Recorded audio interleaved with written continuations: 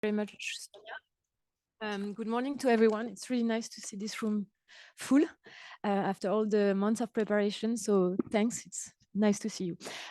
Yeah, so now I would like to come back very briefly on some of the key milestones that were mentioned by Sonia in the chronological timeline.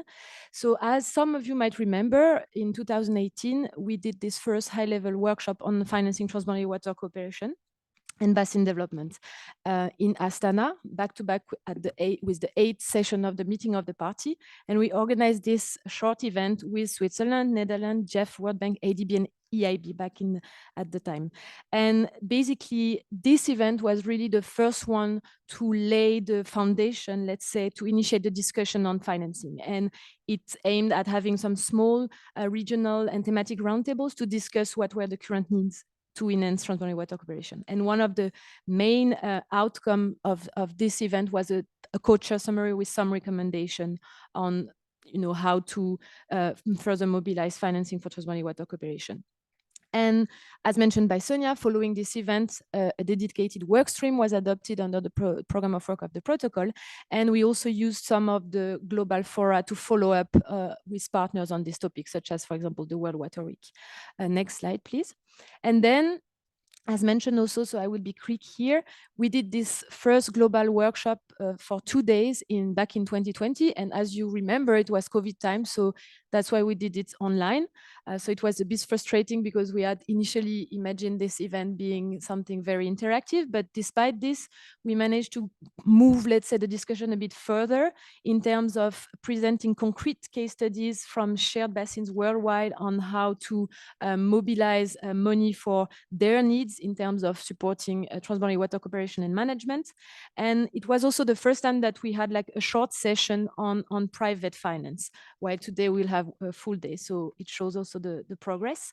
And yeah, for this workshop, additional partners joined us, such as UNCDF, AFDB, ADB, IDB, OECD, and Senegal. So it was nice. Next slide, please. Then, basically, as mentioned by Sonia, building on these two workshops, we developed specific dedicated publication on the topic of funding and financing transboundary water cooperation. And actually here, I just want to stop on the fact that we decided at this point to make a difference between the concept of financing, which refers to the funds made available to pay for costs that require repayment in the future, and funding, which refers to funds made available to pay operating costs without a repayment obligation, such as grant. So I wanted to, again, explain why we are making the difference. And basically, these two publications are almost the same. It's just that one of them is a summary version, because following the long one, we had some requests from countries and partners to make a summary of it. And it basically look at all the financial needs needed at basin level for the establishment and operation of joint bodies and the elaboration and implementation of basin management and development projects. And what's interesting with this publication is that they were developed in collaboration with the partners mentioned before, and also they are providing let's say, comprehensive overview of the source of funding that can be mobilized for these different needs. Next slide, please. And one good news is that you can find some copies of it in all languages outside of the room. When I say all languages, I mean English, French, Spanish, and Russian. So I would like briefly to give you a glimpse of what's inside this presentation. So as I mentioned, it looks at financial needs related with transboundary water cooperation and management. And we made a difference in this publication between what we call core costs, which are also called regular budget costs, service budget, which are basically incurred through the existence of operation and of an institutional cooperation mechanism, and what we call the program cost, which are more related to activity investment cost, such as river basin monitoring, development and implementation of infrastructure, activities related to adaptation to climate change in the basin, etc., etc. Next slide, please. And so, as mentioned before, the publication, in addition to looking at what are the different costs countries and RBOs need to deal with to enhance transboundary water cooperation and management, the publication also looks at the different source of funding and financing, looking at public sources and also private sources. And what's interesting is that we are providing 20 case studies. concrete case studies taken from transboundary basins worldwide, from Europe, Asia, Africa, and Latin America. And we do this mapping between the needs and what are the financial resources that can be mobilized to address them. Also putting in perspective what are the challenges and opportunities related to all these sources. And next slide, please. And now I will just, it was mentioned actually by Niels during his speech from Netherlands. So I won't go back to what are the main messages of this publication, but I encourage you to read them because it gives a bit an overview of what need to be put in place to further attract financing for transboundary water cooperation and management. Next slide, please. Thanks. And finally, you also the agenda of the 2 days, but I just wanted to come back basically on the fact that the first day will be mainly aimed at discussing public funding and financing, trying to understand how can countries and RBOs mobilize domestic finance and international public funding. And the second day will be focusing on private finance, looking a bit more closely at what is the landscape of private finance actors, their role, and also potential role they could play at basin level to further contribute to water security. And we will look at what are the current challenges to be addressed to mobilize further their support, and also how to make them consider better the importance of transboundary water cooperation in their investment decision. So this workshop, as I mentioned before, is one step further compared to the two others, because we also want to dedicate quite a big time to interactive exchanges. That's why you saw that some marketplaces will be planned during the 2 days. And these marketplaces, we will explain you later on exactly what they will consist of. But the main objective will be to really have an informal space where participants can exchange freely on challenges and solutions related to the topic, and also a space where participants can approach financial actors, but also partners they are interested in learning from, and ask questions about their work, but also about their funding and financial mechanism. So I will stop here. And before giving back the floor to the chair, Dimka, I just want to announce also that for those who have DSA, they will be distributed during lunchtime by our colleague Camille and Lien. Dimka, I let you announce the event of tonight. Thank you very much, Diane and Sonia. I will now conclude this opening session by thanking warm-heartedly our distinguished speakers around the table here and in the room, and invited the next moderator, Mrs. Astrid Hillers, Senior Environmental Specialist, International Waters at the GEF, who will moderate the next session. Over to you. Thank you very much for your attention.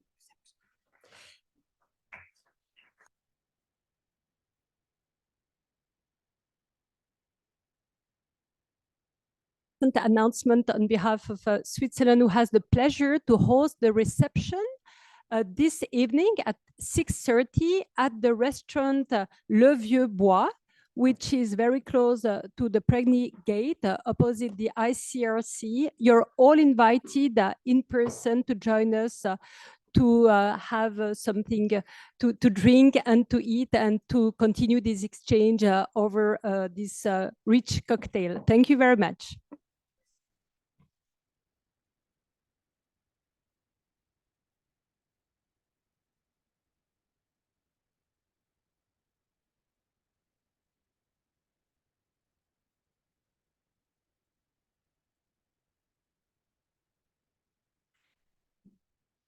Good morning. Do we have our speakers, Sonia? Yes. Okay. Good. Can we have the speakers for the first session actually up with us from Spain, Senegal, and Botswana?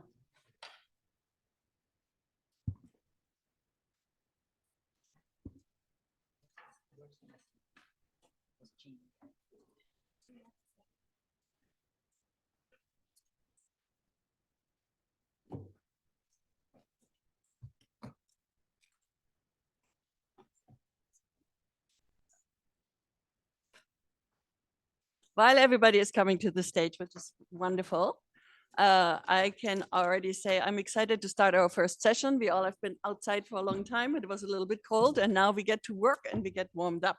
So that's excellent. And out of my speaking notes, I'm really excited to have Mr. Flensburg here. It reminds me of a long time before at the World Bank when we started the green bonds, and I'm excited that if somebody can give us good advice, it's certainly him. So we are in good company. So this first session, as Diane said, is really dealing, and the first day is with public financing of transboundary cooperation, the institutional part and the processes. And then second of all, which is different, right? Different in nature, the funding for water management projects, activities, and investments on the basin level.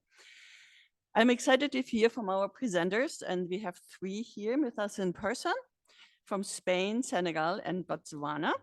And then we have 2 river basin organizations or representatives talking about them. Online, we will hear from SICOS joining us online, and we will hear from a representative from Uganda talking about the Sio Malaba Mandikisi Basin. So these interventions, all 3 of them, calling the 3 groups from the country level, presentation 1, we'll talk about 3 questions.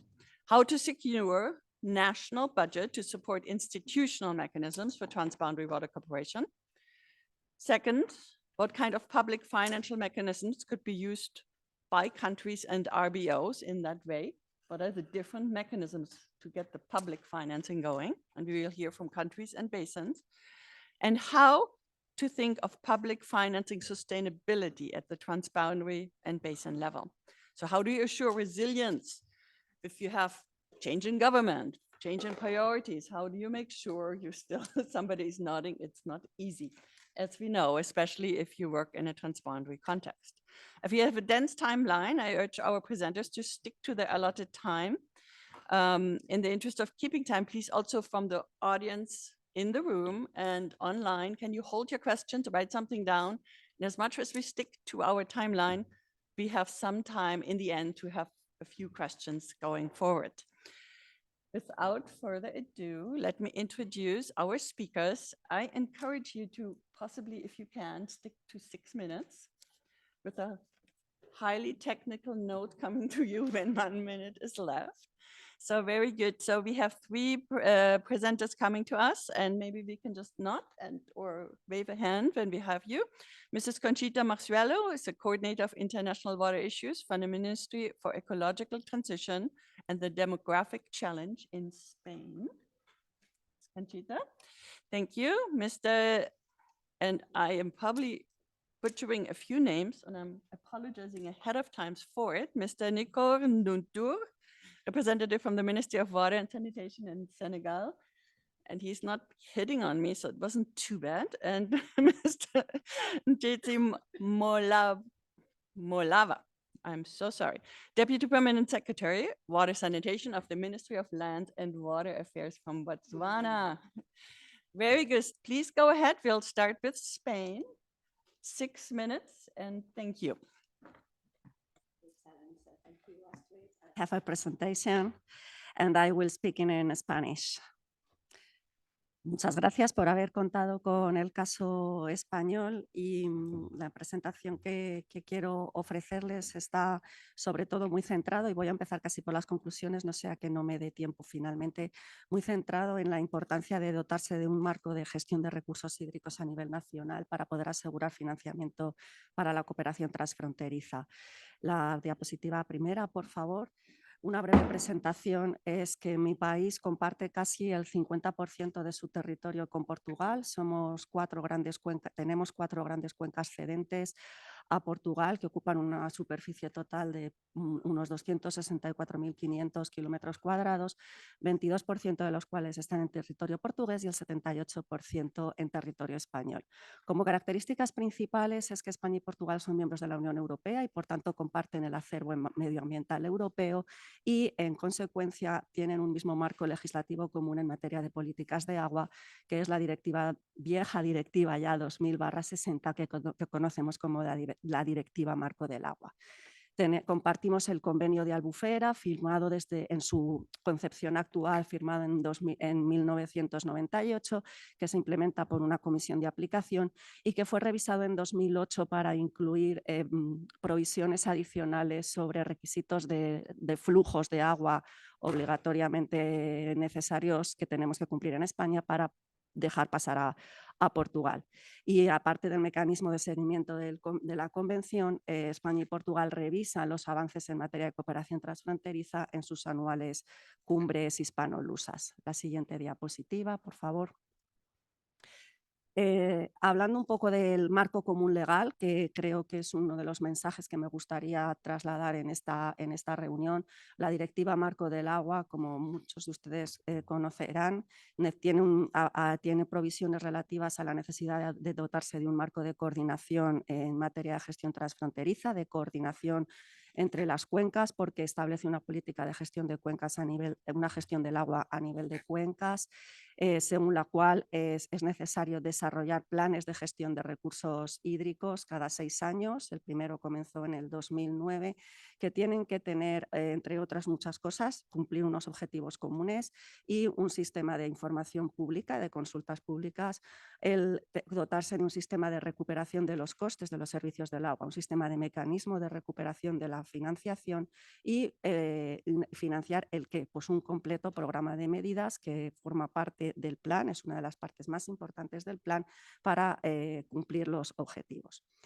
Me gustaría traer aquí a colación un estudio que publicó la Comisión Europea y que se encargó una consultoría sobre los datos económicos relativos a la implantación de la Directiva Marco durante el segundo ciclo de planificación, en el que verán que en total se calculó que en el segundo ciclo se alcanzaron unos costes de unos 142.000 millones de euros, son costes muy importantes los que se requieren para el agua, y el gráfico lo que demuestra no es la cantidad de inversión, sino la certeza con la que los países contestaban sobre cuánta inversión por distintos tipos de mecanismos de financiación se tenía para los planes. La barra verde más larga lo que significa es que con certeza los países contestaban a los costes que había supuesto de las medidas procedentes de inversión de los fondos europeos, inversión de fondos públicos o inversión en tarifas, teniéndose una menos certeza sobre la información de los costes que procedían de otros tipos de cánones o de cargos para recuperar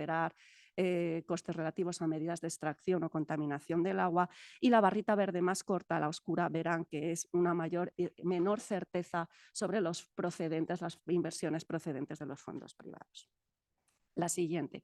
Así que aquí me alegro que nuestro colega holandés, Niels, también haya puesto el acento en la necesidad de la importancia, ¿no?, de estos fondos públicos para asegurar las inversiones necesarias del agua a nivel de cuenca.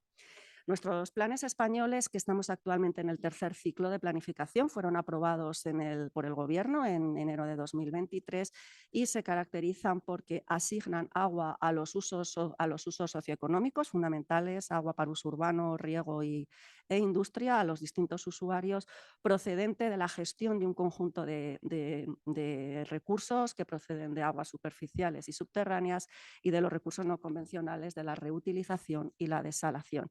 Y esta asignación de recursos debe hacerse en connivencia con las necesidades de agua para Portugal y alcanzando los objetivos ambientales que nos hemos dado en la Unión Europea, a través de medidas centradas fundamentalmente en gestión de la demanda, en políticas de gestión de demanda, en la mejora de la eficiencia del agua y en la reducción de contaminación. Hablando rápidamente sobre cuánto es el coste de todo esto, pues los planes hidrológicos de cuenca que se desarrollan a nivel de cada cuenca, la parte española de las cuencas y la totalidad de las cuencas españolas en coordinación con el ministerio al que yo pertenezco, tienen unas 6.500 medidas para desarrollar los planes con una inversión total de cerca de 23.000 millones de euros, de los cuales un 47% proceden de financiación de la Administración General del Estado, de la Administración Central o Federal, vamos a decirlo así, y el 36% de la Administración Regional. De ellas, pues ya ven aquí las cifras, unos 6.600 millones de euros en tratamiento de aguas depuradas, para el riego también una cantidad similar y para mejora del saneamiento, mejora para agua potable unos 2.200 millones. Tenemos también una parte de unos 1.200 millones para desalación y reutilización, todo ello acompañado de reformas normativas legales para poder incentivar también una mejor adopción de distintas tecnologías, de mejores inversiones, de mejores infraestructuras. Y también me gustaría traer a colación un gran plan que hemos desarrollado en España, una apuesta política muy importante sobre la digitalización del ciclo del agua, que está dotado con unos 3.000 millones de euros, que moviliza sector público y parte del sector privado y que sirve para también tener una mayor mejora de cómo funciona el ciclo hidrológico para poder gestionarlo mejor. En la línea final de la diapositiva ven el servicio que tenemos de disposición del conocimiento de los planes. La siguiente diapositiva, por favor. Muy brevemente, aquí muestro cómo se hace la coordinación con las consultas transfronterizas con Portugal. Aquí es un caso de la cuenca del Duero, en el que en cada plan hay una ficha completa por cada masa de agua. Tenemos unas 63 masas de agua compartidas, aquí en la 27 del Duero, con una caracterización completa de los problemas de cada masa de agua y las medidas que se adoptan en la parte portuguesa y española a partir de sus respectivos planes hidrológicos para conseguir los objetivos ambientales. Siguiente diapositiva, por favor. Me gustaría resaltar la importancia que tiene la cooperación del Convenio Albufeira en materia de intercambio de información hidrológica. Es muy importante. Movilizamos en total desde España como un tercio, unos 12.000 millones de metros cúbicos de agua que tenemos que pasar obligatoriamente a Portugal con una modulación anual y trimestral. Y para que se haga una idea, esto supone como un tercio del agua total que se usa en España. El siguiente, por favor. Bueno, y finalmente me gustaría también traer a colación la cooperación que hacemos en España con Iberoamérica a través de la Red de Autoridades Nacionales del Agua Iberoamericanas, la CODIA, en el que estamos desarrollando un importante programa un cierto programa de desarrollo de capacidades y transferencia de conocimientos en materia de cooperación transfronteriza conjuntamente con la Convención y con UNESCO en materia del 652. Y brevemente la siguiente diapositiva, aquí aparecen en esta y en la siguiente diapositiva algunos de los productos que hemos obtenido sobre el último estudio realizado sobre la cooperación transfronteriza en Iberoamérica, en el que se pone de manifiesto la necesidad de mejorar los mecanismos de financiación para la cooperación transfronteriza, en particular en materia de intercambio de información, conocimiento del agua y medidas necesarias para cubrir objetivos. Y los círculos en rojo de esta tabla, que son las recomendaciones dirigidas en este caso a los países, sobre la necesidad de fortalecer la gestión integrada de los recursos hídricos a nivel de cuenca en cada una de las partes para tener una cooperación común. Muchas gracias.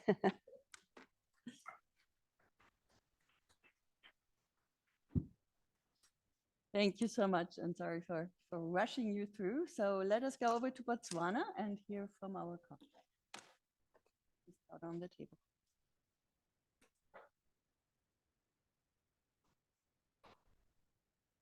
Good morning to you all. I have some slides.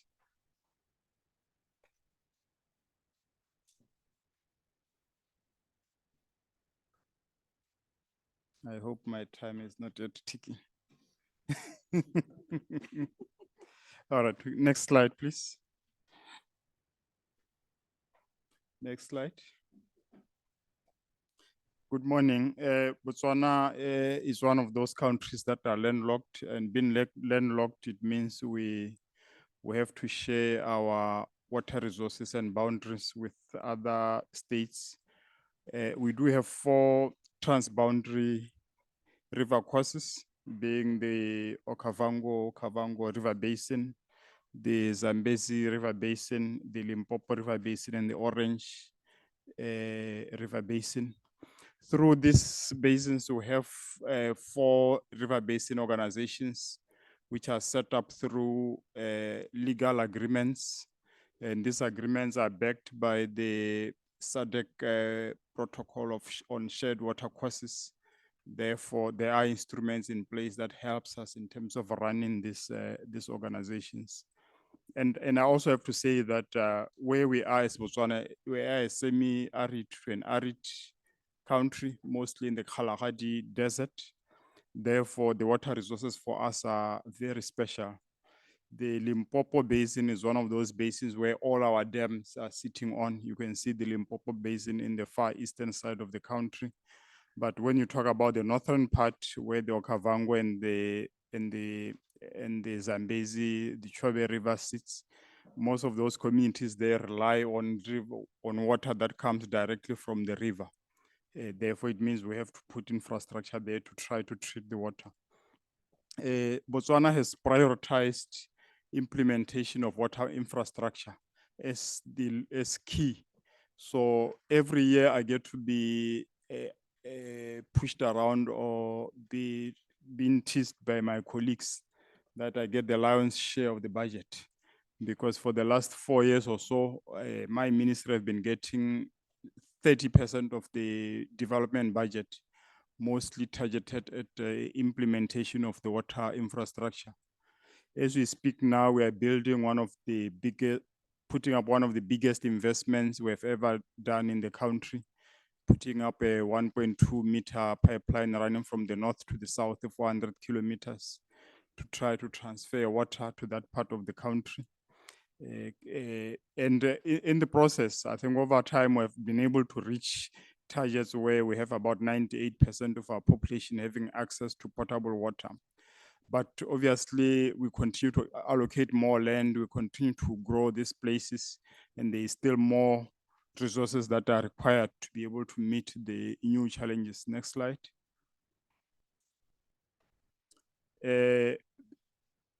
How we are running our RBOs. We run our RBOs mostly by ensuring that member states do contribute. We have standing arrangements where all the member states, particularly if you look at the OCACOM, the Okavango Basin, all the member states do have to put in their annual contributions to ensure that the secretariat runs smoothly. But then with regards to other additional funding, my colleague Tracy will talk about the COP funding tomorrow. I will focus on others. We have what we call our strategic action plan, where it covers most of the projects that are required in terms of ensuring that there's sustainable livelihood in the river basin and also institutional capacity. We can move to the next slide. Through that, through the secretariat, we do raise funding across all like-minded parties. So that snapshot there just shows some of those entities that we are in discussion with, or that has been funding us for the last couple of years in terms of implementing some of those projects. The next slide. I had prepared an 8-minute slide, but here it's now 6 minutes. So to collaborate or to complement what we are doing at the RBO level, government does put in place the necessary infrastructure to ensure that there's sustainable livelihood in those areas. What you see there, there's a map on the far right side that shows the Okavango Delta. Here I'm specific to the Okavango, where you see the stars. These are the water treatment plants that we have put across that delta to ensure that the communities there don't drink water directly from the river, because that water will have gone through all sorts of contaminants along the way. So we treat the water to ensure that they receive potable water that meets the relevant standards. The pictures show some of the areas that or the plants that we have around. The one where you see the tanks is a new project that I'm currently building with my team, which is estimated at around $300 million. Around Maung area. Maung is right at the bottom there. It's the largest city in the area, or the largest town in the area. So there we are putting in place a water sanitation and water infrastructure projects to ensure that there is a waterborne sanitation system that will prevent or ensure that the fecal matter doesn't contaminate the river systems. So these are some of the interventions that the government is putting in place over and above the other initiatives that we are doing through the OCACOM to ensure that the communities are properly serviced and get the relevant or the right quality water to be able to survive. Next slide. So with that, that was the brief snapshot in terms of what I had to share today, in terms of what the government of Botswana is doing in those areas. Really, our mandate as a ministry is to ensure that the communities receive potable, safe drinking water. And this is exactly what we are doing, and we continue to do. And I'm not saying that we have sufficient funding. We constantly source for additional funding. Recently, we got a loan from the World Bank where we implemented some of the water infrastructure across the country. Thank you very much.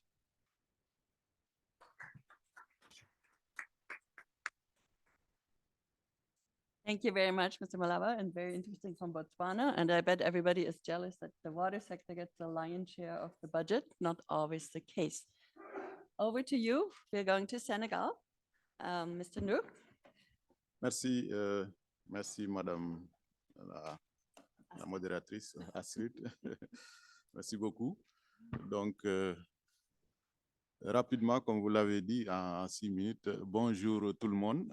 Je vais vous présenter un peu comment le Sénégal participe au fonctionnement des organes de bassin. Prochain diapo, comme j'ai 6 minutes, allez-y au 3e diapo, rapidement. Allez-y, je pense que y a un problème de diapo. Voilà, voilà. Donc, comme vous le savez, la gestion de l'eau est confrontée à d'énormes besoins d'investissement et souvent l'absence de modèle de financement durable est un défi pour nous, les pays, pour vraiment soutenir la coopération autour des bassins. Et, actuellement, nos gouvernements contribuent fortement à la mobilisation de ces financements pour assurer le fonctionnement, mais également les investissements. Et aujourd'hui, je vais essayer de partager avec vous comment le Sénégal soutient le fonctionnement de ces organes de bassin, avec les autres pays membres également de ces organes de bassin. Nous avons deux, c'est-à-dire l'OMVS, l'Organisation de mise en valeur du fleuve Sénégal, et l'Organisation de mise en valeur du fleuve Gambie. Prochain diapo, allez-y, rapidement. Allez-y. Voilà. Donc voilà, c'est ces deux organisations. Et prochain diapo. Le Sénégal, membre de ces organisations, contribue à peu près à plus de 3 millions d'euros pour le fonctionnement des 10 organisations. Idem pour les autres pays, mais je donne un peu le cas du Sénégal. Auparavant, nous contribuions à travers le ministère en charge des Affaires étrangères. Comme vous le savez, c'est le ministère qui, dans beaucoup de pays, donne les contributions. Mais comme il y avait un budget global avec beaucoup à contribuer sur des organisations, entre-temps, nous avons mis en place la contribution de ces organes de bassin OMVS, OMVG au sein du ministère de l'eau et de l'assainissement. Comme beaucoup le savent, au sein de la zone IEMOA, nous avons ce qu'on appelle le budget programme qui réforme un peu comment le budget est structuré. Au sein du ministère, nous avons 4 programmes, dont le programme gestion intégrée des ressources en eau, où nous avons mis la contribution de ces organisations. Ce qui a facilité après vraiment la contribution, il y avait plus de lenteur. Donc chaque année, rapidement, le Sénégal contribue à ces deux organisations. Ce changement d'approche vraiment a permis d'apporter une nette amélioration dans les paiements au niveau des contributions. Prochain diapo. Pour les infrastructures, surtout les investissements, le Sénégal continue à travers le budget à signer les accords de crédit, souvent la clé de répartition des coûts et charges. Voilà, chaque pays, c'est les pays qui s'endettent pour les investissements. Toutefois, il peut arriver que le Sénégal porte au nom des autres, en termes de solidarité, tout le financement. C'est l'exemple du barrage de Samangalou qui est en cours. au niveau du fleuve Gambie, etc. Donc, prochain diapo. Concernant véritablement le fonctionnement des systèmes, si on prend le cas de l'OMVS, l'Organisation de mise en valeur du fleuve Sénégal, nous avons la société de gestion de Manantali, qui est un ouvrage hydroélectrique, c'est une société qui est autonome financièrement actuellement, et ça permet d'assurer son propre fonctionnement. Et cette société également permet également de soutenir la nouvelle société, c'est les ouvrages hydrauliques dans le haut bassin, CGO. Il soutient également cette société. Donc, et c'est à partir des bénéfices de ces sociétés également, les pays ont des dividendes. Et ces dividendes permettent à certains pays d'être confiants pour mieux contribuer au fonctionnement de ces organisations. Parfois même, à travers ces dividendes, certains pays acceptent à travers les dividendes de prendre ces dividendes pour contribuer au fonctionnement. Il y a une autre société également qu'on appelle la Sojet. Allez-y, je pense que les diapos ne suivent pas. Sojet, au prochain diapo. D'accord. À partir de cette société également, bon, cette société, c'est toujours les pays qui contribuent au fonctionnement, malgré qu'ils récoltent des redevances à autour de 40%. Peut-être nous allons travailler davantage sur le recouvrement de ces redevances pour que cette société puisse également, qu'on puisse diminuer sa contribution au niveau, à son niveau, donc et renforcer ces redevances. Prochain diapo. Si on regarde les contributions au niveau des États, prochain diapo. Voilà, ce graphique montre un peu le niveau de contribution du Sénégal et des États également au niveau du système de OMVS et à droite le système OMVG. Et comme vous le voyez, au niveau du système de OMVS, il y a le Haut Commissariat, les différentes sociétés. Jusqu'à présent, c'est les États qui contribuent au fonctionnement.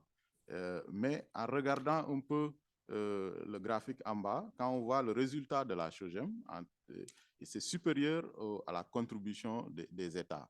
Donc, avec l'autonomie financière de la SOGEM, les États, ça renforce la confiance aux États parce qu'ils récoltent des dividendes à partir des bénéfices de la SOGEM, et ça permet aux États, à travers ces dividendes, de mieux contribuer au fonctionnement. Donc, on est dans cette politique de rendre les différentes sociétés plus autonomes, comme la SOGEM, qui soutient également le financement de l'organisation comme OMVS. Et pour l'OMVG aussi, on va vers ça parce qu'on est en train de construire le barrage de Samangalou hydroélectrique qui permet également de renforcer cette autonomie financière et de donner confiance aux États et de créer un environnement favorable pour pouvoir attirer d'autres financements.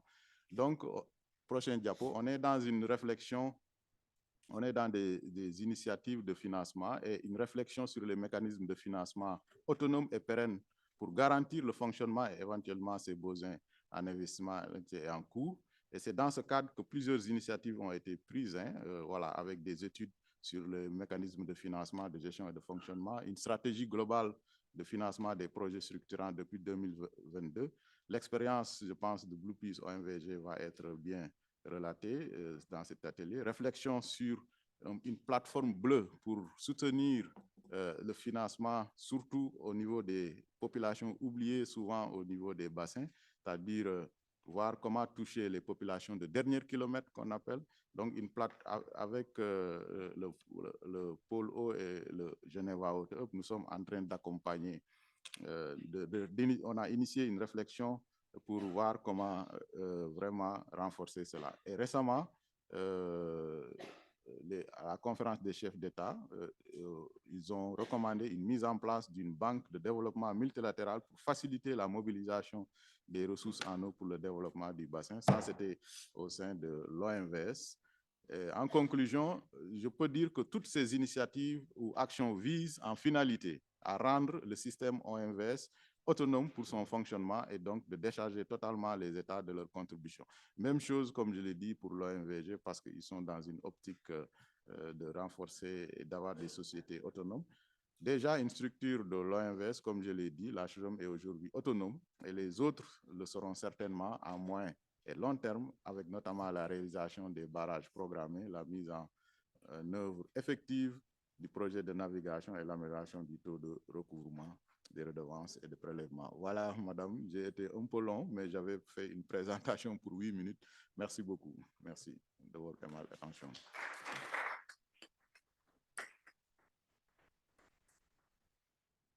Excellent. Thank you very much for the speakers from the three countries, and very interesting to see. It's different circumstances. One sometimes helped with common regional frameworks, if it's in the EU Framework Directive, if it's the SADC water protocol, which is very innovative, and OMVS and OMVG with a long history of an institutional mechanism, and having companies that operate these dams and distribute and get distribution from the countries. So without wording along, I heard SICOS is online and we get them here. So the presentation of SICOS will address public financial mechanism to support the transboundary cooperation mechanisms, of course. And the example of CPOC is specific and interesting because it looks at the tax and the regional training school to support the functioning of the Commission for the Congo, Ubangui, and Sangha Basin. And we have Mr. Gabin Ahembina, who is the principal expert for administrative, financial, and human resources affairs from SICOS Online. Thank you very much, and go ahead.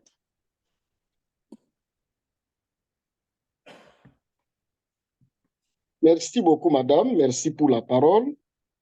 Je prends la parole pour présenter les différents mécanismes de financement de la Commission internationale du bassin Congo-Ubangi-Sangha. Diapo, s'il vous plaît. Dans un diapo, s'il vous plaît. Voilà. En termes de cette présentation, nous aurons 5 points à présenter. D'abord, une brève présentation de la SICOS, le financement, la taxe communautaire d'intégration de la CEMAC, les avantages et défis liés au financement de l'institution par la TCI de la CEMAC, et enfin, nous verrons la stratégie de mobilisation des ressources par la SICOS. Diapo, s'il vous plaît.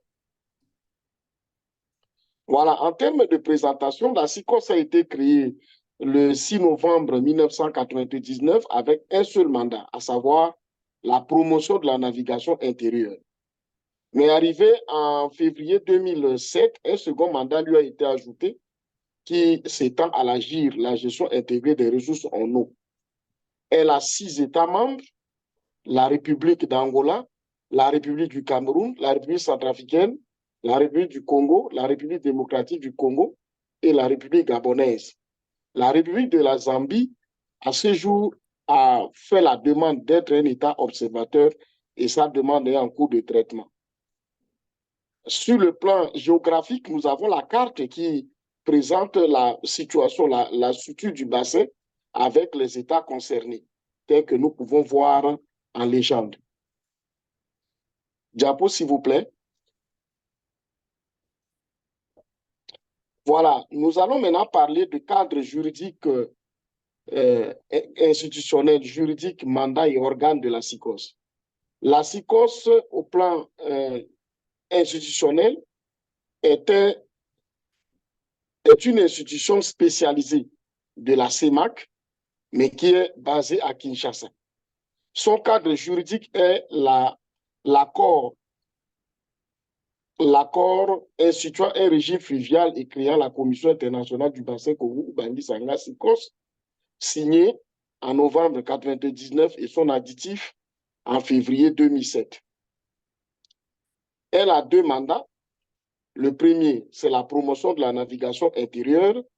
Le deuxième, c'est la gestion des ressources en eau. Au point 4, la SICOS a 3 organes. Parmi les organes de la SICOS, nous avons Parmi les organes de la SICOS, nous avons le comité de ministres, qui est un organe de prise de décision. Nous avons le comité de direction, qui est un organe d'avis composé des experts des pays membres. Et enfin, nous avons le secrétariat général, qui est un organe d'exécution. Diapo, s'il vous plaît. Diapo, s'il vous plaît. Voilà, nous parlons maintenant de financement de la SICOS. En termes de financement de la SICOS, l'article 14 du règlement financier évoque 3 sources de financement. Premièrement, c'est la contribution des États membres. Deuxièmement, c'est le concours financier versé par l'un des États. Et troisièmement, c'est le revenu de certaines prestations. Ça peut être, par exemple, le produit de service de la SICOS et autres. C'est pour accélérer le Japon, pour jouer sur le temps. Voyons maintenant le mécanisme de financement. Diapo suivante, s'il vous plaît. Voilà. En ce qui concerne le mécanisme de financement, nous avons la contribution de 4 États membres de la CEMAC, les États de la CEMAC membres de la SICOS, qui sont reversés à la SICOS par le mécanisme TCI, c'est-à-dire par la taxe communautaire d'intégration. Nous avons le paiement des États non membres de la SICOS, de la CEMAC, pardon, par un virement direct à travers leur trésor public. Et aussi, nous avons le concours et contribution ou appui financier des bailleurs, qu'on appelle financement extérieur. Le graphique qui suit essaie de présenter la situation de financement de la SICOS. Quand on regarde ici, les 3 mécanismes de financement de la SICOS, ça s'affiche clairement. Mais quand on essaie de regarder en termes de régularité, le mécanisme de financement le plus sûr, c'est le mécanisme de la taxe communautaire d'intégration qui est reversé mensuellement et qui permet à l'institution de fonctionner. Voyons maintenant c'est quoi la TCI avec la diapo qui suit. Voilà, la taxe communautaire d'intégration est un mécanisme autonome de financement qui est institué par l'acte numéro 03/00/CEMAC-046-CM.05 en vue d'assurer le financement pérenne du fonctionnement des institutions, des organes et institutions spécialisées et agences de la communauté. Donc, ainsi que le renforcement des fonds pour le fonctionnement du FODEC, c'est-à-dire Fonds de développement communautaire. La TCI s'applique sur les importations des produits en provenance des pays tiers à la communauté, mis à la consommation dans les États membres, sous réserve de franchise et d'exemption. Le taux de la taxe de la TCI est de 1% de la valeur imposable. Elle est calculée par les administrations douanières des pays membres sur valeur des douanes, sur la valeur des biens importés.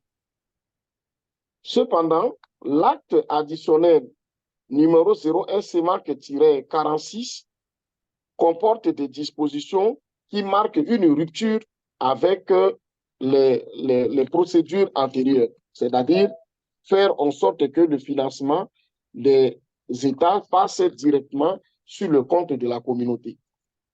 Nous allons essayer de présenter maintenant les avantages liés à la taxe communautaire d'intégration. En termes d'avantages, nous avons ressorti 4 types d'avantages que nous avons ici. Le financement par TCI facilite la mobilisation rapide et efficace des ressources nécessaires pour la réalisation des objectifs des organismes communautaires. Le financement par la TCI est autonome et pérenne, et aussi le financement par la TCI constitue une garantie d'existence des institutions. Parce que nous avons remarqué que par le passé, il y a des institutions certains pays qui versent leurs contributions via leur trésor public, ne versent pas régulièrement leurs contributions. Ce qui fait que s'il fallait continuer à fonctionner selon ce mécanisme, l'institution serait fermée. Mais grâce à la TCI, la SICOS continue de tenir le coup, même si ceux qui contribuent par le trésor public ne répondent pas, mais la TCI arrive quand même. Et le quatrième sous-titre, le quatrième avantage, c'est que le financement par la TCI est stable et n'est pas influencé par la fluctuation du cours des matières premières dans les États membres. Voilà, c'est ce que nous pouvons présenter comme avantage de la TCI et qui permet à l'institution de continuer à fonctionner jusqu'à ce jour. Voyons maintenant les défis.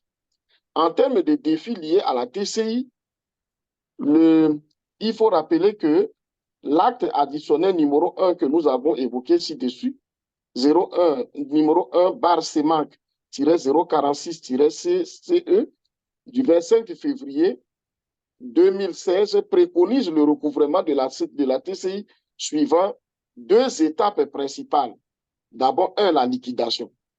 Cet acte prévoit que l'administration nationale de douane établit à l'opérateur économique redevable de la TCI un bulletin de liquidation spécifique distinct des droits et taxes des douanes de l'État.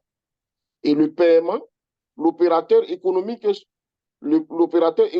sur la base du bulletin de liquidation de la TCI délivré par l'administration des douanes procède au règlement par paiement direct contre quittance au compte de la CEMAC ouvert dans une banque commerciale implantée dans le ressort de l'administration douanière concernée. Donc, l'objectif ici, c'était pour couper tout simplement la dépendance, c'est-à-dire que l'implication des trésors publics nationaux dans le recouvrement de la TCI. Alors, ceci nous fait ressortir trois défis que nous avons mentionnés ici. C'est vrai qu'on a écrit deux, mais il y a un troisième. Le premier défi reste la déconnexion des trésors publics nationaux du mécanisme de la TCI. Le deuxième défi, c'est la rétention de la TCI collectée par les États membres qui constitue un frein au financement du budget de la communauté. On a remarqué que le principal problème, les États arrivent à collecter effectivement la TCI, mais le reversement pose problème, puisque les États ont des obligations régaliennes et de temps en temps, ils sont obligés d'utiliser une partie des ressources qui est destinée à la communauté. Et ça fait que la TCI ne rentre pas aussi à 100%. Voilà pourquoi l'acte additionnel a été pris dans ce sens pour que le recouvrement se fasse directement par la CEMAC. Et ensuite, le troisième point, c'est ça au niveau de la commission de la CEMAC. Et il reste à définir la clé de répartition de la taxe communautaire d'intégration. Maintenant, compte tenu du fait que le financement de la TCI ne suit pas, la SICOS a dû faire recours à d'autres mécanismes de financement. Nous avons les différents projets que la SICOS a élaborés. Nous avons 53 projets que la SICOS est en train de mobiliser le financement pour pouvoir réaliser les activités au profit des États membres. Merci beaucoup, madame. Merci, monsieur. Merci pour votre aimable attention.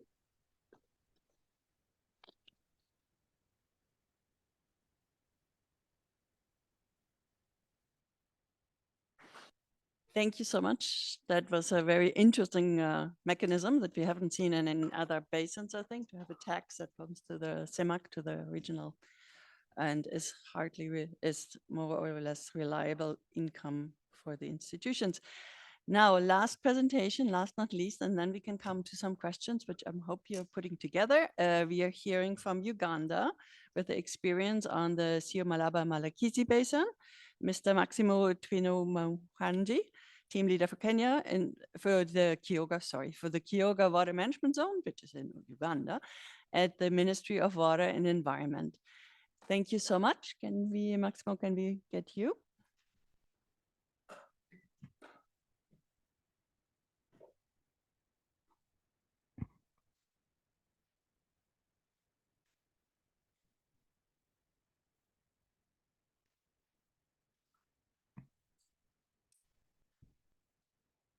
Diane, can the team help to get the sound?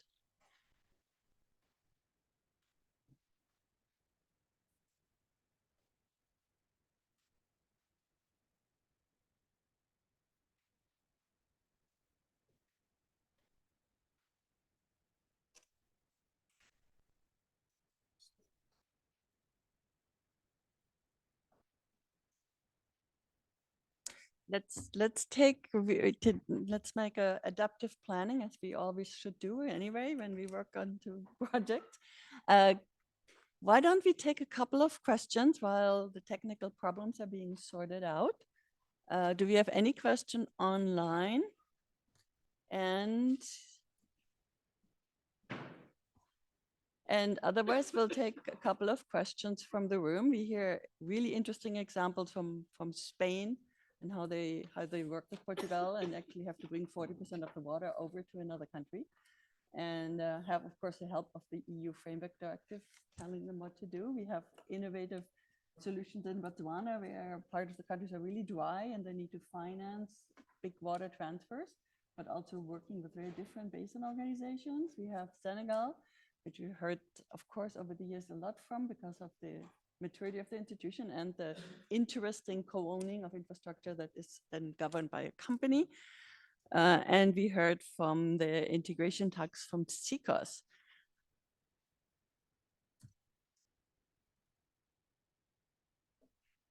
And if nobody comes about, I need to, of course, think about climate change coming. And can you talk, maybe a couple of you at least, give us a bit of an idea how you deal with. Yeah, thank you. This workshop investment plan as a tool for mobilization. Adaptive planning again. And using Now the we're going next slide. forward. Uganda. Thank you, Maximo. Did we Yes, lose can it? you hear me now? So are Yes. you able to hear me now? Yes. Yeah, okay. Yeah, thank you very much. That will be my presentation outline. Next slide, please. Next slide. So next again. So the Sio Marawa Marakisi is a basin that is shared by two East African countries, Uganda and Kenya, and it's part of the Nile Basin. You know, the Nile Basin covers 10 countries, and it's home to about 300 million people, and it covers an area of 3.1 million square kilometers. But the Sio Marawa Marakisi Basin itself covers only 3,240 square kilometers, and it is joined by, it's made of the Maraba Marakisi catchment, and which drains into the Porogoma catchment in the Lake Choga Basin, and then it's also formed by the Sio River, which drains into Lake Victoria, which is also shared by the East African countries. Next, please. The main challenges and issues in this basin are characterized by high poverty levels and population growth rates, which are coupled with high disease prevalence rates. And mainly, when you talk about the water, energy, and food insecurities, you have less access to clean water and safe water, which is about 25%, far below the national average for rural water supply. And 90% of the community members use firewood for cooking. Only 6% are connected to the national power grids. And that means that there is a high reliance on the biomass fuel coupled with cutting of forest cover and exposing most of the watersheds. And then we have 80% of the communities largely depending on rain-fed agriculture for subsistence farming. And that means that with the high variability in rainfall, most of the people are unable to grow crops, and that affects food security. And it means that irrigation development investments would be very key to ensure food security. But generally, we have unsustainable utilization of resources where we talk of deforestation, wetland degradation, cultivation on hill slopes that lead to landslides in our mountainous areas, degradation of riverbanks, which lead to loss of biodiversity, water pollution, reduction in water quality, and extremes, floods and drought, and this being even made worse by climate change. Next. And then we have inadequate technical and institutional capacity, financial capacity to handle these challenges. Next. So as a way to address these challenges in the Sierra-Marrakech Basin, the two countries came up with a strategy to jointly improve the livelihoods of the basin riparians to reverse the widespread environmental degradation, but mainly through the promotion of environmentally sustainable socio-economic development of the basin through joint identification, implementation of appropriate transboundary investment projects that are mainly aimed at addressing these water resources challenges in the basin, and the key development opportunities that form the basis for the strategy would look at the high potential for increased agricultural productivity that's available in the basin, but of course constrained by high rainfall variability, which would necessitate investments in irrigation. Next would be the high demand for water supply and sanitation services, considering that the high coverage rates are so low, but also there would be need for significant energy demand and investment in developing the potential for energy to combat the reliance on biomass fuel for cooking and many other needs in the two countries. Next. And these investment projects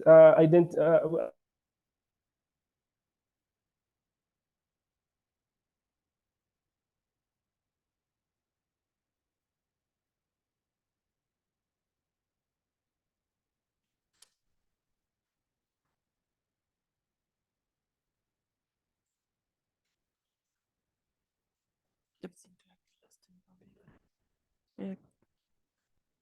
Can we call him?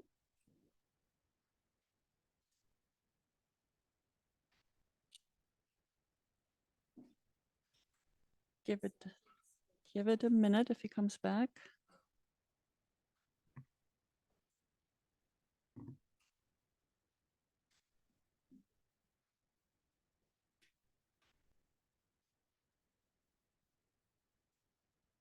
Is he coming back?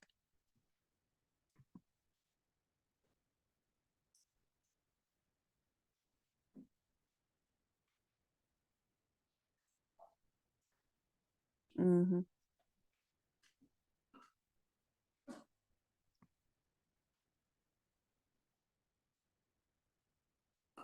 Let's give him a half a minute because we don't want to interrupt in the middle of this presentation.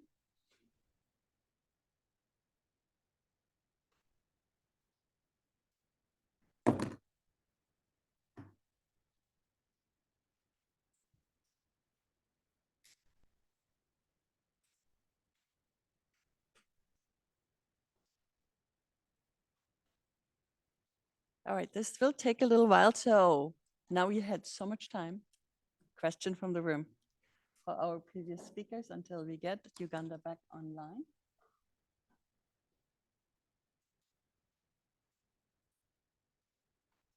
All right, I have a question for you, for all of you. You can pick maybe 2 or 3 of you to answer. Especially probably Spain can say a lot to it. So what about permitting? How far do you have permits in your basins and in your systems?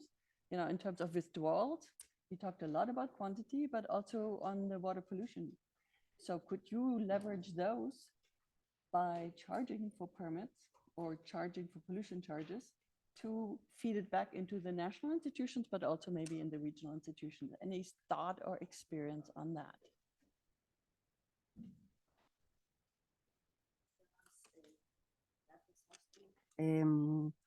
Sí, la experiencia que tenemos es que para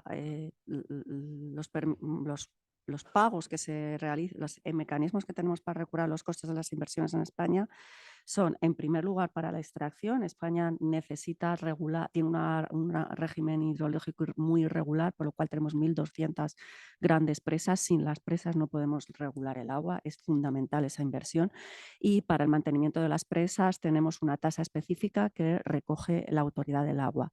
Además, tenemos tasas, cánones de lo que llamamos el canon del control del vertido, sé que se hace un seguimiento de la contaminación que se emite a las masas de agua y se hace una recuperación, bueno, se paga una tasa de control de vertido por las confederaciones hidrográficas, que son nuestros organismos de cuenca, y a nivel de gobierno regional se tienen cánones específicos para la recuperación de los costes sobre todo de la operación y mantenimiento de las infraestructuras de saneamiento y depuración a nivel regional y a nivel local.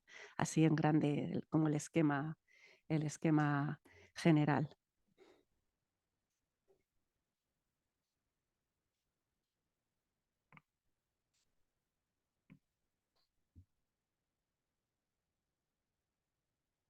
Of maybe oversight on pollution. It's hard to measure, it's hard to enforce and all of that, but how is it in Botswana, for example? Thank you very much. With regards to Botswana, when it comes to permitting, we have an institution called the Water Apportionment Board. This is the institution that issues, or this is the institution that permits the utilization of all sorts of waters in the country, even the water utilities. For them to access the water, they have to be authorized by the Water Apportionment Board. For private water abstraction, private boreholes and everything, authority has to be granted by that. Over and above that, that institution also monitors effluent into the water bodies. Like on monthly basis, it convenes the Department of Water and Sanitation in its tasks as ensuring that it collects data across the country to see whoever that is actually discharging any effluent, test the quality of that effluent, and take stringent measures against those that are not compliant to the effluent standards. But it's still, it's not easy. It's actually a difficult process because there are times where you have to deal with a situation where a facility that is operating there or a manufacturing facility, it's a livelihood for those communities, but not complying. But to ensure that that facility complies, you must shut it down. But shutting it down, it means people lose employment.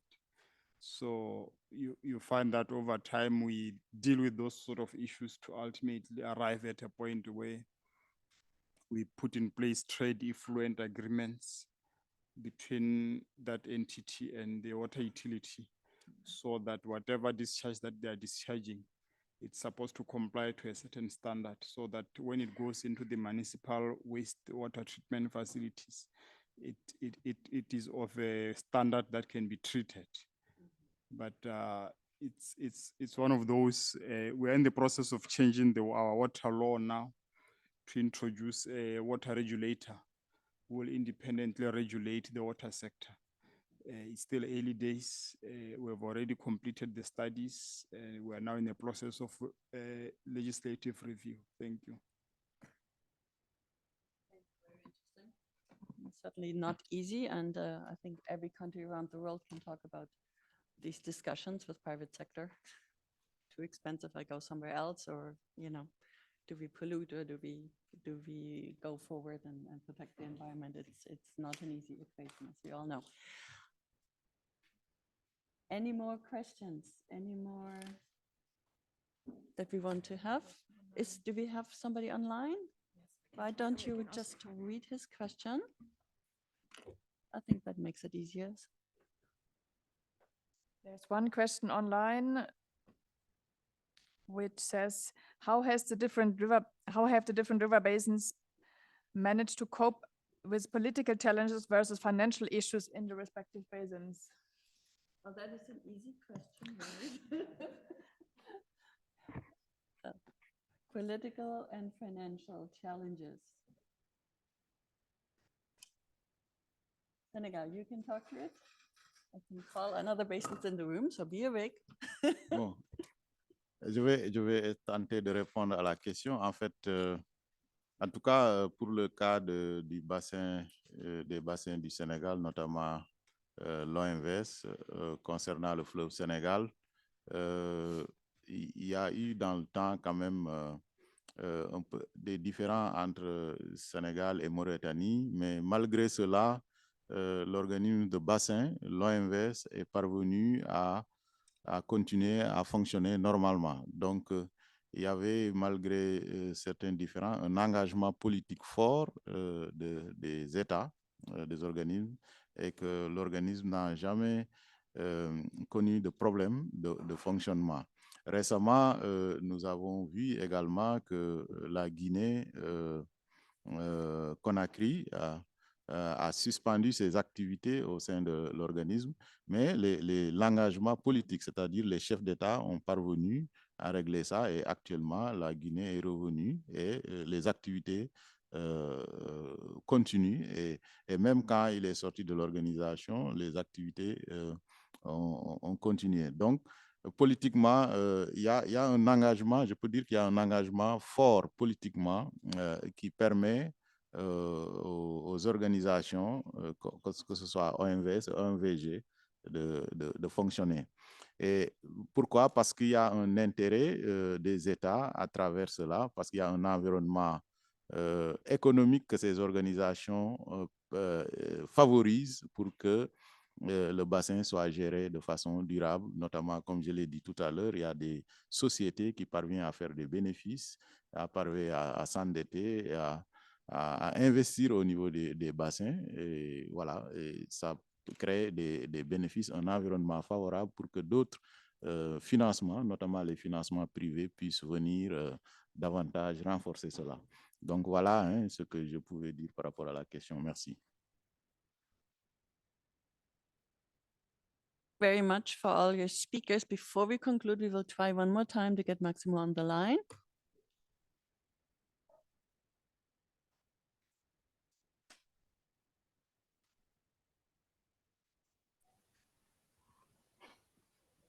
Yes, hello, moderator. Okay. Oh. Yes, can you get me now? Thank you, Maximo. Go continue. Okay, I finished that slide. Go to the next slide, please. Next slide. Go back. Go back. You've moved so quickly. Go back. Go back, please. Go back one more. Yes, that one. So I was talking about the 8 strategic measures that led to the development of the plan. One, it was the recognition that we needed to have an enabling environment of policies that would lead different institutions on the roles to perform, guiding the 2 countries at the level of an institutional framework. But also recognizing that we need human capacity to manage the water resources at the institutional level, but also the financial capacity being developed for the different institutions to do their work. Then there was need to increase water supply and sanitation coverage across the 2 countries in the Sierra-Marakis Basin, but enhancing the household income in a way that ensures alternative livelihoods, that people who are living in the sensitive ecosystems like wetlands, riverbanks, when you convince them in the stakeholder engagement process to restore these ecosystems, how do you give them alternative livelihoods for them to be motivated to restore the sensitive ecosystems? But also promoting integrated watershed management to ensure that whatever we are doing is sustainable, then enhancing agricultural production to contribute to food security, fisheries management, strengthening water resources planning and management, and especially concentrating on data collection, having an efficient monitoring network for water resources, groundwater, to generate data and information to guide decision making in the planning process and implementation of the projects. Next. So with all these interventions, now we go into resource mobilization. whereby the CEO Maraba Marakisi strategy is anchored in the bigger Nile Basin initiative, through which most of the funding for the basin or regional projects is mobilized as part of the overall Nile Basin development funds, and the feasibility studies for these interventions provide the basis for mobilizing the necessary financial resources for implementation of the projects. And the sources of funding include development partners, for instance, African Development Bank, World Bank, and many others, as well as contributions from beneficiary countries. Next.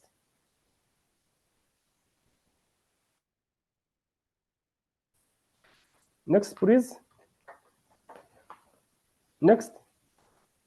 And at a regional level, we have the CEO Marakisi policy organs, especially through the secretariat that lead the mobilization of the required financial resources, whereas at the national level, we have the ministries of finance, which play a leading role in the mobilization of resources through budgeting and allocation of funds to different sectors, and also coordinate donor inputs to support the budget.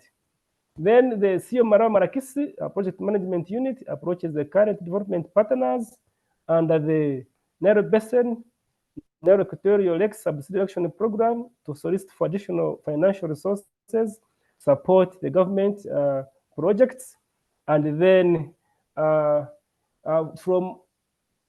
you've moved faster than me. I was about to finish, but you moved faster than me. Maybe another slide before. Another slide before. Before again. Before again. Yes, so this is a snapshot of that one I've finished. I got the next one. Yes, this is a snapshot of the projects across the three components of water supply and sanitation, enhanced agriculture production, integrated watershed management. Next. And from these projects, we've identified one of the key projects, the Angororo multi-purpose water resources project, that identified by the support of the Nile Equatorial Lake Subsidy Action Program, guiding the two countries, Uganda and Kenya. And the goal of the project is to alleviate poverty by transforming subsistence farming into large-scale commercial farming through supporting agriculture. And this is one of the prioritized projects under the African Union NEPAD indicative project pipeline in 2016-2020, and the grant of $1.5 million was used to prepare investment studies like feasibility studies, detailed designs, tender documents, the environmental social impact.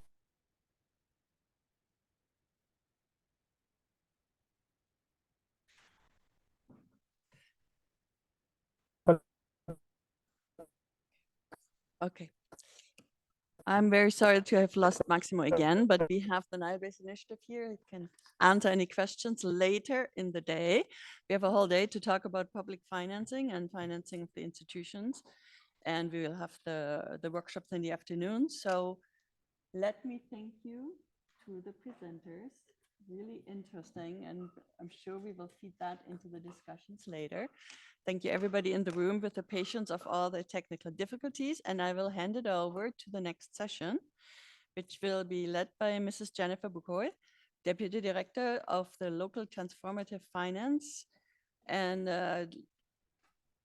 of the UNCDF. And we will hand over to the next session. Thank you.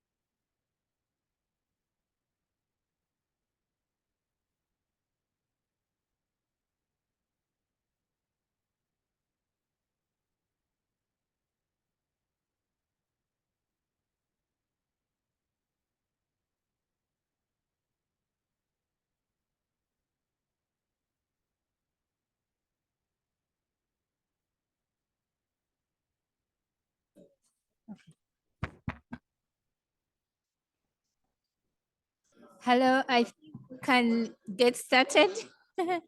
I was thinking that we will have like a short break, but this is not provided for in the program, so we need to continue.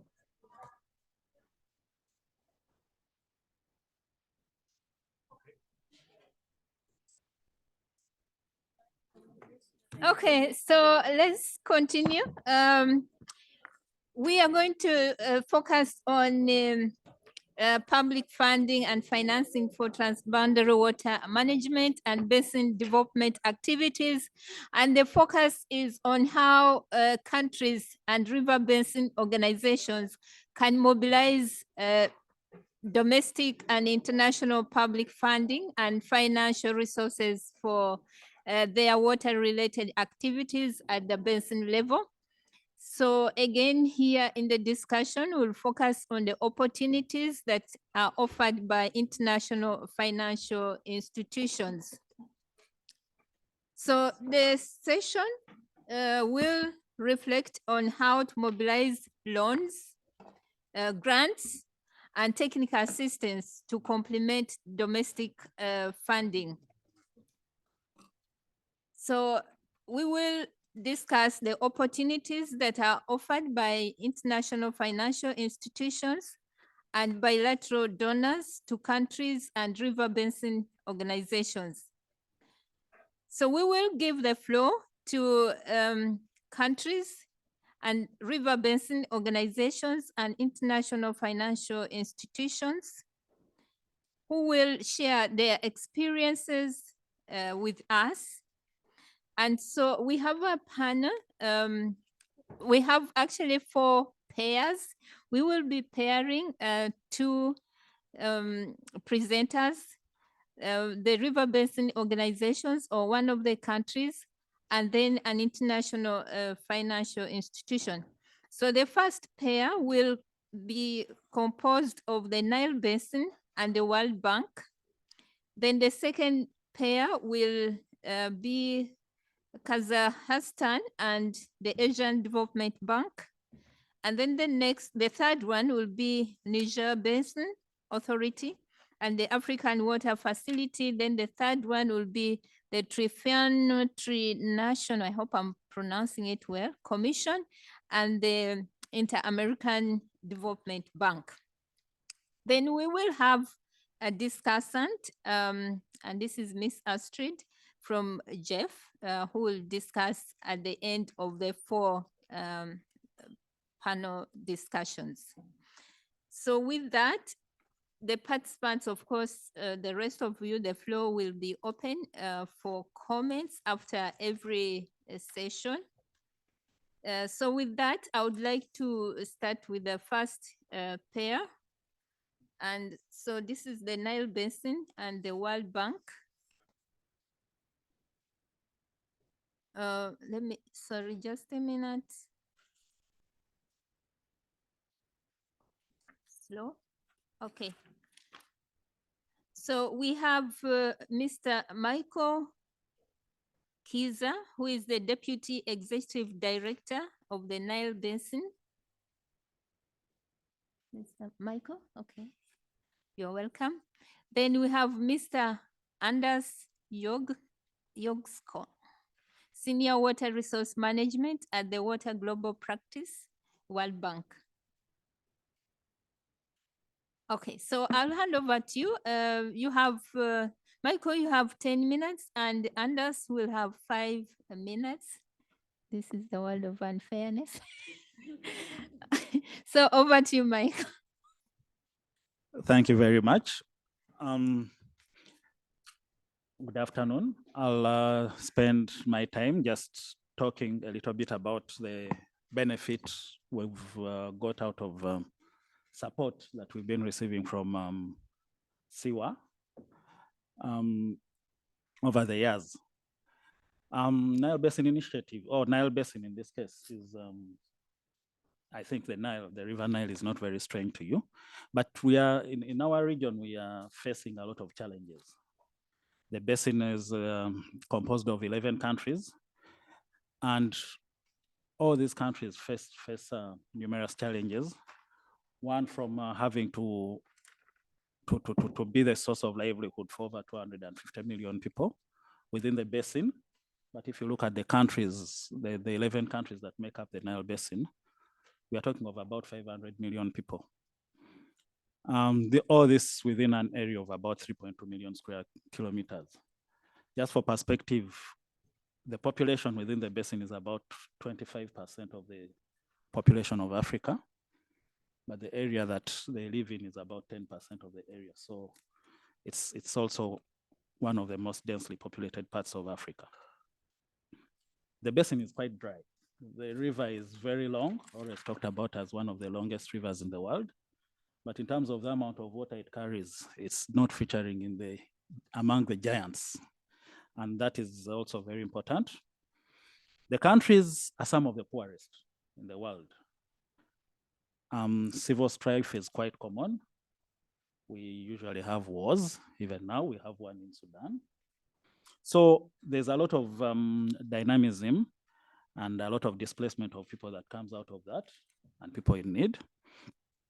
Floods and especially droughts are not an uncommon feature of our region, but we also have very many fragile ecosystems.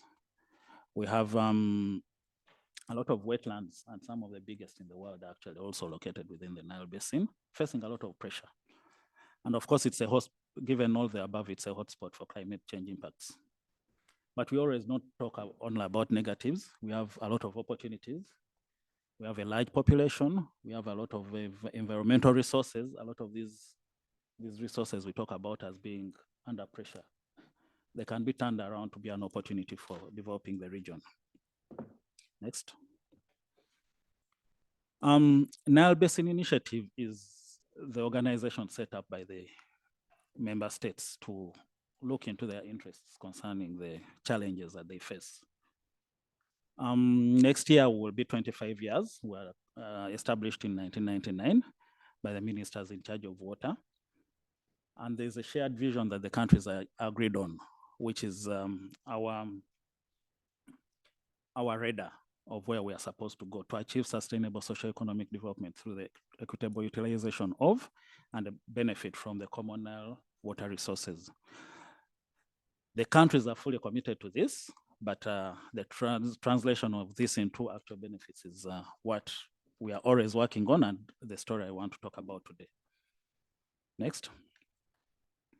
So as NBI, over the last 25 years, first of all, it goes, I've mentioned that it's a transition organization. The countries have not yet established a commission. But we've been going through a number of strategies for implementation. And when I come to the next slide, I'll explain. But we have a structure, but all this structure is around the three core functions. The first function is investments, where we prepare and facilitate implementation of projects that are beneficial to countries. The second is water resources management, for supporting monitoring, assessments, and decision support for countries, again, in terms of exploring how to use this resource well. And then dialogue. Dialogue is very important in our region because when NBI was established, countries hardly shared anything. There was a lot of potential for conflict. And the issue of dialogue became, fostering dialogue became a very, very important cornerstone of this, and building trust among countries. And it's one of the big achievements that have been made over the years. Next. In terms of our engagement with the World Bank, throughout the existence of Nile Basin Initiative, the constant support that we've always received, I think, as seen from that graphic there, is actually from the World Bank, initially through the Nile Basin Trust Fund, but more recently through SIWA. In other words, there's no success in the Nile Basin transboundary water cooperation without the bank. Currently, we are implementing the most recent iteration of this support through the Nile Cooperation for Climate Resilience Project. Next, which is, next slide, which is a 30 million project. And it was a deliberate decision of the bank that this project is implemented a little bit differently from the previous ones, because within our region, we have several different organizations that have been set up by the countries dealing with different aspects of water sometimes. And it was found necessary for these organizations to work together. Obviously, working together is always much better than competing for resources. So actually this project is being implemented as a climate resilience project, but we are implementing one project, but there's in there 3 different organizations. There's the Nile Basin Initiative with our 3 centers. And then we are joined by Nile Basin Discourse, which is a civil society organization that supports Nile Basin initiative work at grassroots, and Lake Victoria Basin Commission, which is a statutory organization of the East African community. And it also deals mainly with Lake Victoria issues. And one of the biggest demonstrations, I think personally, one of the biggest successes is getting all these organizations working together on a single project. And we are working closely together, planning and reporting together and everything. And there's a culture that is being built within our organizations for this. This is not to put aside the actual benefits that are coming out of the project components, which I will not go through today because of time. But for sure, the issue of coordinating and cooperation among different agencies is very important. And I think it is the way forward in terms of this. Next. Reflecting on the benefits of SUA support, like I mentioned before, SUA through the World Bank has been a constant throughout the 25 years that NBI has been in existence. We think these are some of the major benefits that the countries are getting out of it. One of them is bringing together countries around one table to discuss common issues and address the challenges that we have. We have so many of them, but when we work together, we are able to address them. The second is capacity building. Again, when we started off, capacity for not just transboundary water, but water management was very, very limited within the region. And through the different programs we've been having, there's a lot of capacity that has been built. And this builds on the confidence in the whole processes that we have in terms of transboundary cooperation. There's recognition and acknowledgement that cooperation is the key driver of sustainable development of the basin. Countries routinely meet through different forums supported again by SUA. One of them is the Nile Day. We'll celebrate the 25th one next year. And the Nile Basin Development Forum, where we had the 7th this year in Uganda, where over 700 people participated in terms of stakeholder engagement and discussing the different issues, people from different areas. There's a lot of capacity for project preparation and project implementation. And we have even moved to implementing some big projects. One of them, yes, I'm almost. One of them is the regional Rusumo hydroelectric power project, which just this year started producing power, 80 megawatts being fed into the power grids of Burundi, Rwanda, and Tanzania. These are all projects that have come out of this support that we've been receiving through the World Bank. And all projects that go to implementation stage serve actually to build also more confidence in transboundary cooperation, because that is something that is always a bit dynamic as we move. Next. In terms of the impact of the long-term support of the different from the bank, one of them is that in the past, countries emphasized national interest as they approach these transboundary resources. Right now, all countries in the basin have set up transboundary water management units. They have policies in place for transboundary water management, and we think these are very important. There is capacity building. The ground is more even. Even smaller countries have enough people that are handling transboundary cooperation issues. Joint investments are a very major achievement. Data sharing and joint monitoring of water resources is a very major one. And generally, financing of transboundary programs. Through leveraging the bank support, we've also got support from AU, GEF, German government, AFDB, UNDP, French development agencies, and others. And indeed, right now, countries are covering the costs of all core costs. They say they contribute resources annually to cover the core costs of the institution. Can move on to the, I think, last. What are the lessons we've learned? Just reflecting a bit. Number one is that transboundary cooperation is a long, grueling process. It's tough, it's not easy. And in our region, it is even not easy, but we've made progress. And the idea is to achieve consensus in the face of differences and disputes that may be there. Cooperation is better than, of course, non-cooperation, but cooperation is anchored in confidence building, in trust, in making sure that all the people are on board and they are moving in the same direction. And coordination between regional players is also very critical aspect of this in a region like ours, where there are many different players. If they're all moving in different directions, then you have confusion rather than coordination. Thank you very much. Thank you very much. Thank you very much, Michael, for that presentation. Colleagues, as you've heard from Michael, this is a very good example of cooperation around the water basin.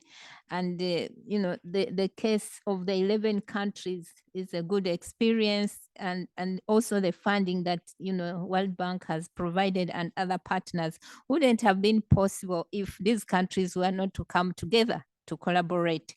So we will now listen to Mr. Anders from the World Bank. Over to you. Thank you very much, and good afternoon, everyone. It's a pleasure to be here representing the World Bank. The World Bank has engaged, of course, with the Nile Basin Initiative, but on transboundary water, we've been engaged basically across the world. Some of you may know that early on in the World Bank history, even at the highest level of the World Bank, we were engaged in facilitating the industry, which still so. So there is a long history of the World Bank engaging in various ways in transboundary water management. Right now, we are engaging still globally, but the focus here is in this particular session is on Africa. And CIVA, for those that do not know, it's short for Cooperation in International Waters in Africa, which is a trust fund that's been running for some 12 years or so. It's about $150 million trust fund so far, but it's increasing. It's supported by now 7 development partners, many of which are here. It's the Netherlands, Sweden, UK, Norway, Denmark, EU, and most recently, Austrian Development Agency joined. And it really builds upon the Nile experience. You heard Michael mention the Nile Basin Trust Fund, which was established based on the request from the countries coming to the World Bank asking us to help them build development around transboundary water management in the Nile Basin.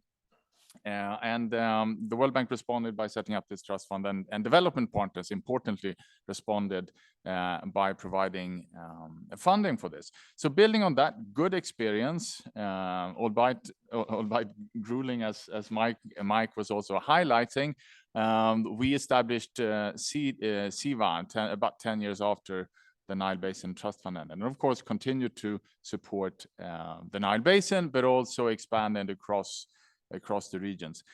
And a few things I'd like to highlight when we think, the World Bank thinks about transboundary water management. We see this as a process, and Michael was talking about the challenges, and it's really truly ups and downs. It's 2 steps forward, 1 step back, and sometimes it's 1 step forward and 2 steps back.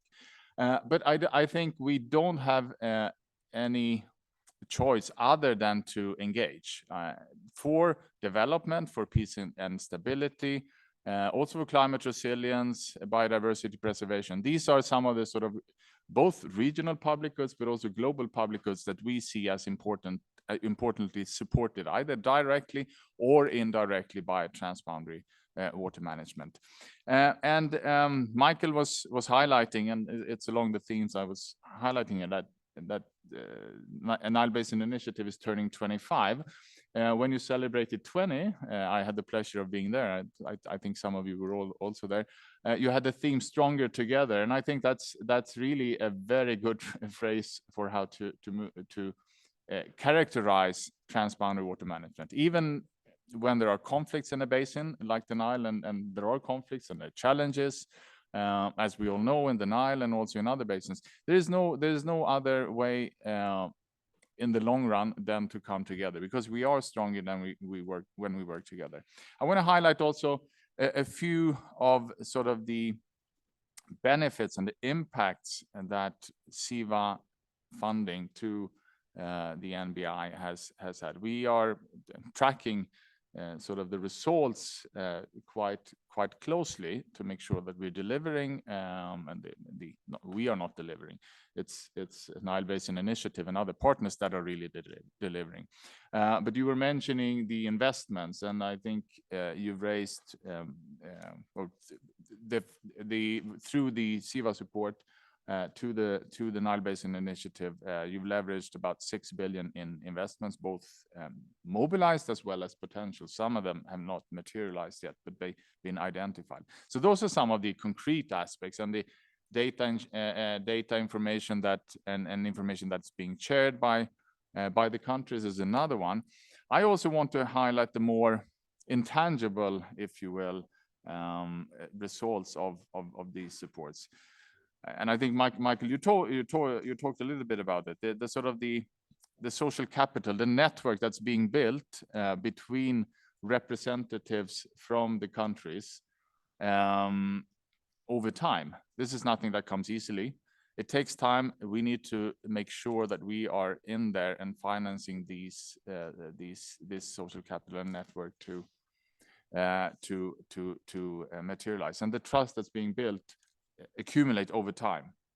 And I think it also has helped the countries to move away from zero-sum approaches, whereby my gain is by definition your loss, to something that aches more towards when we come together, it's going to be a plus sum. We will achieve more when we work together, rather than seeing it as a competition per se. So those are some of the results. I could go on for long, but I should not, and I will stop here and hand back to the chair. Thank you very much. Thank you very much. Thank you very much, Anders, for those inputs. I think, as you've heard from him, having a trust fund is one way of us, mobilizing international development finance to be able to finance water in the different countries. I think it's difficult for a country to go single-handedly looking for resources. So when you have a trust fund, it's easy for partners to actually put into that fund, and then you are able to deploy the resources that are mobilized. So thank you for sharing those experiences. We will not have time for the questions in between the panels. We've run out of time because we started a little bit late. So we will move to our next pair of panelists. And here we have Kazakhstan and the Asian Development Bank. So we have Mr. Asen, who is the chair of the Water Management Committee of the Ministry of Water Resources and Irrigation. And then we have Mr. Kazuhira, who is the Senior Water Resource Specialist, Asian Development Bank. And they are going to share their experiences on the implementation of CAREC water pillar in the RC region. Over to you. And please, you can introduce yourselves again. I come from another part of the world where pronouncing our names, sometimes it's not easy. So you can introduce yourselves again. Thank you. Добрый день, госпожа Дженнифер, коллеги, дамы и господа. Позвольте представиться еще раз. Меня зовут Арсен Жакамбаев, являюсь председателем Комитета водного хозяйства Министерства водных ресурсов и ирригации Республики Казахстан. Для меня большая честь выступить сегодня перед вами и представить опыт Казахстана в развитии трансграничного водного сотрудничества. Прежде всего, позвольте выразить огромную благодарность ЕКООН за организацию на таком высоком уровне мероприятий. Также хотел бы поблагодарить Азиатский банк развития за оказанное доверие в участии в данном мероприятии высокого уровня. В Казахстан в силу географического положения и климатических особенностей относится к числу стран, испытывающих острый водный стресс. Это обусловлено рядом факторов, в том числе, что основной объем водных ресурсов страны формируется за пределами страны, то есть поступает из других стран. В этой связи наша страна уделяет особое внимание развитию трансграничного водного сотрудничества на основе общепринятых норм международного права, в том числе Конвенции по трансграничным водам. Казахстан в течение многих лет участвует в Конвенции по трансграничным водам. За 22 года членства в ней наша страна смогла добиться значимых результатов в продвижении сотрудничества в сфере использования и охраны трансграничных водных ресурсов. В частности, хотел бы здесь отметить, что Казахстаном подписаны ряды соглашений о вододелении, об использовании общих ресурсов со всеми странами, соседними странами Центральноазиатского региона. Вместе с тем, для нашей страны очень остается актуальной проблемой доступности, качества водных ресурсов с учетом тенденции роста населения и экономики к 2040 году. Дефицит воды в Казахстане может достичь 12-15 километров кубов воды. Водные ресурсы, как я отметил, для нашей страны имеют особое значение, чем нефть, газ или либо там другие дорогостоящие металлы. Тем самым в сентябре текущего года по поручению главы государства Токаева Касым-Жомарта Кемелевичем было создано, по поручению президента было создано отдельное ведомство Министерства водных ресурсов и ирригации. Это показывает, что наше высшее руководство уделяет особое внимание к данному важному ресурсу. Я бы хотел вкратце остановиться о планах нашего министерства, которые планируем принять превентивные меры по наращиванию водной безопасности как страны, так и Евразийского региона. Это улучшение водохозяйственной инфраструктуры путем строительства, реконструкции, цифровизации гидротехнических сооружений до усиления центральноазиатского взаимодействия по сохранению и улучшению экосистемы Приаральского моря, Приаральского региона. В рамках предстоящего председательства Казахстана в Международном фонде спасения Арала, в том числе у нас в плане есть создание Национальной гидрогеологической службы для усиления мониторинга подземных вод, а также создание Государственного научного института по исследованию Каспийского моря. В контексте сегодняшнего мероприятия хотел бы отметить, что наше министерство нацелено на углубление сотрудничества с международными организациями и финансовыми институтами, в том числе в рамках запланированных мероприятий, которые я перечислил, а также в рамках МФСА, Международного фонда спасения Орала. Что касается Международного фонда спасения Орала, первоочередной нашей задачей, и, думаю, можно сказать, и стран Центральной Азии, является создание долгосрочного и устойчивого регионального механизма сотрудничества, направленного на обеспечение эффективного использования водно-энергетических ресурсов Центральной Азии с учетом интересов всех стран региона в сфере ирригации, гидроэнергетики и экологии. Также планируем разработать план по внедрению единой автоматизированной системы мониторинга, управления, распределения водных ресурсов в бассейне Аральского моря.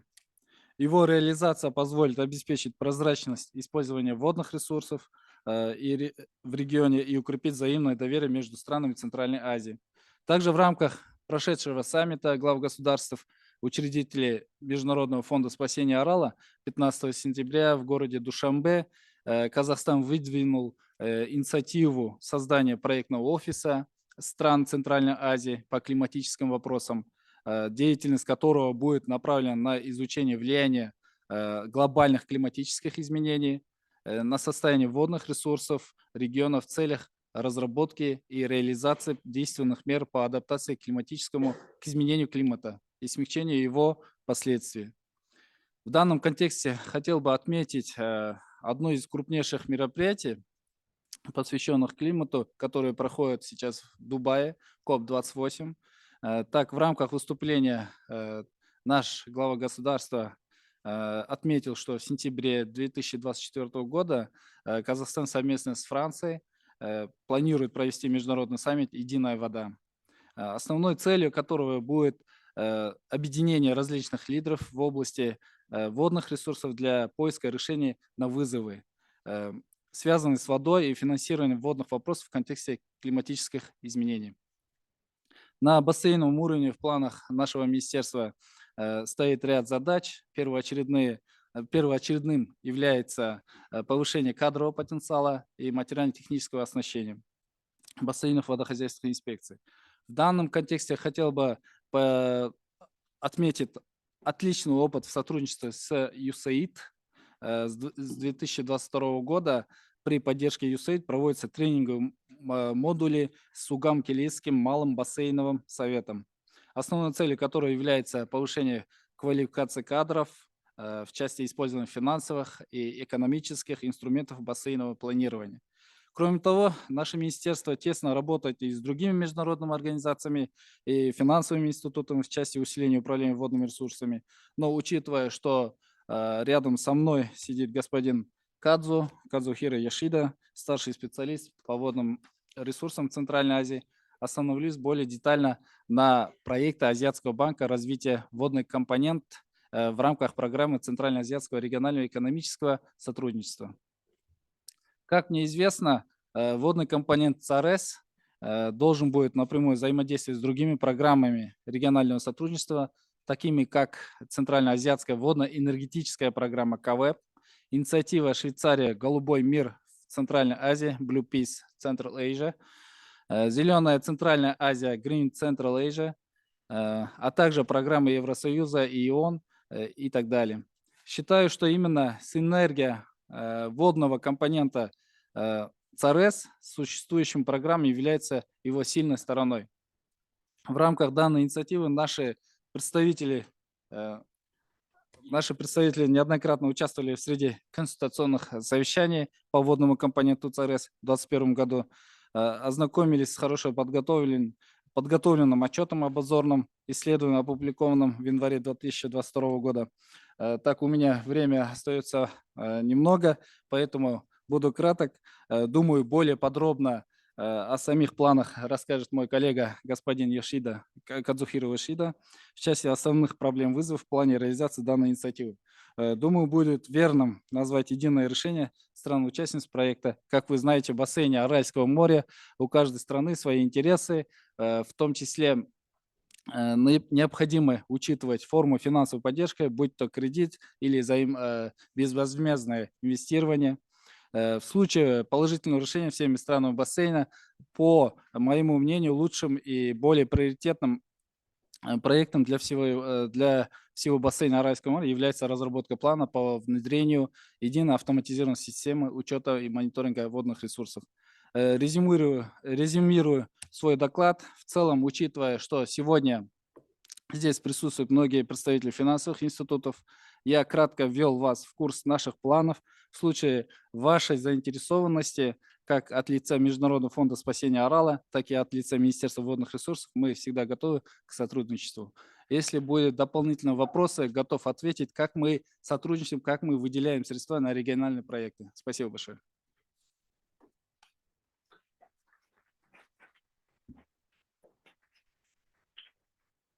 Thank you, Mr. Assen, for your presentation and the experiences that you have shared. And I see from his presentation, for countries to be able to mobilize domestic and international public-private financing, there's need to have an enabling legal environment in place. Policies must be set up. And he has also talked about the importance of having a strategic plan in place. Like if you get a development partner who is interested in supporting, do you have a plan in place? Or you're going to start from scratch.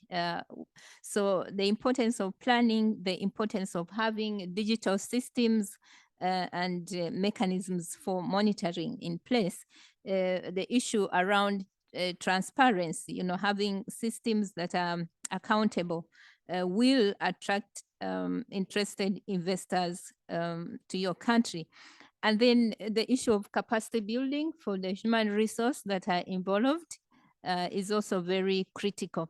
So we will now move to our next panelist, who is Mr. Kazuhiro Yoshida, Senior Water Resource Specialist, Asian Development Bank. Thank you very much. So, hello everyone. My name is Kazuhiro Yoshida. As explained, kindly introduce Senior Water Resource Specialist of Asian Development Bank. So by sharing progress and next steps of CAREC water pillar, I would like to respond or communicate with Mr. Arsen, who is one of very important persons for the CAREC water pillar as a focal person of Kazakhstan. So next slide, please. First, about CAREC, Central Asia Regional Economic Cooperation. CAREC program is a partnership of 11 countries, including 5 Central Asia countries: Afghanistan, Pakistan, China, Mongolia, Azerbaijan, and Georgia. This program was established by ADB in 1997 to encourage economic cooperation among countries in the region. Its overarching vision is good neighbors, good partners, and good prospects. Currently, 5 clusters exist. Agriculture and water cluster is a new among these, introduced as a new cluster under the CAREC 2030 in 2070. I talk about water pillar of this. Next slide, please. CAREC recognizes that regional and bilateral cooperation water issues in Central Asia are well established. And the water pillar aims to complement these ongoing initiatives through investment support, capacity development, and knowledge management. At this stage, the main geographic focus of our activities is in the 5 Central Asia countries, including Kazakhstan, as agreed at CAREC side session on water in Tashkent in June 2019, to serve as an example for all CAREC countries. But there is a scope to expand this coverage as interest among other CAREC countries grows. The vision of water pillar is a sustainable, climate resilient, productive, and water secure region with shared benefits among states and communities. Next slide, please. In early 2022, Central Asia states concurred with the framework for water pillar with its structure of 3 blocks. Please click once. Block 1 covers climate resilient and productive water system that recognizes considerable management reforms and investment will be needed to address the climate change, including managing increasingly variable patterns of river flows and mitigating the occurrence of drought stress. One click, please, again. Block 2 covers sustainable water resources and water services that aims to improve the productivity of the finite water resources in the region and raise the efficiency and financial sustainability of water services to farmers and municipal users. Click again, please.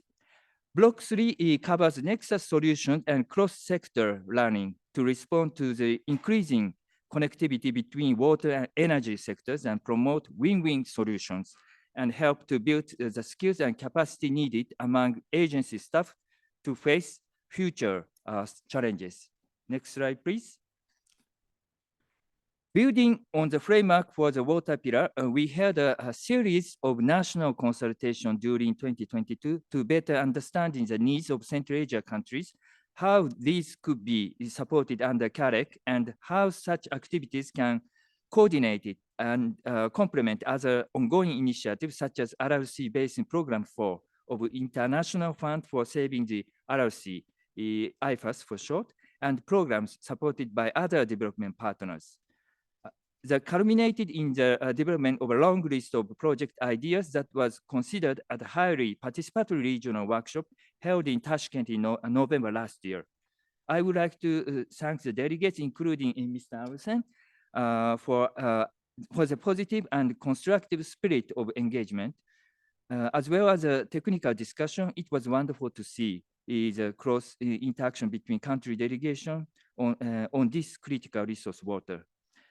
Based on the priorities emerging from the workshop, ADB has been preparing the scope of technical assistance for the CAREC water pillar and concept for moving forward with support to key investments. Next slide, please.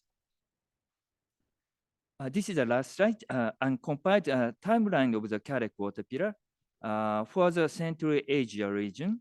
We prepared the draft TOR and the scope for the CAREC water pillar working group as an advisory body to help guide implementation and future direction of the water pillar. ADB has recently approved an innovative initiative under the Water Financing Partnership Facility to build capacity in the region for cross-sectoral water energy simulation modeling that recognizes the interdependencies between the two sectors and explore scenarios that are beneficial to both sectors. Now we are preparing to start screening and assessment of candidate projects which have been proposed during the consultation process, including during the regional workshop last year. Then proceed to preparation pre-feasibility studies for 2 potential regional projects in the Central Asia region. Water pillar also support institutional development in forming the new CAREC water pillar working group, as I mentioned, and in conducting capacity needs assessment of regional basin water organization and relevant irrigation agency for embedding climate resilient and sustainability measures into system operation and project design. So broadening the geographic coverage of the water pillar can be achieved in several ways, including direct support to water initiative as envisaged for the Central Asia region, and also involvement of other CAREC countries through knowledge management, capacity development, and mentoring activities. We are currently undertaking climate assessment for South Caucasus region, starting with Georgia, and we'll plan a regional knowledge event later in 2024, to which we hope all CAREC countries will contribute. Thank you very much. So by sharing this, I wanted to respond to the important engagement in Kazakhstan, so including other Central Asia countries. So thank you. Thank you very much. We can give him a hand clap.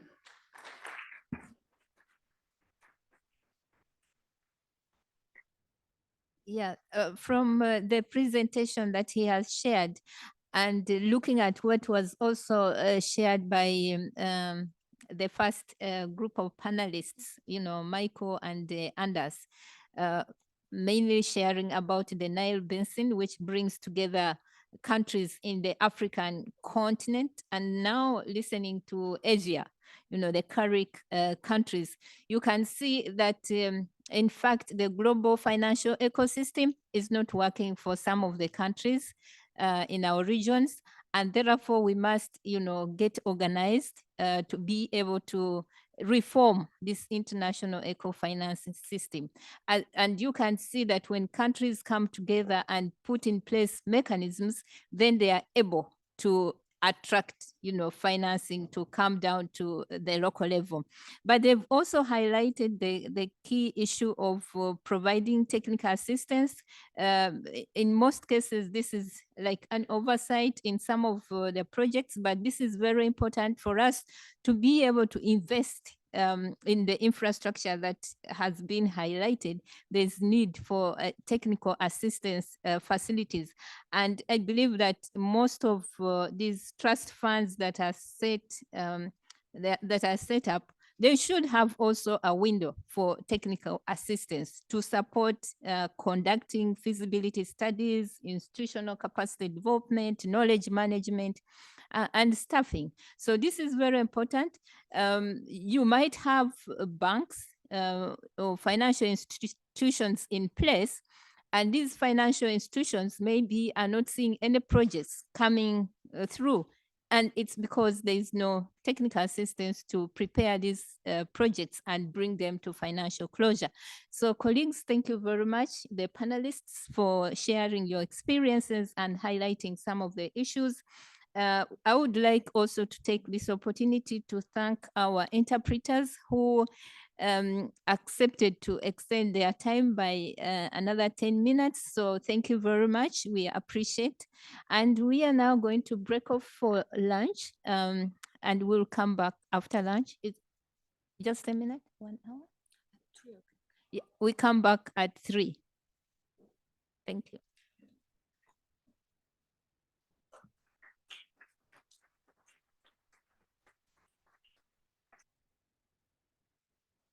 Yes, and a lot of you already know where the cafeteria is, but in case you don't, like, we try to indicate on this map where is it, but I encourage you to just go all together so that no one is getting lost. But you will have to go from outside because of the construction sites.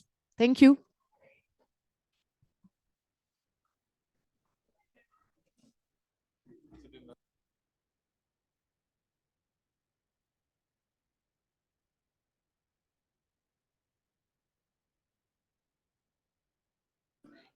Yeah.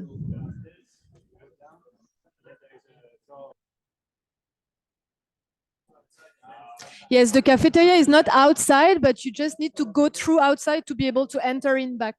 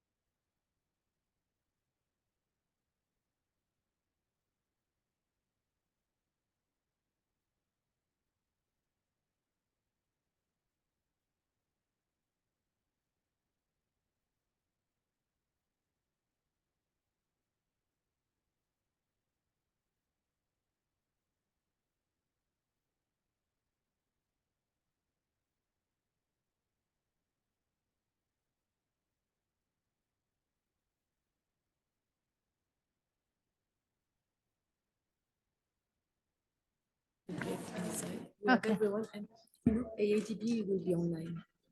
Okay, from the Inter-American Development Bank. For the Yeah, last session. exactly. So Lisette is here, and Raoul Munoz is online, and Astrid should come whenever she's. Okay. Hello. Good afternoon. Welcome back from the lunch.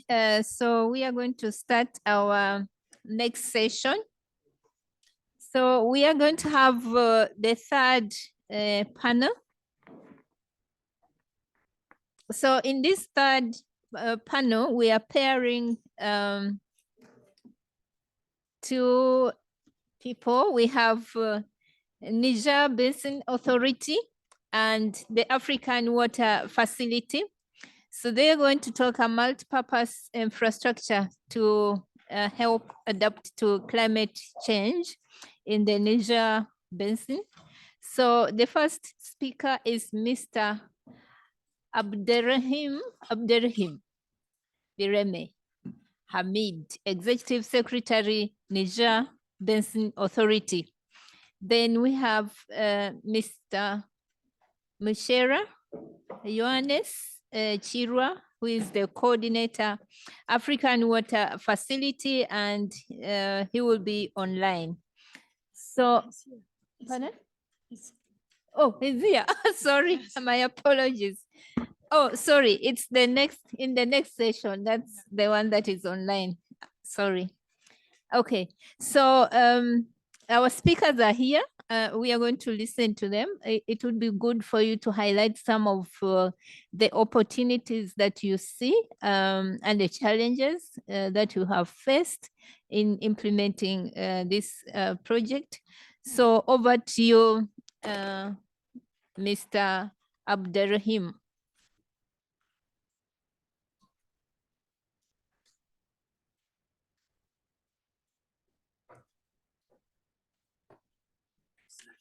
OK.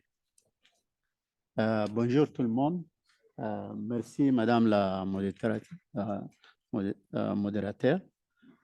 Donc, je viens du bassin de fleuve Niger qui est composé de 9 pays. Et, il est le 3e fleuve au monde, je crois. Donc, dans ces bassins, certes, nous avons d'abord le financement habituel qui est là, les contributions des États pour le fonctionnement. Et cette contribution-là a eu des évolutions pour arriver jusqu'à maintenant pour les 9 pays autour de 2 milliards de francs CFA par an. Mais malheureusement, cela est destiné pour le fonctionnement du secrétariat exécutif en première. Donc, le bassin est confronté aux nouveaux problématiques que vous le connaissez, au niveau des changements climatiques et avec ses impacts négatifs, notamment la dégradation des écosystèmes, les phénomènes d'ensablement des fleuves, la tendance à la baisse des écoulements, la récurrence des phénomènes extrêmes, inondations et sécheresses qui font des alternances une année sur 2 ou une année sur 3. Et aussi, tout cela nous pousse à chercher vraiment une réponse durable à travers des investissements au niveau des bassins. C'est là parce que permettra à réduire l'impact de ces phénomènes que je viens de citer. La facilité africaine nous a accompagnés sur 2 projets très importants. D'abord, actuellement, le projet PIDAC, qu'on l'appelle projet pour l'adaptation des changements climatiques, ça a été négocié avec le COP 21 en 2015 à Paris.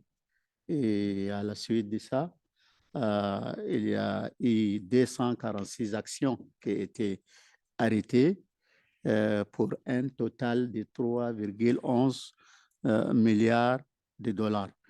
C'est ça, c'est la facilité africaine qui nous a accompagnés pour les études préliminaires des infrastructures à but multiple dans le cadre de ces projets. Et ces financements de la facilité africaine et son engagement nous a permis à mobiliser 132 milliards de francs CFA qui constitue actuellement un projet régional pour les 9 pays. Et ce projet régional, actuellement, il est opérationnel sous l'égide de la BAD comme chef de file avec beaucoup de partenaires, dont les fonds verts et fonds climat. Donc, tout cela, vraiment, c'est dans le sens d'aller pour réduire l'impact des effets des changements. Et aussi, je voudrais souligner aussi l'apport de la facilité africaine dans le cadre de la mise en œuvre aussi d'un projet précédent qui s'appelait projet Niger-ICOS, qui était vraiment pour le suivi hydrologique dans le bassin et aussi pour les aspects d'équipement et de formation. Et c'était un projet régional dont 9 pays ils ont bénéficié et cela a amélioré la suivi au niveau hydrologique dans l'ensemble du pays et même ça fait asseoir avec l'appui aussi supplémentaire de la coopération hollandaise, asseoir l'observatoire des fleuves Niger qui est déjà opérationnel 24/24 et qui donne la situation climatique avec à peu près 115 stations satellitaires, les informations toutes les 15 minutes pour l'ensemble des pays. Et cela a été très utile pour les barrages qui sont au niveau des fleuves. Et aussi, moi j'ai oublié de vous dire de me suivre avec les... OK. Aussi, il est nécessaire de dire que les chefs d'État, à la suite de ces COP-là, c'est eux qui ont décidé de la création d'un fonds de changement, d'adaptation au changement climatique. Et aussi, c'était grâce à ce travail qui était fait par les facilités africaines au niveau du Niger-ICOS et aussi au niveau du, voilà, là, c'est rapide, hein, au niveau du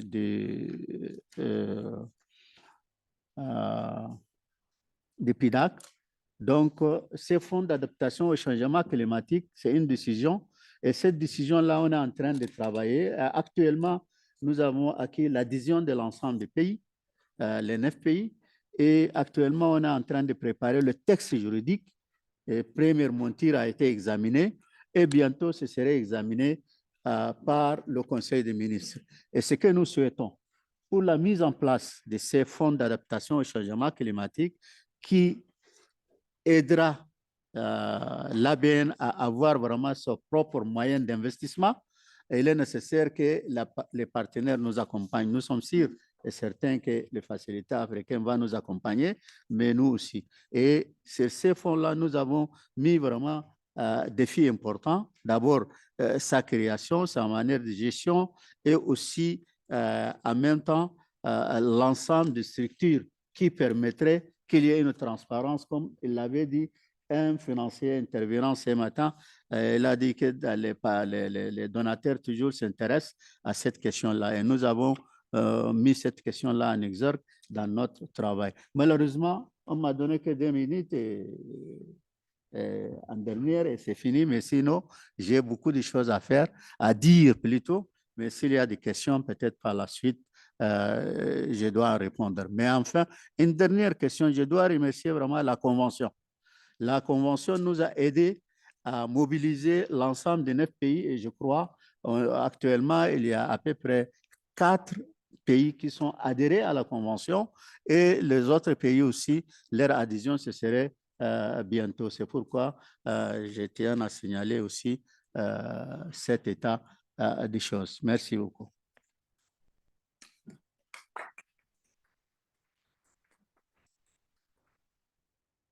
Thank you, Mr. Abderrahim, for sharing your experiences on the Niger Basin Authority And he has highlighted a number of points. The fact that this is shared between 9 countries and there are 3 rivers. And of course, the main focus of financing is actually from the states. And with this facility, which now they are planning to put in place, you know, he has highlighted the challenges of management of the funds. And as he was talking, you know, we talk about establishing funds or trust funds, but again, there is an issue of management of those funds. So you even need to have maybe special purpose vehicles in place to manage the funds, or institutions that are there to manage these funds on behalf of the countries that have come together to cooperate. So that's another issue that we'll need to look into as we support transboundary river organizations. So this takes us to our next speaker, Mr. Muchera Ioannis Chira, who is the coordinator African Water Facility. Over to you. Thank you very much, Chairperson, and good afternoon, distinguished participants, delegates here online, and thanks for the opportunity to share some experiences that we've had. So the Africa Water Facility is a special fund set up as an initiative of the African Ministers' Council on Water, and is managed and hosted by the African Development Bank. So we mobilize resources to support African countries, regional organizations to prepare upstream investment projects, but also support technical assistance and build capacity for the management of water and sanitation. And this example that we're sharing today, or the experience we're sharing today supporting the Niger Basin, is but one of many river basin organizations that the facility has supported. We work as a catalyst, so we provide upstream support to develop investment opportunities and projects, which then catalyze downstream investments of larger investments.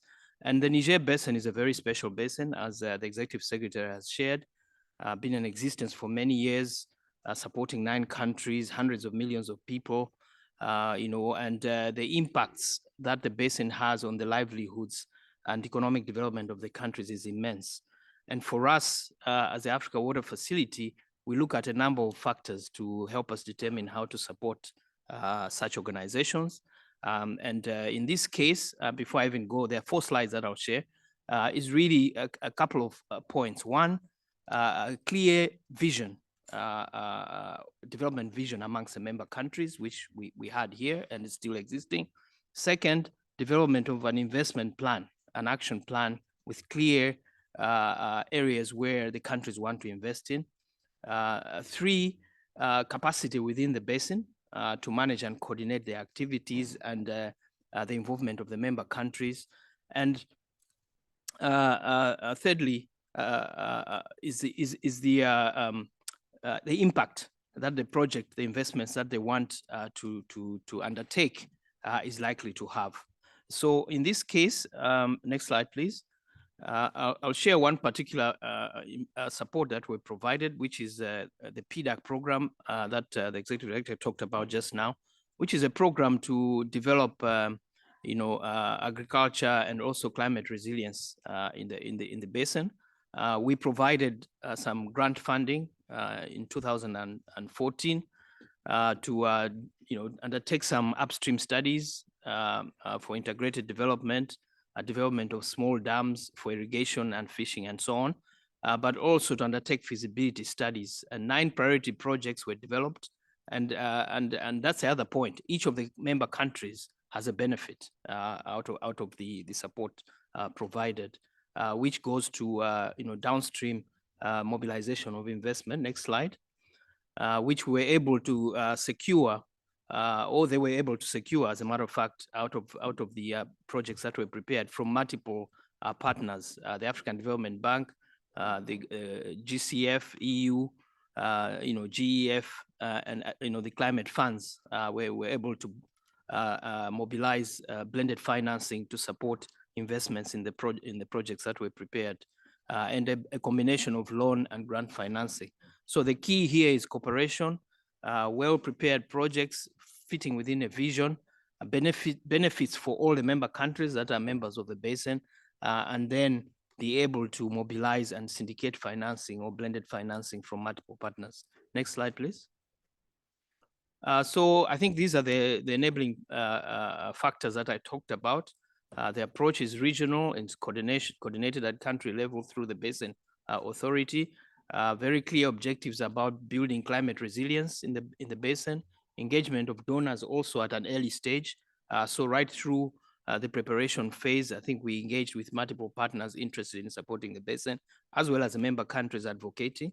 And then, the other elements that I already talked about the strong capacity within the basin, commitment and shared and trust between the countries, packaging of priority projects, which show clear impacts in terms of climate change and improving livelihoods. Next slide. So the lessons that we take away from this and can be applied, I think, from our experience to many other basins, is that the components, the studies that we supported were perfectly aligned with the country's priorities. The governance arrangements and institutional arrangements in place were anchored and supported at a very high level. The multi-purpose infrastructure that we helped to prepare is going to benefit, like I said, all the countries, the 9 countries, but also in terms of provision of water, food, energy, and climate, but also improve peace and security in the region because of the cooperation here. Coordinated approach and trust, I think, among the states is a key component to ensure success. And then it's easier to engage partners to bring the downstream investments that are developed through such a partnership. So these are the few lessons and that we've taken from working with the Niger Basin, and which I wanted to share here and can be applicable or replicable in other situations of a similar nature. Thank you very much.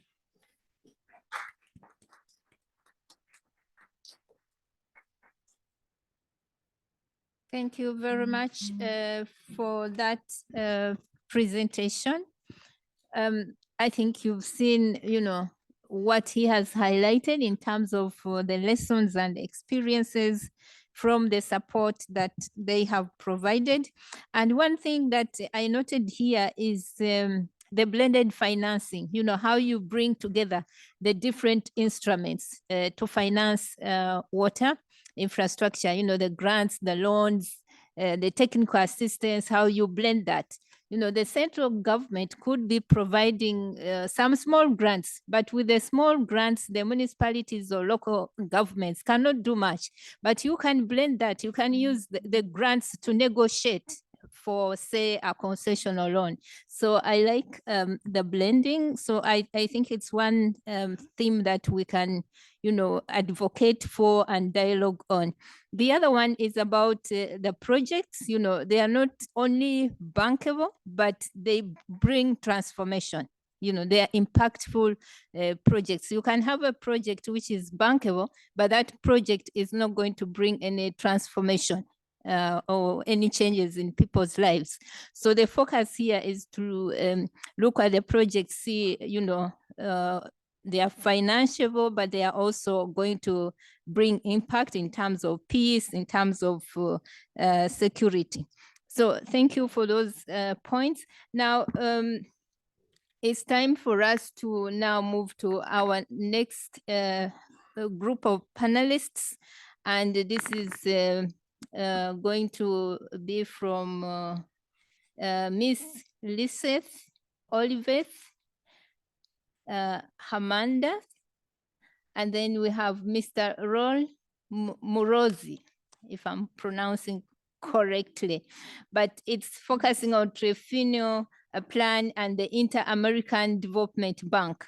So Miss Liseth Olivet is here with us. She's the Executive Secretary for Tri-National Commission of Plan Trifinio. And then Mr. Roy is going to be online. He's the Senior Water Resource Specialist, Inter-American Development Bank. So over to you, Ms. Lisette.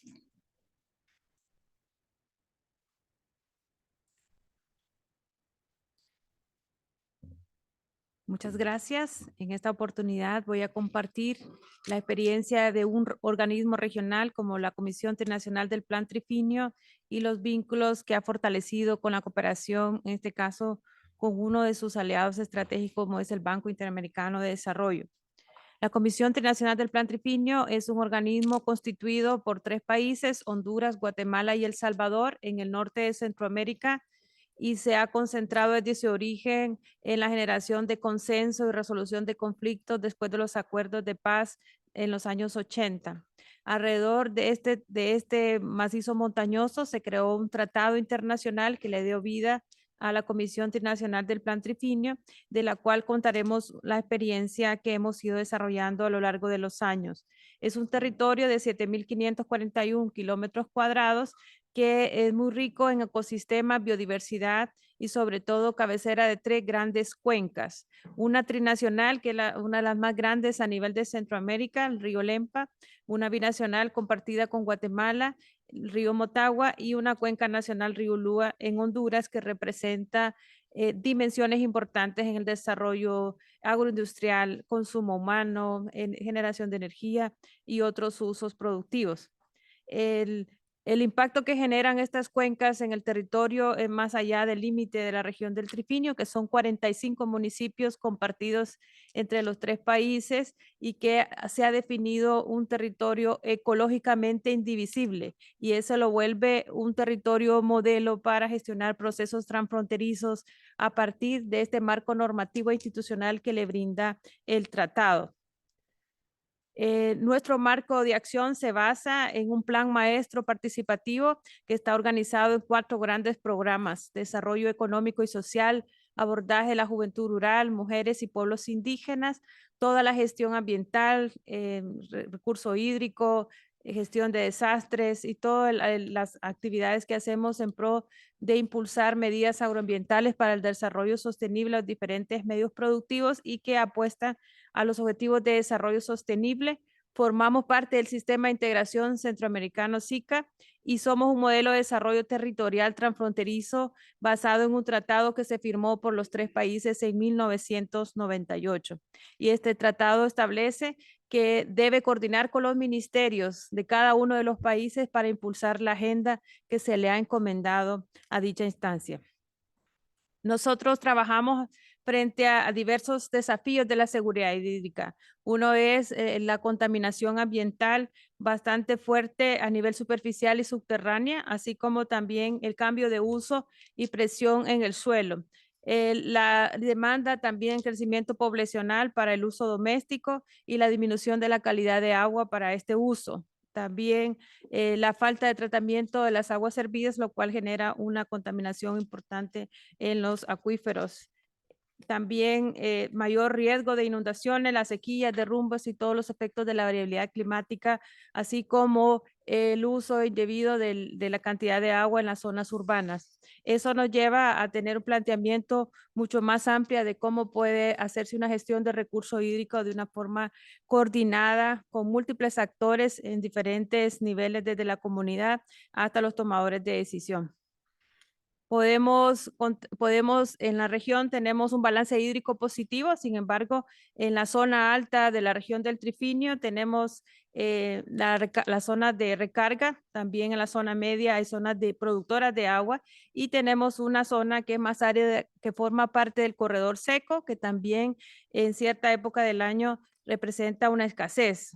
En los diferentes usos que se han identificado de estas fuentes, de estas cuencas, tenemos generación hidroeléctrica, la gran mayoría para consumo humano, uso productivo y uso industrial, lo que significa que todas las acciones que se están haciendo nos llevan a buscar alternativas para evitar la disminución de la cantidad de agua disponible, como lo dice este estudio que hemos hecho con el BID sobre la creación de un fondo de agua trinacional que permita dar sostenibilidad a las acciones de conservación, restauración de áreas y por supuesto a la gestión entre todos los actores. ¿Es factible avanzar en este territorio con una agenda de agua? Claro que sí. Y eso nos hace reflexionar porque tenemos una gobernanza adecuada e interés local. Eso quiere decir que del más alto nivel tenemos involucrados a los vicepresidentes de los países, a los ministerios, gobiernos locales, juntas de agua, comunidades organizadas y todas las entidades privadas que se puedan incorporar en esta red del Fondo de Agua.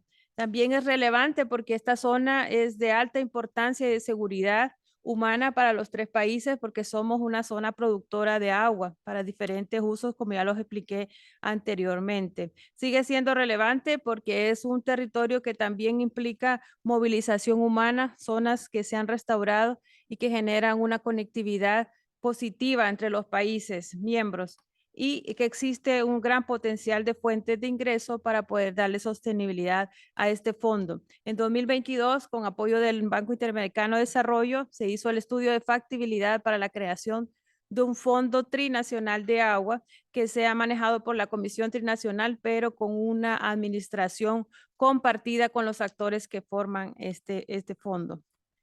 ¿Cuáles pueden ser estas fuentes de ingreso potenciales? En primer lugar, el fondo de los Estados miembros. Contamos con cuotas anuales de los países que forman parte del plan trifinio para las inversiones a nivel del territorio. Además, recursos de inversión de los diferentes programas y proyectos que impulsan los gobiernos paralelamente en este territorio y que debemos hacer una coordinación fuerte en ese sentido. Organizaciones locales, cooperación para el desarrollo, la empresa privada y dejamos a la cooperación como para el desarrollo como un aliado que impulsa este mecanismo, pero que no es la principal fuente de financiación, sino la financiación de los gobiernos locales y los gobiernos nacionales que forman parte de este mecanismo. Puedo ejemplificar, solo en el año 2023 se gestionaron alrededor de 27.5 millones en iniciativas de proyectos que van encaminadas a fortalecer la gestión hídrica en la región del Trifinio. Ahí tenemos diferentes cooperaciones, tanto del Banco Alemán, de los fondos del JEF, del BID, de USAID, entre otros, y que estos están impulsando la agenda hídrica que se ha plasmado a través de la agenda territorial que el Plan Trifinio ha definido. ¿Qué quiere decir? Estos elementos, que el territorio tiene una agenda que impulsa a mediano y largo plazo un plan maestro y todos los actores se suman a esta agenda y entre ellas está la agenda del agua. Y esta agenda del agua trasciende a varios objetivos de desarrollo porque estamos abordando inseguridad alimentaria, ecología, estamos abordando equidad, alianzas y otros objetivos que pueden fortalecer el trabajo que hacemos en este territorio. Además, quisiera compartir brevemente con ustedes la importancia que tiene este territorio en la generación de servicios ecosistémicos y uno es el agua. Estamos ubicados en una reserva de biosfera Patrimonio de la Humanidad que fue declarada en 2011 por la UNESCO, pero que desde 1974 los Estados miembros ya la habían declarado Parque Internacional. Esto tiene una relevancia política y estratégica para los tres estados. Por lo tanto, la sostenibilidad no depende de los gobiernos, sino que ya existe una agenda financiera que se puede abordar independientemente de los cambios que surjan en los países. La apuesta ahora es incrementar la inversión en este territorio a partir de mayor involucramiento con los ministerios de Ambiente, los ministerios de Agricultura, los ministerios de Economía que puedan impulsar una agenda colectiva con las diferentes organizaciones que hacen inversión en este territorio. Y para complementar, doy la palabra a Raúl para que pueda continuar con la presentación. Hello, can you hear me? Oh, yes. Yes, already started. Okay, thank you very much, Ms. Listen, thank you very much for that presentation and for sharing your experiences. And I think this is another good case that we have listened to. which of course emphasizes the need for having a master plan, which highlights all the interventions that the cooperating countries would like to work on. And the fact that we need to have a proper system and mechanism of engaging the different stakeholders from national to the local level. So we appreciate that example that you have shared with us. And now we will move to the next panelist who is online, Mr. Roll, the Senior Water Resource Specialist, Inter-American Development Bank. Mr. Roll, you have only 5 minutes. If you can stick to 5 minutes, we will appreciate. Over to you. Thank you so much, Chair, for opening the floor, and thank you for the organizers to having us today to make this presentation. Actually, I'm gonna switch to Spanish to continue in the same language that Lisette from the Trifinio system. Simplemente de nuestro lado queríamos un poco contar cómo desde el banco estamos trabajando junto con la Comisión Trinacional del Trifinio y otros partners en fortalecer capacidades y hacer acceso en fortalecer capacidades y permitir el acceso a financiamiento para la implementación de actividades a nivel trinacional. Estamos siendo consistentes con nuestra iniciativa en aguas transfronterizas, en seguridad hídrica, mejorando los mecanismos de cooperación transfronteriza, mejorando las capacidades en la cuenca, tanto a nivel técnico como a nivel institucional, invirtiendo en productos de ciencia y manejo y acceso a información, y también el acceso a financiamiento con foco en financiamiento innovador y financiamiento alrededor de soluciones basadas en naturaleza, por las características del sistema, entre otras cosas. Lisette contó este proyecto, apoyamos con unos $650.000 de cooperación técnica del banco, el diseño de este fondo trinacional de agua, que es el primer fondo de agua a esta escala en el mundo. Tenemos la red latinoamericana de fondos de agua que el banco lidera junto con FENSA y TNC, con 25 fondos urbanos en toda la región, y esta es la primera vez que los escalamos a este nivel geográfico, incluimos el sector agrícola, entre otros. Lo interesante de este estudio es que ahora mismo con fondos del GIF y otros donantes estamos contando con el capital semilla para la implementación del fondo a nivel trinacional. A través de nuestra ventana de integración, nosotros en el banco estamos haciendo digamos, coordinando la iniciativa de aguas transfronterizas con la ventana de integración regional del banco. Tenemos fondos por $1 millón para apoyar en este otro proyecto, para el apoyo de cadenas de valor resilientes desde el punto de vista hídrico a nivel trifinio, a nivel transfronterizo,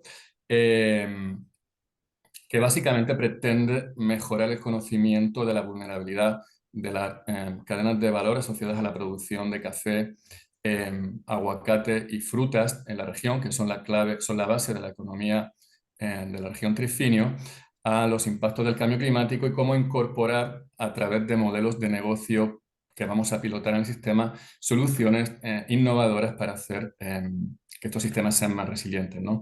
Aparte de incluir actividades a nivel regional para promover que estas cadenas a nivel regional permitan también reflejar este trabajo. Este es el lanzamiento de este proyecto, que fue en septiembre de este año. Este slide lo muestro porque fue una reunión a nivel presidencial y de vicepresidentes. Es notorio en este sistema, en comparación con otros sistemas con los que trabajamos, el empoderamiento a nivel de los gobiernos de los países en cuanto a las acciones que desempeñan en el sistema trifinio, la coordinación entre los tres países. Y tenemos un posicionamiento muy esperanzador ahora de apoyar un programa de sistema de desarrollo sostenible y resiliencia en el trifinio con inversiones específicas. Desde el punto de vista sectorial hemos empezado con esta operación de $200 millones en el río Motagua para un plan de mejora de la calidad del agua que esperemos poder expandir al resto del sistema. Creo que no me pasé de los 5 minutos y quería dar muchas gracias de nuevo por la invitación y un saludo a todos.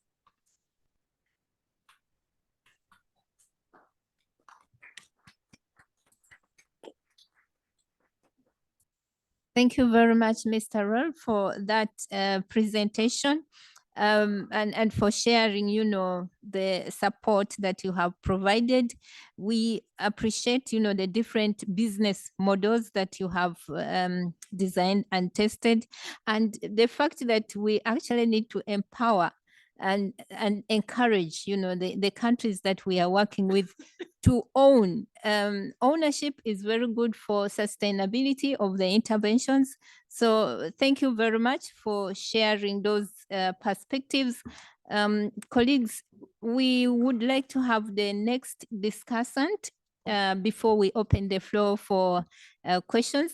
So I'm going to invite Miss Astrid Hillers, who is the Senior Environmental Specialist, International Waters Jeff, to share her perspective on the cross-cutting role of the Jeff portfolio in shared basins worldwide. But I think also you can reflect on the different presentations that we have had. The four panel sessions. You can also highlight a few texts from those sessions in your discussion. Thank you.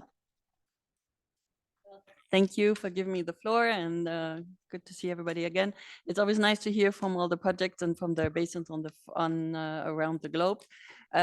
We were initially asked to do a pairing too, but the GF is really working through and with in partnership with 18 agencies to work with the countries. So I chose to step back, and with the support, also Jeff's support, to Nile, to the Niger, to the Grifinho, and we're hoping to soon approve a project, also a larger program on nexus dimension in the RLC.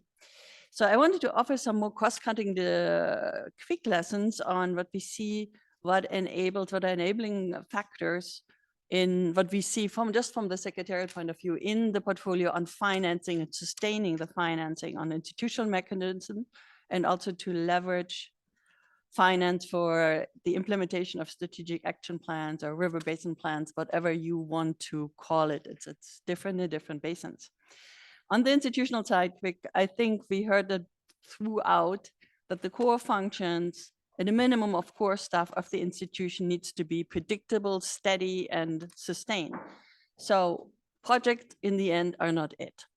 That is to start, that is to help institution grow, to get their feet on the ground, to get something going. But in the long run, funds need to be stepped up from the country level, especially for the core functions of the institution. And that can be small. And then with projects, institution can grow and shrink. So country contributions are certainly a key and have to be ramped up over time, and outside finance that comes with project has to be ramped down. Cooperation among the countries and the sectors and inclusiveness of these institutions certainly leverage finance and make it easier if every country and all countries are on board in a basin. And you will be able to talk about it in many basins. But inclusiveness also needs to reach the grassroots and the voters in the countries. And sometimes we don't make enough of an effort to get the public involved, because the ministers have to approve money to do something together. And who is going to vote for the minister, right? So who's going to vote for the government? So we see good we had some examples, for example, to invest in dialogue and public outreach, for example, in the Nile Basin discourse, to get the NGOs to talk and have a voice out there, or the journalist network to write the stories of successes. So that gets to the policymakers and leverages internal finance and the country finance we have heard about.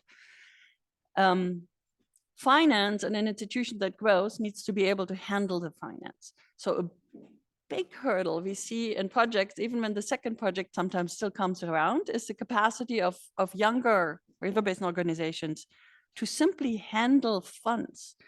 The bookkeeping, the financial management, the procurement, the disbursement is not sexy to talk about, and nobody wants to finance it, but there's a bit of a plea on my side for everybody in the room that supports countries and RBOs to not forget that and to set money aside for the non-sexy nuts and bolts. So the next project comes around and the river basin has a track record, and building a bigger track record over time to handle funds and to be able to account for it and then be independent in the long run. That is something we owe to the long-term support to river basins, I think. I think Nils mentioned it before, there's small demonstration plots and all of that, there's obviously institutions and there's these demonstrations. All too often we see these pilots and demonstrations and proof of concepts or whatever they're called, intervention on country level, being very beneficial because you see some results, but they're also very diverse. They're here and they're there in different places and they're different sectors. So if that's consciously done and actually done with intent because you want to do innovation, so be it, so be fine. But a lot of times what you see is it makes it really hard to scale up these approaches. It makes it really hard because if you go so diverse into different topics and different regions, usually it's often done through consultants. And even if it's local consultants, it doesn't help you, right? So you really need to maybe consider focusing and working through country systems. And we don't see that often enough. It's cumbersome, especially in regional projects, because you have to go to every single country in the design as the financiers, as the agencies working with the countries to understand how the funds flow is and how the outreach is and how the extension agents work. But only then, if you succeed with a watershed project or a source water protection project in one district, and the next project, the next district look at that and says, I can copy that. But if it's only a project and consultant, it comes and goes and it's a nice pilot, but that's it. It's a nice pilot for one community. So very much consider working better to have long-term sustainable mechanism being built, and it's longer, it's more painful, but it is helping you to scale it up, make something happen. So I didn't look at my time, but I'll do it really quick. On the SAPs, the strategic action programs, river basin management plans, they all need to be there to have a common vision and to have a common thing, but they're only as good as they get implemented. And so some of little things maybe that we take away, and they're not beyond the intervals, is the SAPs for their science, the strategic action programs. We want to work together to do A, B, and C in my country and policy reforms or investments because it benefits the basin, or we do something together. They're a big deal. There have to be signed, the GF at least requires it signed by one minister from each country at the minimum. So this is something that you should celebrate. You should not, you should build time in your project to celebrate it, to call a meeting of the donors, to have shuttle missions before, to see pledges from donors, because you achieved something. I'm going back to a long time of the Nile Basin. That's exactly what the World Bank did with the Nile Basin countries. That's exactly what the Niger Basin did, having these big donor conferences and good donor coordination, which is the other thing, having a donor coordination mechanism that unites and also commits your development partners, donors, however you want to call them, to support the entire program. So there's less cherry picking of, the things that are easy to do for without other finance here. There's also stuff that just simply has to happen. So have a good donor coordination mechanism so everybody can say we support the whole. I think I only have one minute left, and that's fine. A little bit, we will more talk about it tomorrow, to look at more steady funding streams. We heard about some of them, the taxing and the CECOAS and so forth. That's great. Can't get away with domestic finance, but sometimes maybe it's better done through the RECs instead of country by country. I think the Lake Victoria Commission is an example that does it to the EAC, to the Commission, and learning from other fields. Conservation trust funds, they have the Corp Fund and the Mekong Fund. Maybe they can learn from the conservation trust funds, which are national, but have leveraged like about $500 million in grants in a few countries only, at the ARPA, the BioGuinea Fund, and others. So can we learn from that? Can we learn from how they set up the governance, not only in technical, but having a financial intermediary, a trusted, internationally trusted handler of the funds for reinvestments of endowment funds. So that's it. And I will conclude very quickly because everybody gets nervous. But, most of these are national, but there's lots of lessons to learn, and maybe OCOCOM and MRC can make it happen on the regional scale and be the trailblazers on that one learning. Same the PAS schemes. We heard from the Trifino. We have quite a bit of experience on the GF on different payment for ecosystem services schemes, on the marine side, on the land side, on the watershed side. It involves the private sector. I've got a lot of times, with the FEMSAs and so forth, with the bottlers, with the Danos and Dons in Europe.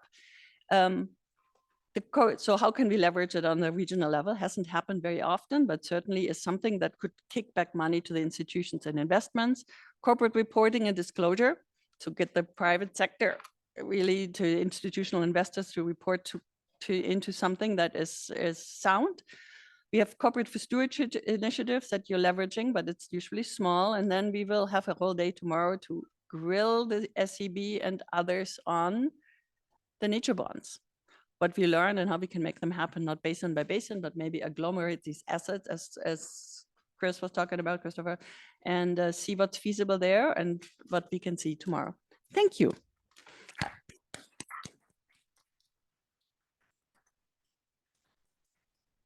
Thank you very much, Ms. Astrid. I think that was a very good summary. I don't have to say anything about that, but I would like to open the floor for 1 or 2, 3 comments.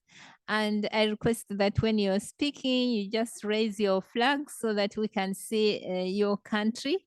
You can ask from the 4 sessions that we have had, the first pair, the second, third, and the 4th. All of them are still in the room. So the floor is open. 1 or 2 questions. Okay, so Cameroon, we have Cameroon. Let's see who else. SEB, those are 2. Do we have a third one? Okay, perfect. So we have 2. Cameroon, over to you. Thank you, Madam Chair, for giving me the floor.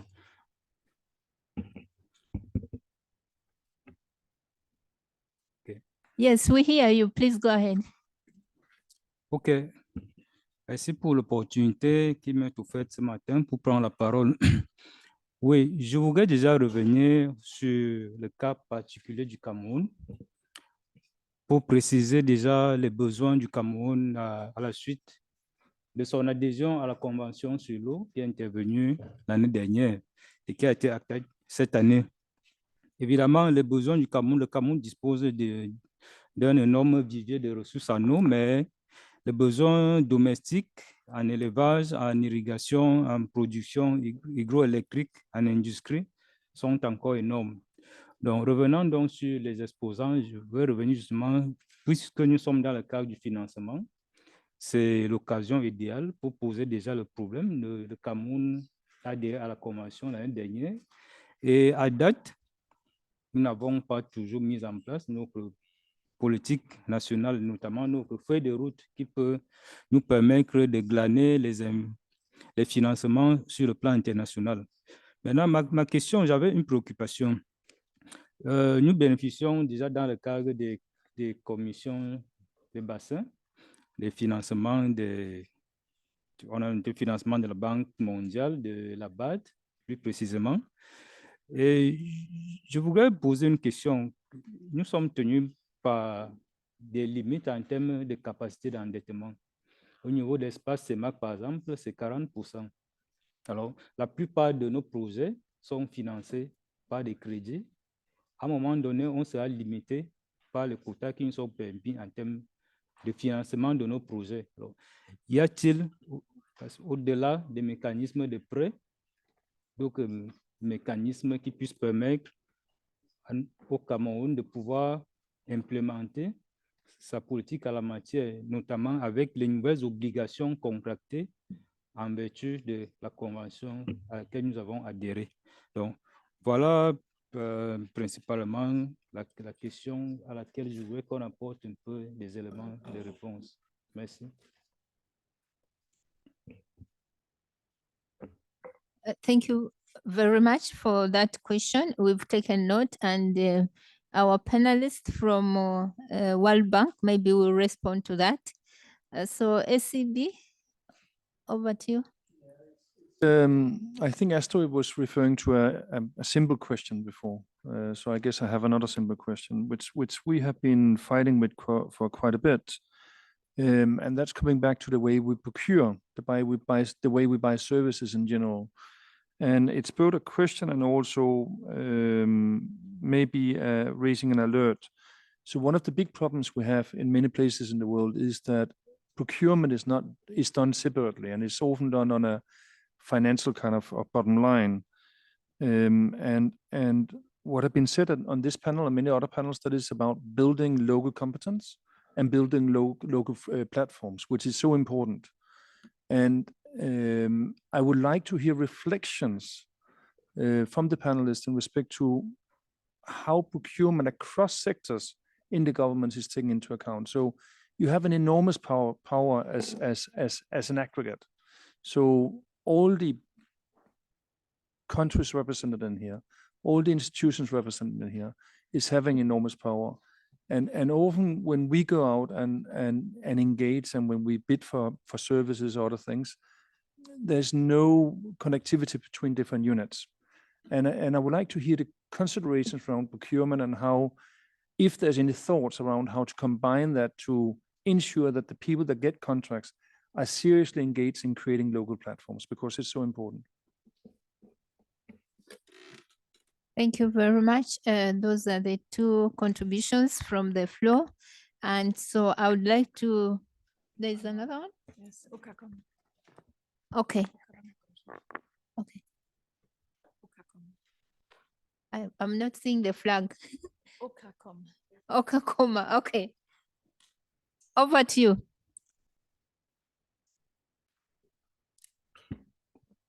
Thank you very much. I don't have a question per se, but earlier on there was a question, I think the first session in the morning, about a political will, something of that sort.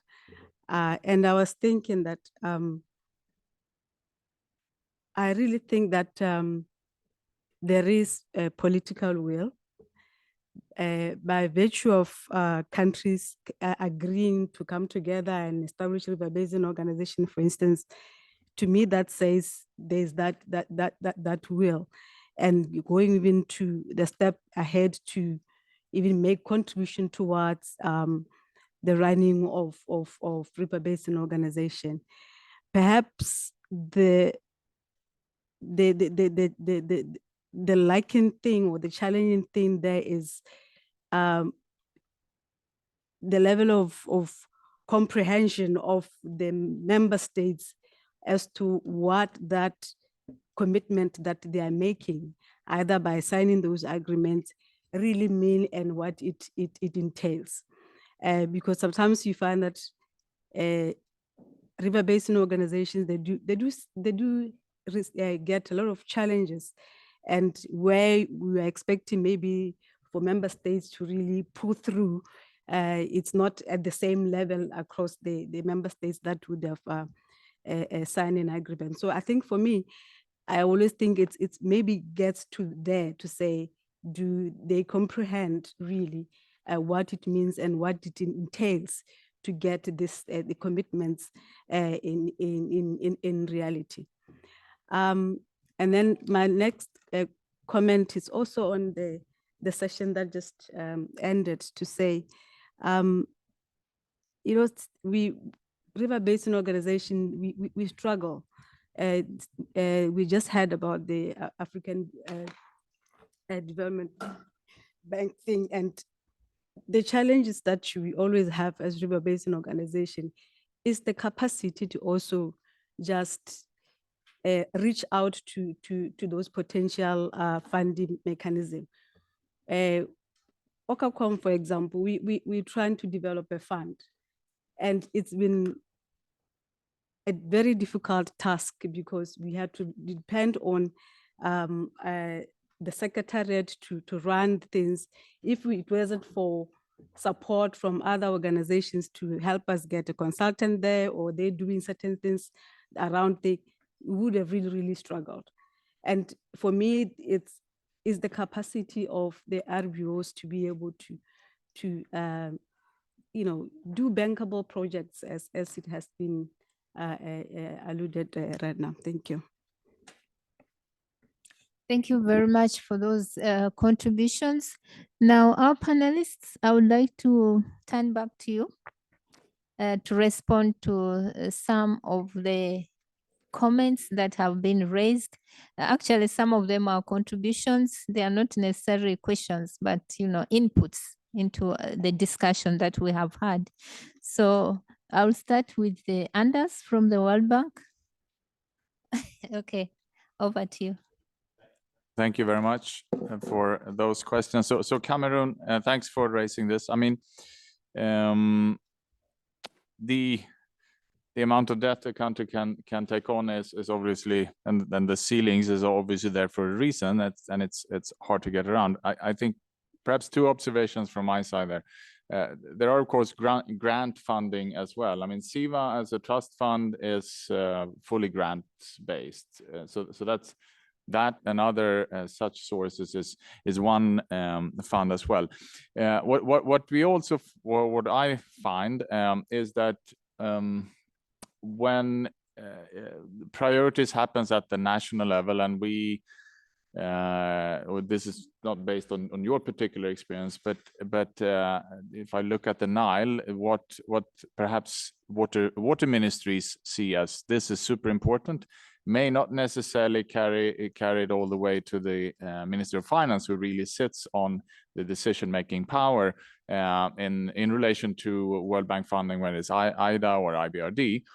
So I think there is an opportunity. I mean, it's a challenge, but it's also an opportunity if we can increase that dialogue between the Ministries of Water and the Ministries of Finance to make sure that it's well understood the development benefits that support to transboundary water management will bring to a country.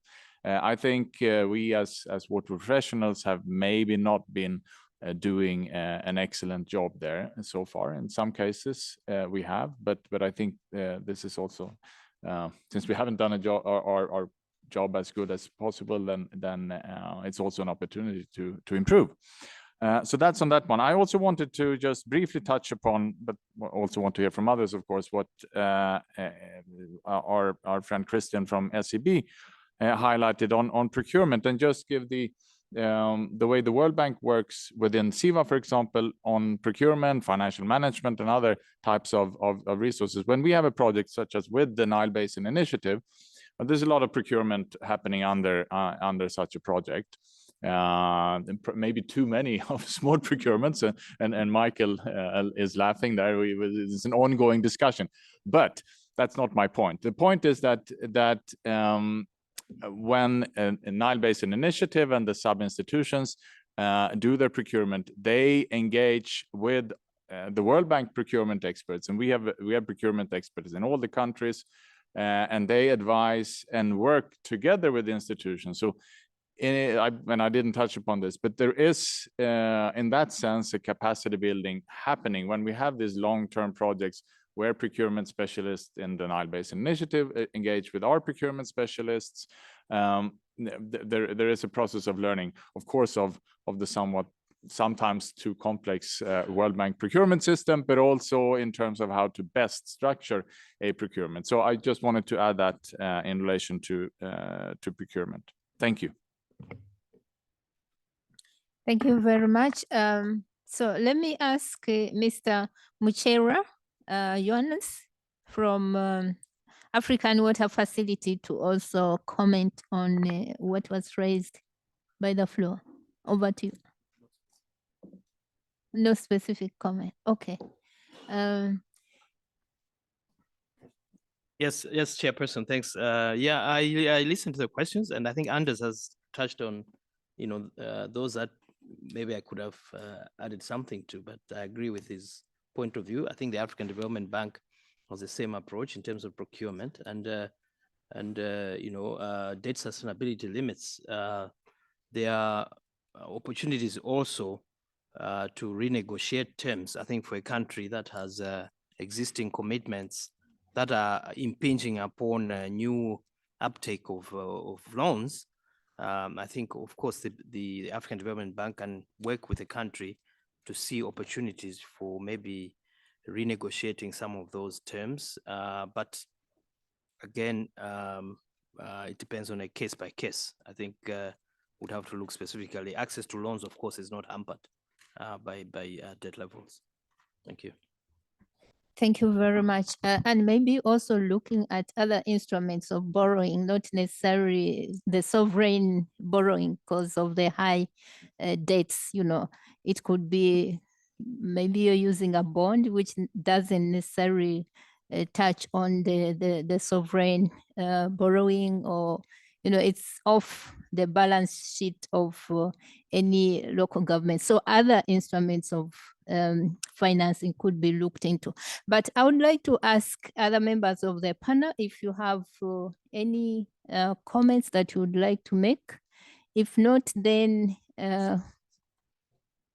please go ahead, Ms. Lisset. Gracias. Solo para complementar la experiencia de las compras públicas, tenemos un ejemplo desarrollado con el Banco Alemán, en el cual estableció un acuerdo con los gobiernos que por cada dólar invertido efectivo del banco, el gobierno también iba a invertir uno en efectivo para hacer inversiones a nivel del territorio. Entonces, este es un proyecto en el cual tenemos la experiencia de cofinanciación tanto del Banco Alemán como de los gobiernos con una contrapartida efectiva, a diferencia de otras iniciativas que son en especie. Creo que son ejemplos de cómo se puede cofinanciar proyectos de una manera articulada y se aplica un marco normativo e institucional para los 3 países que es complejo, pero que está regido por el tratado y por un manual de compras administrativo que respeta lo que establece cada uno de los países y se aplican 3 grandes principios. Uno es la confianza, la reciprocidad, la solidaridad entre los pueblos y el consenso, ¿verdad? Porque hay un comité que lleva consenso. Nadie puede sacar ventaja sobre el otro, porque están establecidas las normas. Muchas gracias.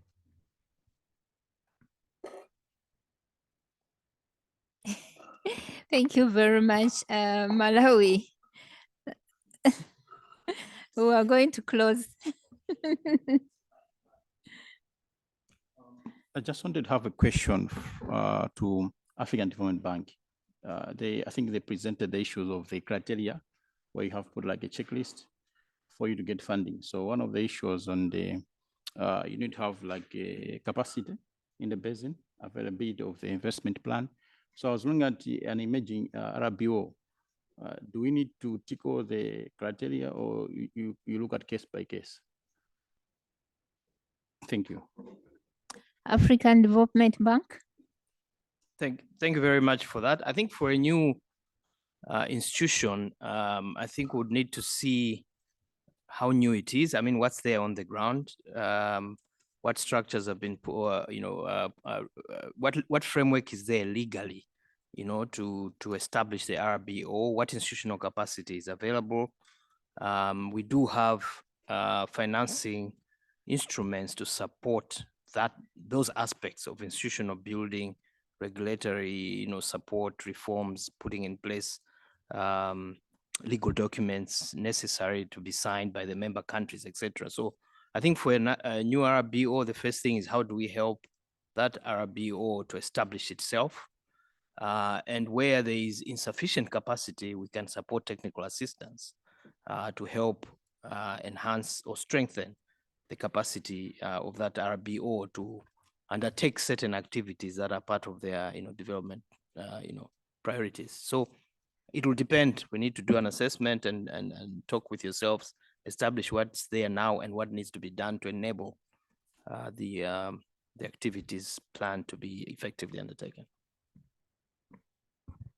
Okay, thank you very much. But you can have a bilateral discussion after this session.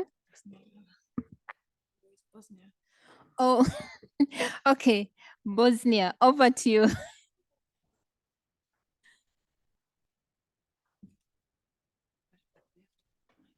Bosnia has a very positive experience in cooperation with financial institutions in numerous projects. Most of them were transboundary. One of the examples of a good regional project in the region, we share with Croatia, Bosnia and Herzegovina, Serbia, Montenegro, and Albania, was the big JEF project so-called dictas, Danare-Karst aquifer project. It was a classic example of cross-border or transboundary project, and we have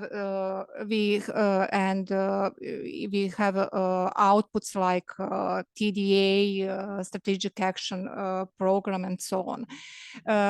It's a long time that we are talking about extension of this project. We expect dictas to all of countries, and I don't know, maybe it's not opportunity to ask for some specific project. I want to ask a lady from Jeff, does she have some information about status of this concretely project? Thank you. Sorry. No, thank you very much for sharing that. Of course, we know this is a forum for us to network, to share experiences. So I'm sure that from the session that we've had, you've been able to identify some potential partners that you can collaborate with in terms of financing. Maybe you can do bilateral meetings later in the evening. So thank you very much for listening to us and for all your contributions. I thank the panelists for all your inputs. You know, we really appreciate. Thank you.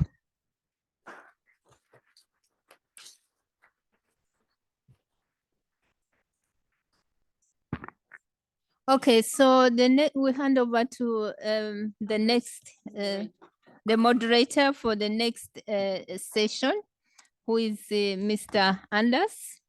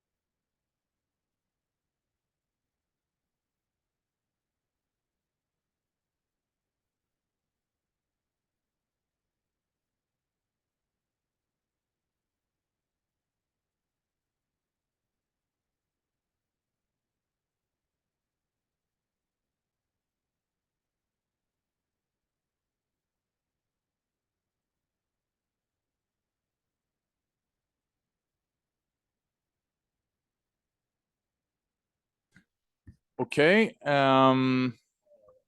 this was a great session. We are continuing with another good session, and maybe I can ask we already have, okay, they're coming up. The panelists that are here, Tracy and Maria.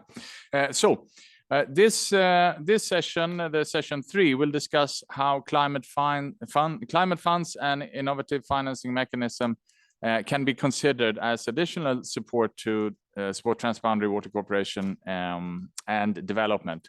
We've talked a lot so far and mainly about public funds, and this is in a way that too, and tomorrow we'll talk more about private funding. But now this one will focus more on climate funds and innovative financing. And what we would like what we've asked the presenters here to focus on in their presentation is a few questions. So how to access climate finance for transboundary water management? What could it be used for, and be concrete? What kind of innovative financing mechanisms could be used? How can countries, RBOs, access them and use them in the best way? So we have 3 speakers who will share their insights and experience on this topic. You see them here on screen or up at your screen. First, we have Mr. Bapon Fakhrudin, who is a water resources management senior specialist at the Green Climate Fund. He will speak to us first online. We also have Tracy Molefi, who is the program coordinator at OCACOM. And we also have Ms. Maria Gwen, who is a senior research fellow at the International Law Institute at the University of Bonn, and she's also the former member of the governing council of Itaipu Binational. We have for this session up until 5, and then we'll move into a marketplace. So we'll have to be relatively quick. So what I will do is that I will ask all of you who are here to collect your questions, and then depending on how much time we'll have, we will do questions towards the end. Actually, let me ask the secretary, should we actually allow for questions for Mr. Fakhrudin, because he's at the COP, perhaps. So after the first, so I'm changing my mind here. Being flexible and adaptable, we have to be that. Anyone working on transboundary has to be that. We'll take questions after the first, a couple of questions after the first intervention, and then we'll take the 2 remaining presentations, and then we'll take another round of questions. So without further ado, let me introduce Mr. Bapun Fakhrudin from the Green Climate Fund, and he will talk to us about how can countries and RBOs access climate funding for transboundary and regional water management activities. What conditions needs to be met? And you have 10 minutes, and you're going to join us online. I believe you're in Dubai. So please, the floor is yours, Mr. Fakhrudin. Thank you so much, Chair, and it's been a pleasure to join online, unfortunately, because we are all actually in COP running again the water session in various days. As the moderator already defined the boundary, that the question actually how we really access financing for transboundary water management and what are the process. I'd just like to a little bit capture that the Green Climate Fund, what is our strategy on the water sector and how we actually support countries to accessing transboundary or river basin management, as well as cooperation among the transboundary countries. So starting with next slide, please. Yeah, as you can see that one of the key features for GCF is actually we are not just providing a finance to projects, it's a more like a catalytic financing, which also a country driven. So where actually you not only provide projects, but also you support a readiness financing so that could build the capacity for the countries to enhance their, in this particular case, maybe a hydrometeorological understanding, how to access the bigger climate finance and what are the understanding about climate variability and climate change. And we all work through the partnerships with the countries, which we call like a country access entity. UN, most of the UN organization is also our access entity, as well as the MVP. And our project mostly support a 50-50 adaptation and mitigation. And you maybe know that water actually covers both mitigation and adaptation side of it, which is quite balance on the river basin management, and it has a quite high risk appetite as an organization, just de-risking any kind of intervention that maybe a private sector want to engage or other investor like to be work together. Maybe go to the next slide, please. The overall, as you maybe know that so far GCF has been invested about $13.5 billion, and together with the project, it's actually created an impact at $1.8 billion overall investment. And out of that, overall water financing is actually $3.5 billion. Next slide, please.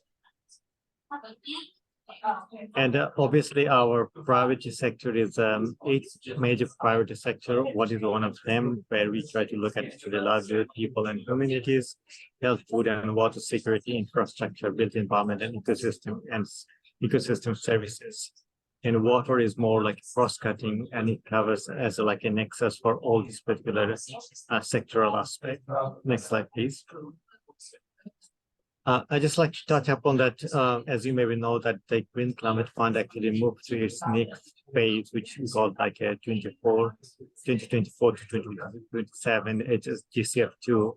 And our ED has been pledged a sort of like a vision for 50 by 30, which means by 2030, we'd like to actually mobilize $50 billion into the market. And water obviously play a critical role here.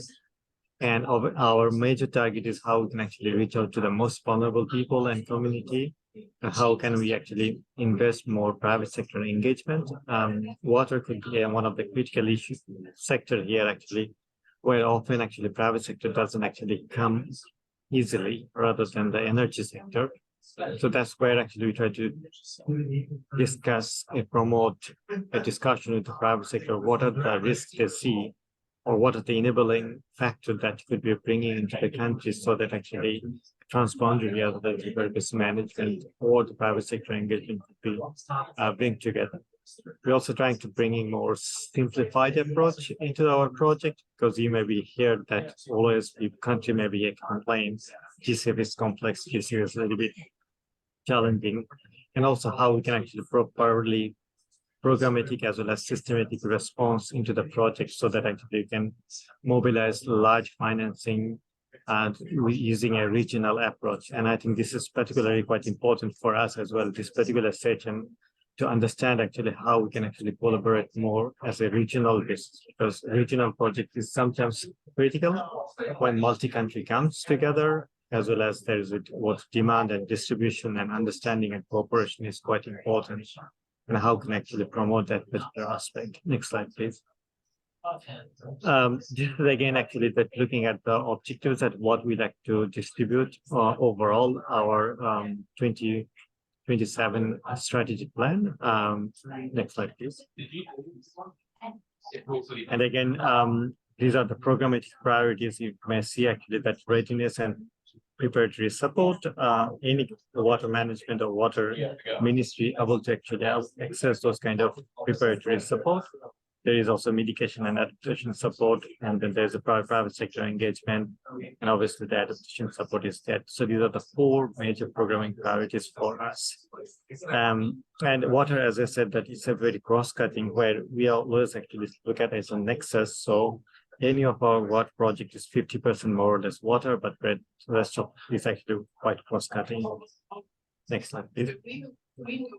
And then obviously this is the regional distribution, that how actually the project has been supported over the different countries. And as you can see that a majority of the project for the water is more on the adaptation project for GC.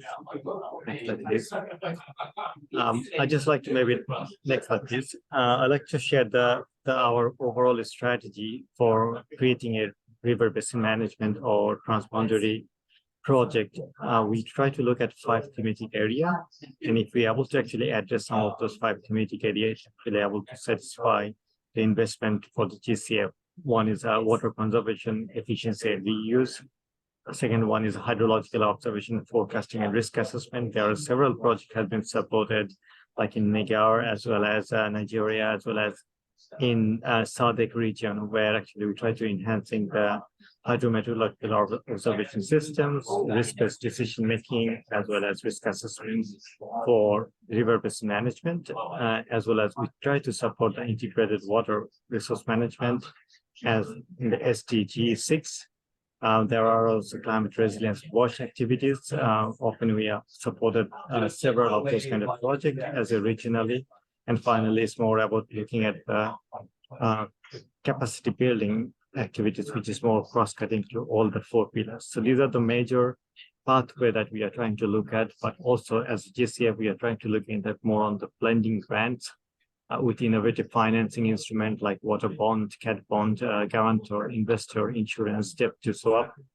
Those kind of instruments to bringing into to asset to consider water as an asset class, and how actually that could be enhanced to the utility service provider or wastewater treatment plant, as well as other networking activities. Next slide, please. One of the approaches, again, I'll try to mention here that we try to look at it more on the nexus approach. So where we look at the natural resource management, looking at social aspect as well as institutional aspect is quite important. And we have developed a sector guidelines as well as a project preparation guidelines, which could be enable countries who like to access some of those transboundary project to accessing finance using those sector guides. Next slide, please. One of our major approaches actually how we look at the structural approach or project design approach using some step-by-step process looking at climate hazard, vulnerability, as well as exposure, and so that actually a risk-based decision could be made by countries. Next slide, please. So here I can just try to give an example that how the GCF actually tried to assess overall the water project. Here is we have a more or less 6 investment criteria, and which is quite important for any country who like to design a water-related project. It's basically the impact potential, how we're bringing the innovation, which is called paradigm shift, looking at sustainable development, sustaining project, as well as it's need to be recipient needs. So that means the country need to be request such kind of project, and as well as how we can actually promote the country ownership and efficiency and effectiveness. So these are the 6 investment criteria is quite critical for any of the GCF financing accessing. And we kindly request our countries actually when they design any project or develop any project, discuss with us as a co-design aspect and how actually we maintain some of these investment criteria. Next slide, please. And this is here, this may be the last slide where you can actually find a step-by-step approach to understand the project development process for the GCF using GCF investment criteria, and also Annexure 2, which talks about more about the practical application, how actually you can use, what kind of tools could be utilized to understanding the climate impact into the water sector or transboundary water management perspectives. But in principle, regional projects sometimes difficult. Regional project has a lot of conflict resolution. So we welcome design such kind of project. There are several examples there. Mekong Formation could be one. You can look at where actually we are able to invest quite a good project and other activities. With these things, I'd just like to thank you so much. Any questions, feel free to ask me. Thank you. Thank you very much, Bapon. Much appreciated, and thanks for keeping to the time as well. Let's open up the floor for any quick questions. So please raise your tag. Okay, we have one question from Chad. Let's see if there is one more. We take both of them. Oh, okay, we have Botswana. Okay, so first Chad and then Botswana, please. Please, Chad.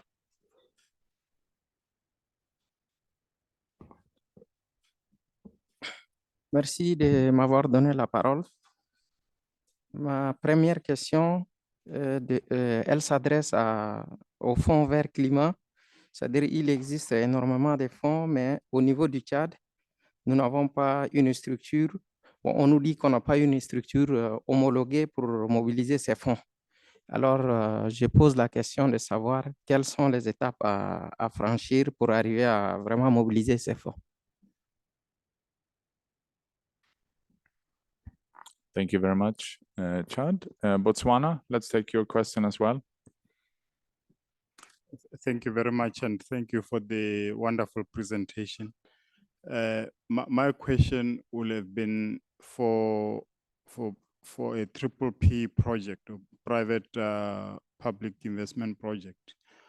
How will the parties come into play in terms of utilizing some of this Green Climate Fund?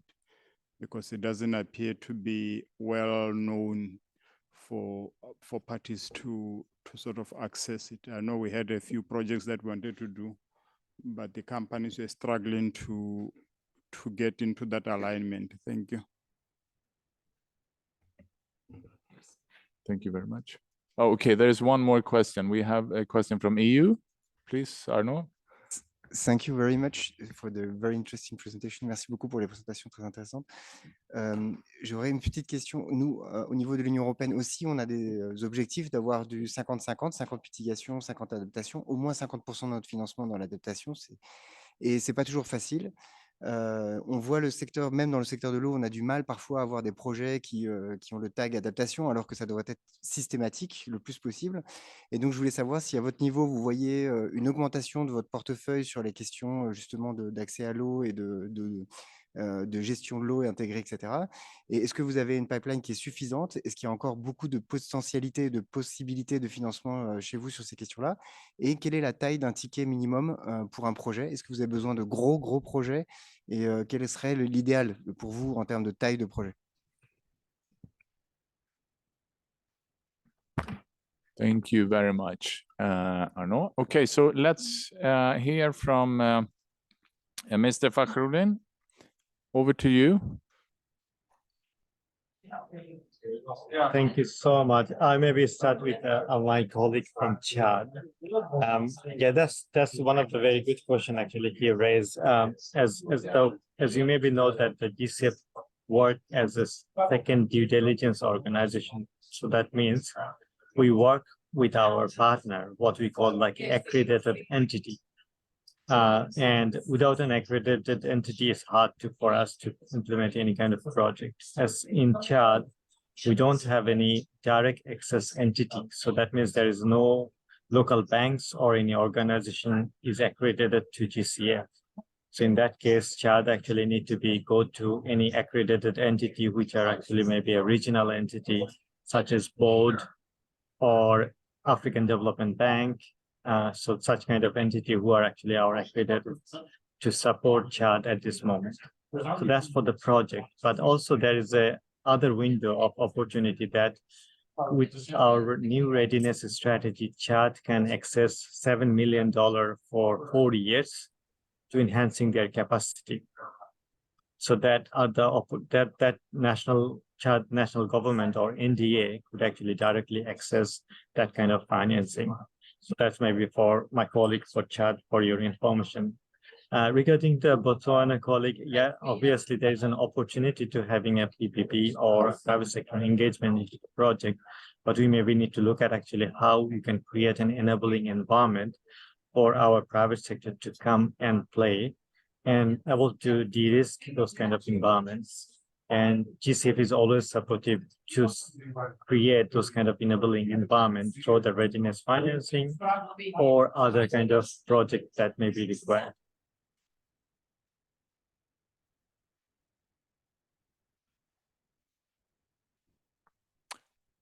So, thank you very much. Did you get the question from the EU as well? Vapon?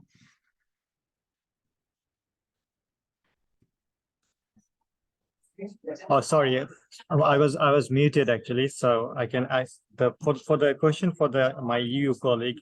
That also very interesting question, and I fully agree that it's not always possible to 50-50, especially for the water sector. So we try to balance like our energy project versus water project. But as I mentioned, that water project is mostly adaptation project and cross-cutting. But in GCF, we have actually several project tagging or what you call like a project ticketing.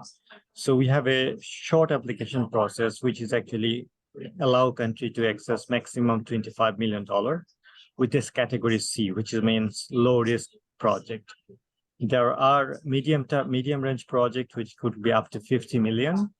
And there is also large project, which doesn't have any kind of ticket for the upper limit. So it can go up to $1 billion. So last year we actually funded to DBSA, one of the national entity in South Africa, $1.5 billion project.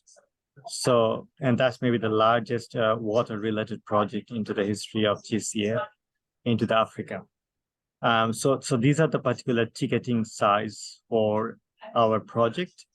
And we are a small team. We are not a big team in GCF. In the water sector, it's actually quite a small team work to managing almost so we already mobilized $3.5 billion. But at this moment in our pipeline, we have actually more than $2.5 billion water-related project. And most of them are actually trying to support all those 5 pathways that we mentioned. And one of the critical pathways is obviously the integrated water resource management and also the river basin management or catchment management, which covers multiple countries or transboundary rivers. Thank you. Thank you so much. Maybe just one very quick small question from me before we move on. And you mentioned the simplification of the process and that entities sometimes think it's cumbersome and problematic to apply. I wonder whether you can give us any timeline for that. Is that a process that's sort of going on all the time, or is it a process that has a beginning and an end? If you can briefly touch upon this. Thank you. Excellent question. To be frank, we have actually changed. We looked at our project origination to the board approval, and we saw actually most of the time we spent a large amount of time on the transitioning concept note. So we moved forward from there on to having a more co-design approach, so that actually we reduce those transactions between the GCF as well as the countries. And we had an example that we designed a project within 3 months and able to mobilize financing, within 9 months. So, on an average, to answer your question, our average ticketing for project origination to board approval is 1 year, 2 months to 1 year, 3 months. But there are certain cases it could go up to 2 years or 2.5 years. But also there is an example that we can actually mobilize the financing within 6 months, which is like a short application process. We call it SAP project, low risk category project that could go much faster, but that has a small cap up to maximum $25 million. Okay, thank you very much. And thank you for responding to the questions. Let's move on then to the next presentation. And that's going to be from Tracy Molefi from Okacom.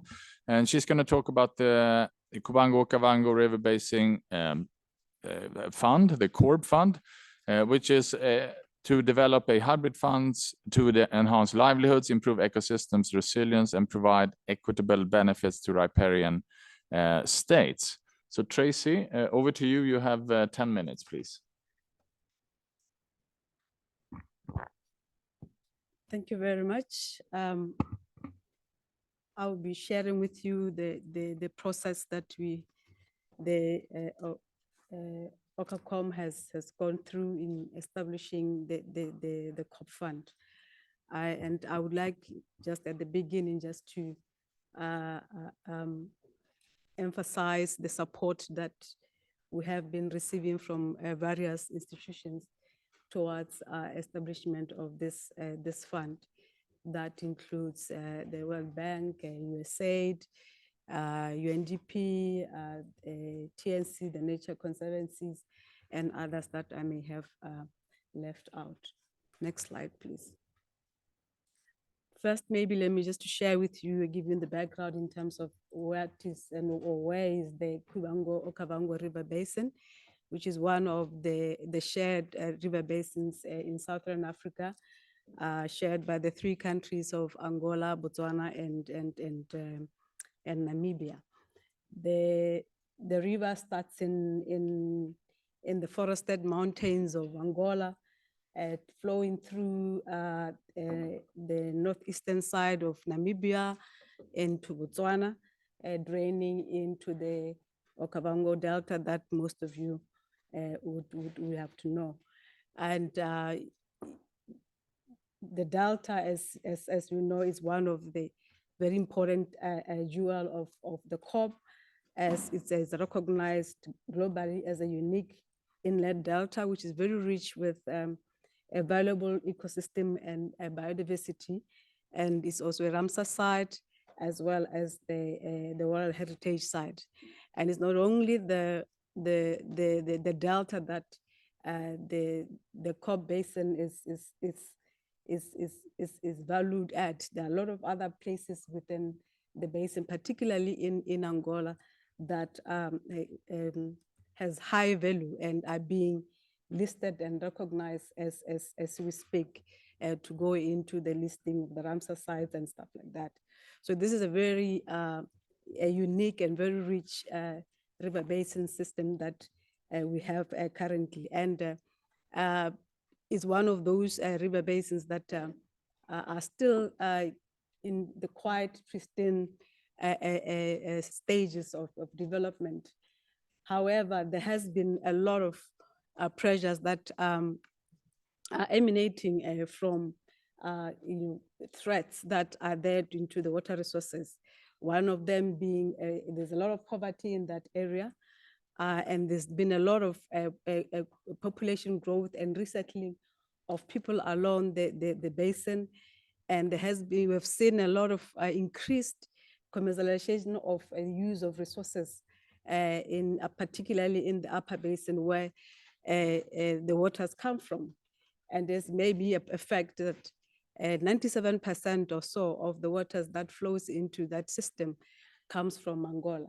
The other two countries contribute very little indeed. However, a lot of work is, a lot of usage is being done in Botswana and in Namibia as it stands right now.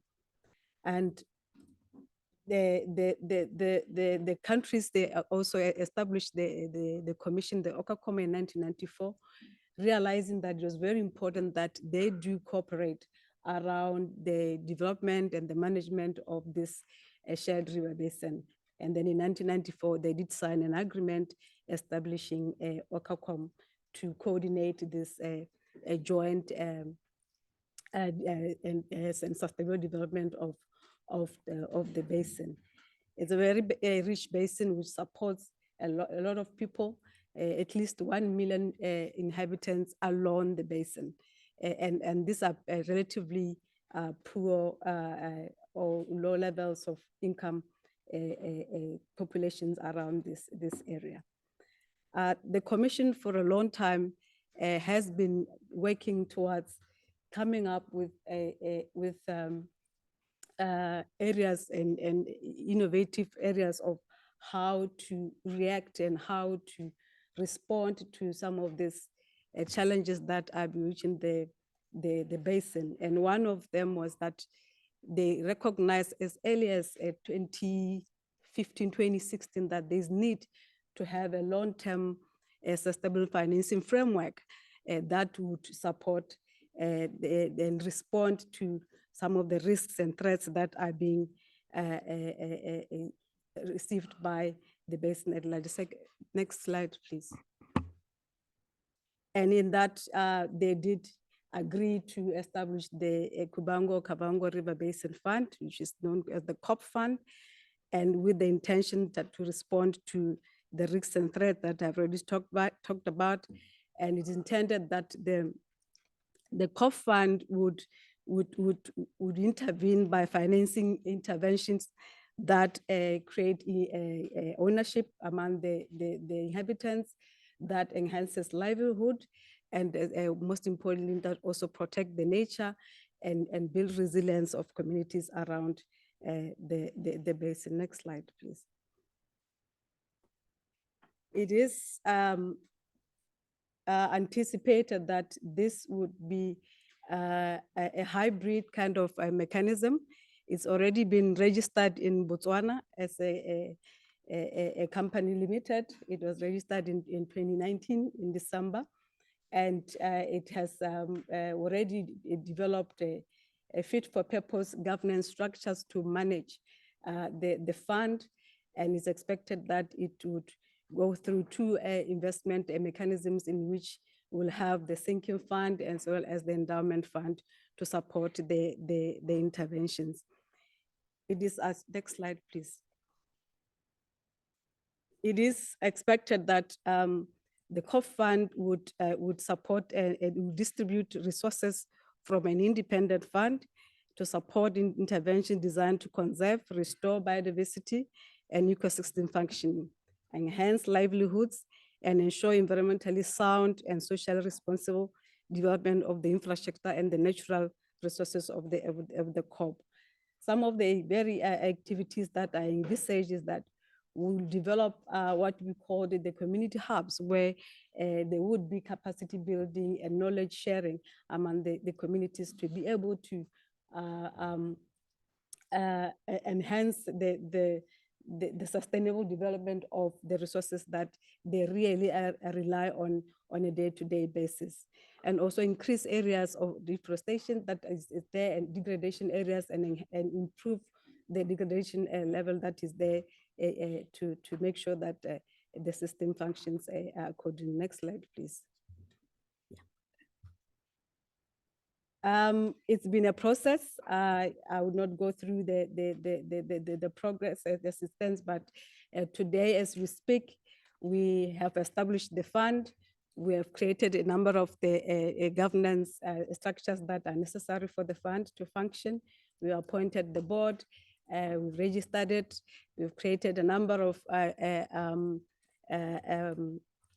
instruments that are used will be used to guide the fund. We have done the institution, the constitution of the fund, the marketing strategies, and so forth. So we are at that level. Next slide, please. So we are here where we are now trying to resource mobilize for the two vehicles of investment, being the sinking fund and the investment phase. We at this point, it's very important that we need to raise that asset capital that would go into the sinking fund of the COP fund to be able to undertake a demonstration interventions that would also go on in a far way into a proof of concept of why it's important that we go through with the COP fund. Next slide, please. The value proposition of the COP fund already indicated that the combined return on investment would go to 7 to 1, which meaning that every dollar that is being spent on resilient development, the communities will accrue $7 worth of benefits. And therefore, that would take us to at least more than 1 million beneficiary, and with the net value of benefits exceeding 1.2 billion. Next slide, please.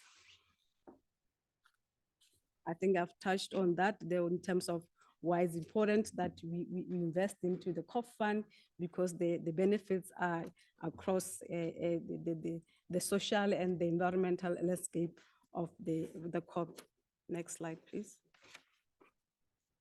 Also that, as I said earlier, the basin is already an ecosystem of value, and it's a global public good, and it's very important that we do the best we can to maintain the status quo, but that also improving livelihood. So investing in the COP fund would really be go away into even achieving and some of the sustainable development goals.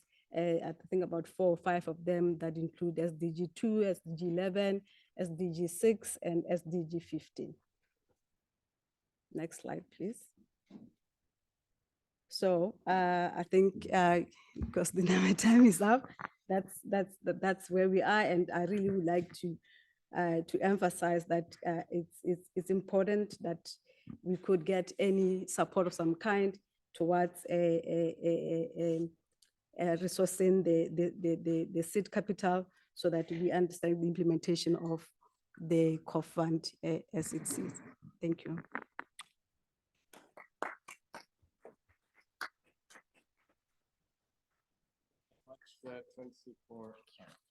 Sorry. Thank you very much, Tracy, for outlining this exciting initiative of the CORP Fund. We will keep your questions for Tracy. We'll move straight to Maria, and we take questions for both of them towards the end. Maria Gwen, who will speak to us about how can energy production revenues be used to support transboundary water cooperation and management activities in shared basins. And the example is coming from the Itaipu binational. So over to you, Maria. You have 10 minutes as well. Thank you. To NEC for the invitation to be sharing with you how we can also use the energy production revenues to actually implement some activities within the WFN nexus, but also that helps us strengthen the transboundary cooperation and management activities in a basin. Next slide, please. So my examples are coming from the South American region. There we have La Plata Basin, and in La Plata Basin, one of the main rivers is an international river called Paraná. In this river, two countries, Paraguay and Brazil, signed a treaty to construct a dam and also create a binational entity, both with the same name called Itaipu. Next slide, please. Itaipu sells power to both countries, and in the cost of electricity service, so this power that is being sold to both countries, you have different components. The components I want to highlight is the exploitation cost, because within the cost of exploitation of Itaipu, which amounts to approximately 62%, there is also a component for social and environmental actions. Next slide, please. And what activities are being done within this budget? Well, first of all, the water management services, which include the flow of water, of monitoring and control of that flow. These are crucial for the estimations because this allows to have a planning for the energy production, but are also crucial for knowing in advance the water availability, but also for hydrological alerts, for example, so keeping this monitoring on a daily basis. Another important monitoring is done with that of climate, and it is one of the most important in the region, not only because the data has been gathered since the 70s, but today there are automatics and conventional stations gathering this data, which is fundamental. Next slide, please.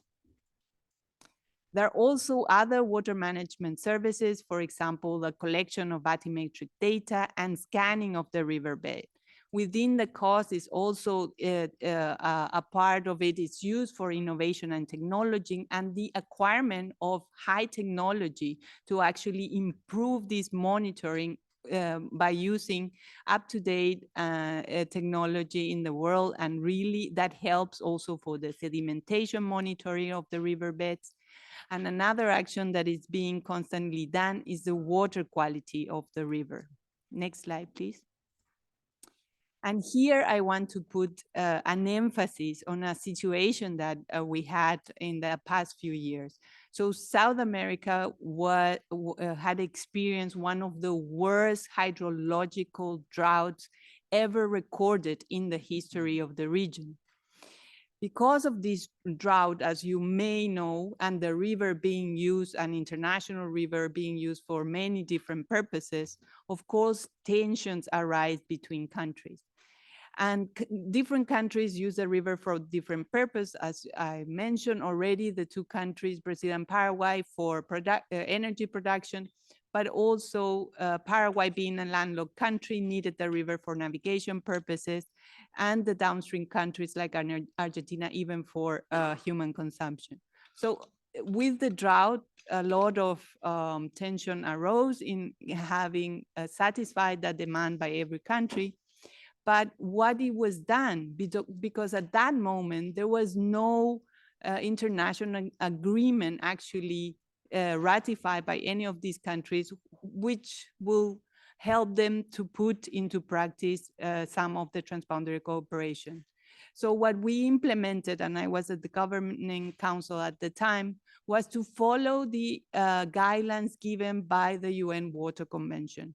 And there we apply exactly the principles that are contained in this convention, the principle of equitable and reasonable utilization of an international river, the principle of avoiding transboundary impacts and avoiding significant harm, and of course, the principle of cooperation.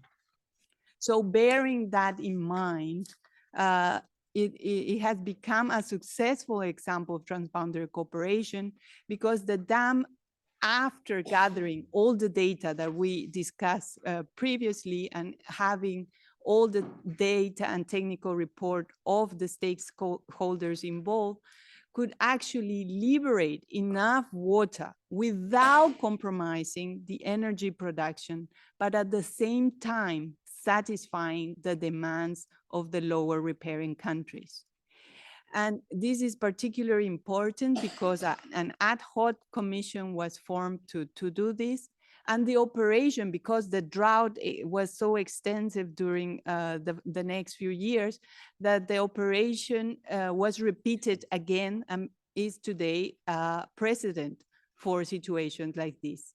We call the operation Special Operation Water Windows because the water was released on particular times, on particular dates, so that it wouldn't compromise the energy production as well. So all countries got the demand that they needed for the river, even in spite of the heavy droughts that were happening on the region. So you see here also the practical application of an important legal document like the UN Water Conventions put into practice to actually have a case of successful transboundary cooperation. Next slide, please. Some of the other services provided that include within the budget of Itaipu are the ecosystem services. Today, one of the most important reforestation projects in the whole of South America is being carried out by the binational entity Itaipu. And it's a project that is quite costly because it involves the native plants and native fruits to actually restore some of the degraded forests of the Alto Paraná. So this is not being done by any other country. It is a binational entity, the one investing into these actions. And this, of course, is helping all not only the flora, but also the fauna. As you may see, some of the animals that are there are today forming, again, one of the largest biological corridors in the region. Next slide, please. But because the budget also includes social and environmental actions, some of the social actions, for example, includes the work with local communities and indigenous people. Today, for example, we see tribes that are working together with the power plants to protect and preserve the ecosystem while gaining expertise and economic benefits and also awareness of more valuable to their land. And of course, the entity is also helping with a lot of women empowerment in their communities. Also extending the social actions to areas of the countries where are actually needed, not only in the region of influence, but for example, cases where in the western part of the countries, there was no access to water. So as part of these social actions as well, some water wells were invested in those regions, and now those communities can have water again. Next slide, please. So just to finish, the recent landmarks and works ahead. As a landmark, of course, it was very important to have a bilateral agreement between Paraguay and Brazil to include the social environmental responsibility as part of the mission of Itaipu. In the strategic planning of this binational entity, the modification of having actions not only in the area of influence, but on the but putting it area of interest, and thereby extending the reach of the actions to more parts of the countries. Also to have a balance between the legal certainty for long-term planning and some flexibility for short-term changes. The important thing and the message I want everybody to go away with is the transboundary cooperation is enabled by implementing activities for and by the WEF nexus. And at the same time, these new activities can bring more transboundary cooperation in others. So it's like a virtuous spiral, and that is exactly what we need to keep on with more sustainable development for our countries. Thank you very much. Thank you very much, Maria, for that presentation. So we have had two excellent presentations here, one focusing on the nexus, the water, environment, energy, food nexus, and one focusing on a especially dedicated fund for financial sustainability in the Okavango basin. So we have unfortunately only a few minutes, but I will open up now for any questions or comments from the floor before we move to the next session. So please, again, yeah, okay, we have Cameroon one. Let's see if there is anyone else. Okay, let's start with the Cameroon, and then I will keep my eyes open to see if there is anyone else. Cameroon, please. Oui, merci, monsieur le modérateur.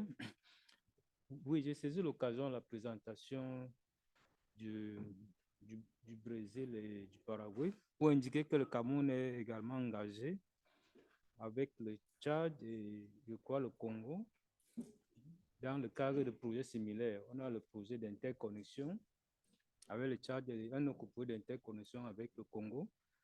Celui avec le Tchad, je crois qu'il a reçu déjà le financement de la BAD, mais celui avec le Congo, pas encore à se mettre en place parce que le financement à ce jour tarde toujours. Et j'ai saisi l'occasion de tous les bailleurs aujourd'hui qui sont présents pour justement appeler encore leur attention par rapport à ce projet qui est justement c'est un projet rentable vu les projets en matière d'industrialisation qui sont dans la sous-région qui vont permettre aux sociétés nationales d'électricité dans lesquelles les partenaires peuvent prendre des actions, mais également la commercialisation de l'énergie électrique dans le secteur de l'électricité, aussi bien au Tchad, au Cameroun, au Congo, et cette énergie pourrait même être également distribuée au Gabon, en Guinée équatoriale. Donc, puisque nous avons parlé d'un projet similaire avec le Brésil, donc j'appelais également l'attention des bailleurs ici présents pour les appeler à soutenir ce projet d'interconnexion entre le Cameroun et le Congo. Merci. Thank you very much, Cameroon. More of a comment and a call to development partners than a question, but I'll let the panelists respond. We have one more question here from Kazakhstan. So please, Kazakhstan. Благодарю, господин модератор. Я бы хотел поблагодарить выступление Мария Гвин, пример, который привела она по Итаипу, Бинациональ. Очень хороший опыт. Конечно, данная река, они используют в двух странах. Оба получают от этого прибыли, от энергетических, то есть за использование энергетических ресурсов они оба получают прибыли. У нас в Центральной Азии по реке Сырдарья чуть схема такая сложная. На самом деле там две страны используют воду для энергетических целей, а две страны для ирригации. Здесь перед нами стоит большая задача именно разработать механизм, водно-энергетический механизм, где все страны должны получить выгоду от этого. Мы в данном этапе, Казахстан как инициирует разработать данный механизм. Если есть здесь присутствующих в данном этапе опыты, которые имеют поделиться опытом. Тоже Мария Гвин в своем выступлении отметила, что они разработали соглашение на основании международных прав, международной конвенции. Но, к сожалению, у нас, которые мы делим реку Сырдарья, 4 страны, не все страны участники конвенции, поэтому здесь как бы опираться на международную конвенцию чуть сложноватый вопрос. Поэтому хотелось бы от вас услышать опыт для разработки дальнейшего механизма. Спасибо, у меня все.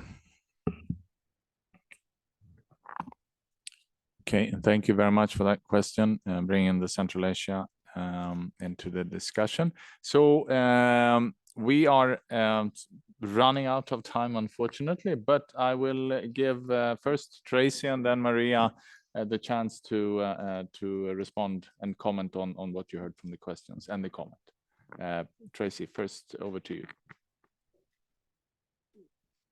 I know that the questions weren't directly related to you, but please comment if you feel like you would like to.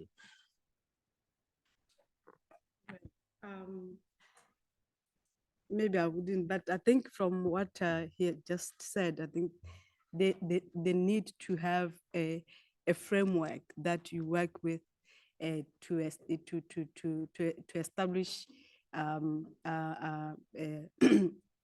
environment that would help you to start the discussions around how to access funding, or how to create a mechanism for accessing funding. So I think it's important to have that framework at the beginning that creates the environment for that. Thank you so much, Tracy. Maria, over to you.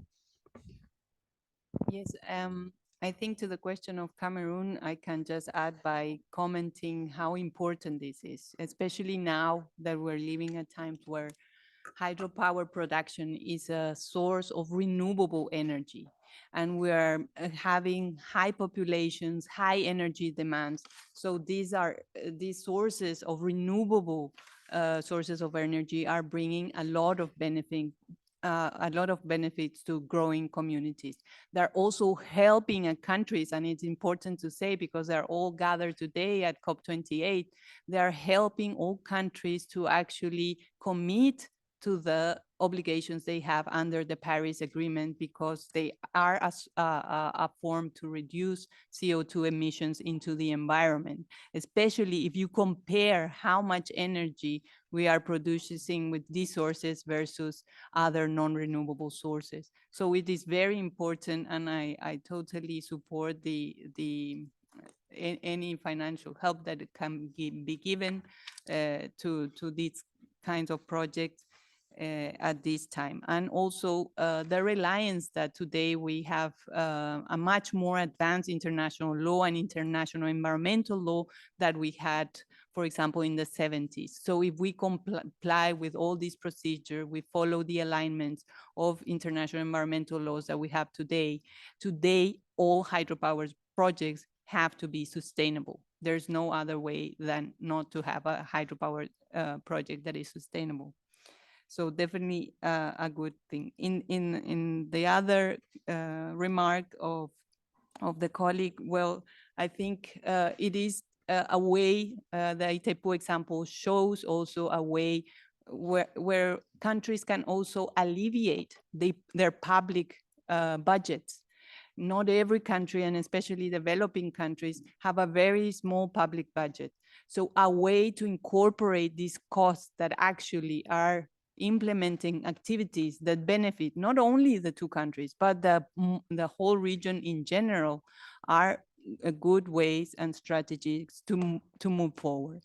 And this is contributing to the main purpose of the treaty that these two countries had originally signed in the 70s, so the energy production, but at the same time, taking care of the ecosystem, it's benefiting their production, but at the same time, the long-term development of the project. So incorporating these costs in those energy production revenues are very important. Thank you.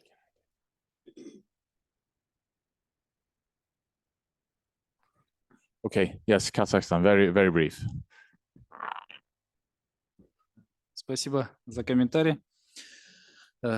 Я бы также хотел отметить, что нами, я как отметил, планируется разработка механизма водно-энергетического сотрудничества всеми странами Центральной Азии. И мы открыты дальнейшему сотрудничеству с международными организациями, которые здесь присутствуют, по привлечению международных экспертов. Если будет оказана вами финансовая поддержка, как бы Казахстан открыт для дальнейшего сотрудничества. Спасибо. Thank you very much. And thank you, Maria, for those comments. So I will just very briefly summarize before handing back to the Secretariat.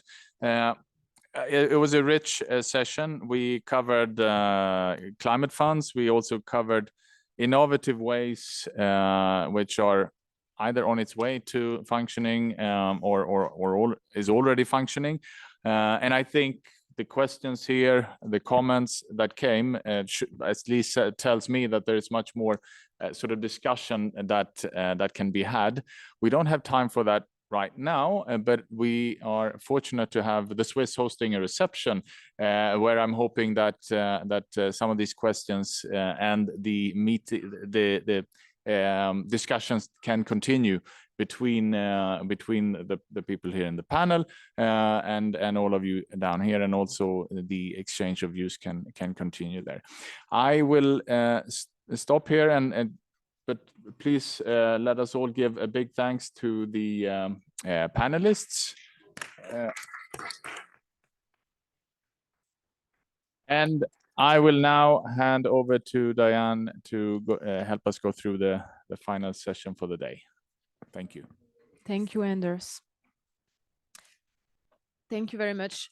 So we are now at the last part of the day, which will be an interactive part to wake us all up. So as mentioned at the beginning of today, we will now move to the marketplace. So as you know, this marketplace will provide a platform for countries, river basin organization, and other partners to exchange with a specific type of financial actors and also technical partners they are interested in, to ask them questions about their work, financing and funding mechanism when relevant, in order to explore potential common interests and opportunities for collaboration. So there will be 6 marketplaces ongoing now. Our colleague distributed a list to you. Just for your information, unfortunately, CAF is not here today at the end, so there is one less. So we have 5 in person here today and 1 online, the EIB one. So basically, most of the marketplace, 5 of them will be happening in this room. My colleague will now place some flip chart with the logos of the financial institution or organization hosting the marketplace to direct you. And 1 marketplace will be done outside, especially the one of the Asian Development Bank.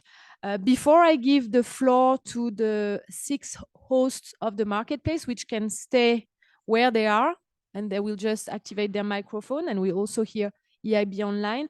I just want to let you know that, as you can see on the document that we shared, most of the marketplace are in English. We really apologize for that, but we don't have any marketplace completely in Spanish. So for those who are only speaking Spanish, our colleague from the Secretariat, Lucia Destrasser, who's over here, you can see on the left side, is available for anyone who might need like interpretation to follow one of the roundtable. And we also have our colleague Sasha, who's waving as well on the left, who can help for only Russian speaker, sorry. And finally, as I mentioned, there will be 1 room outside with the marketplace of the Asian Development Bank, and my colleague Tolga here on the right, and Lien, who's there, can accompany you there. It's just next door. It's just on the 2nd floor, and so they can bring you there. So now I will give the floor to the host for a very, very short pitch. I had initially told them that they had each 3 minutes, but I would like to suggest that you pitch your marketplace topic, focus in 1-2 minutes max, so that we have enough time then for participants to go to this informal marketplace and start speaking. Yeah, so please go ahead. Thanks a lot. So first of all, actually, Anders from the World Bank. Sorry, you got to listen to me too much today, but okay. So we're going to talk about World Bank modalities, of course, trust funds, but also other mechanisms, which include regional IDA, regional IBRD, and if you get to our table, which I will co-moderate with my colleague Katja Havens, we will explain more details of how these options work. Thank you.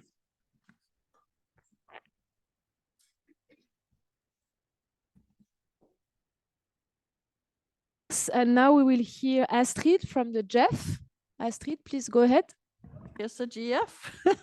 We can meet around here. So the Global Environment Facility is a financing mechanism for all the big, one of the financing mechanisms of many of the multilateral environmental agreements.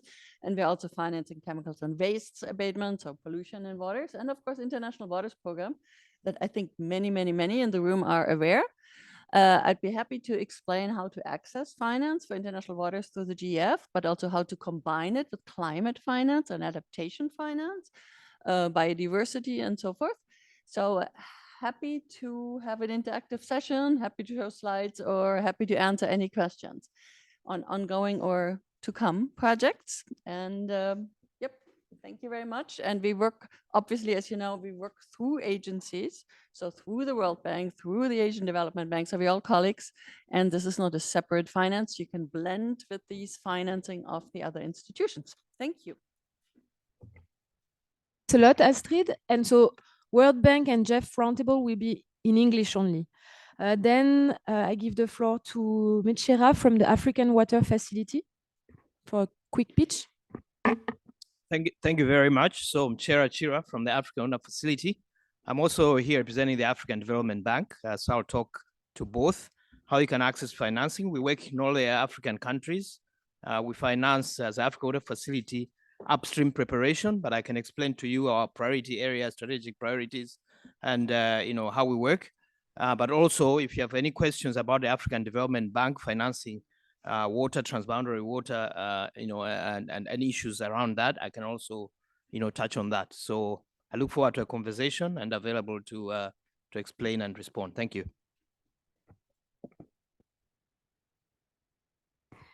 Thanks a lot.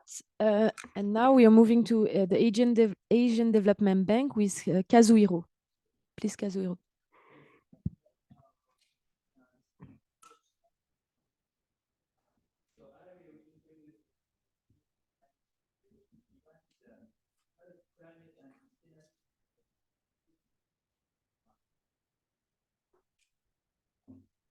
Sorry. I introduced two financial opportunity. One is a Climate and Sustainability Project Preparatory Fund. This is proposed one, so we are preparing, discussing with several countries. And this is to support preparation of eligible regional project in the CAREC region, so Central Asia Regional Cooperation or Economic Program region. And another is a water financing partnership facility. This is for all Asian Development Bank, so supporting countries to enhance project design and implementation or piloting of something. Like I'm actually getting this budget for water energy nexus modeling, for example. So my room is a different place. So if somebody is so interested in, please come join us. Thank you. Thanks a lot, Kazuhiro. And then we'll hear Mr. Arnaud Devancey from the European Commission, who will do a first round in French and then a second round in English during the roundtable. But now you can only speak English. Thanks. Voilà, donc la session en français, premier round en français. Deuxième en anglais. La coopération transfrontalière à l'Union européenne, c'est dans notre ADN. L'Union européenne a été créée sur le partage d'une ressource rare et stratégique qui était le charbon et l'acier. Et nous avons essayé de reproduire ça sur les questions d'eau. Et grâce à nous avons un cadre intégré très poussé sur cet aspect-là. Et c'est pour ça que nous sommes engagés au niveau international à travailler sur ce sujet à tous les niveaux, du niveau international jusqu'au niveau local. Et donc, j'essaierai de vous présenter un petit peu l'ensemble de notre portefeuille, de nos actions sur ce sujet, et pour que vous puissiez mieux naviguer un petit peu sur l'ensemble de ce que l'on fait et comprendre notre action sur ce sujet-là, et qu'on puisse aussi, que vous puissiez aussi nous approcher plus facilement et savoir à quel niveau nous approcher pour avoir des appuis sur ce sujet crucial pour l'avenir de notre planète. Merci. Thank you. And the last one, we will hear Emmanuel Chaponnière from EIB, the European Investment Bank, who's online.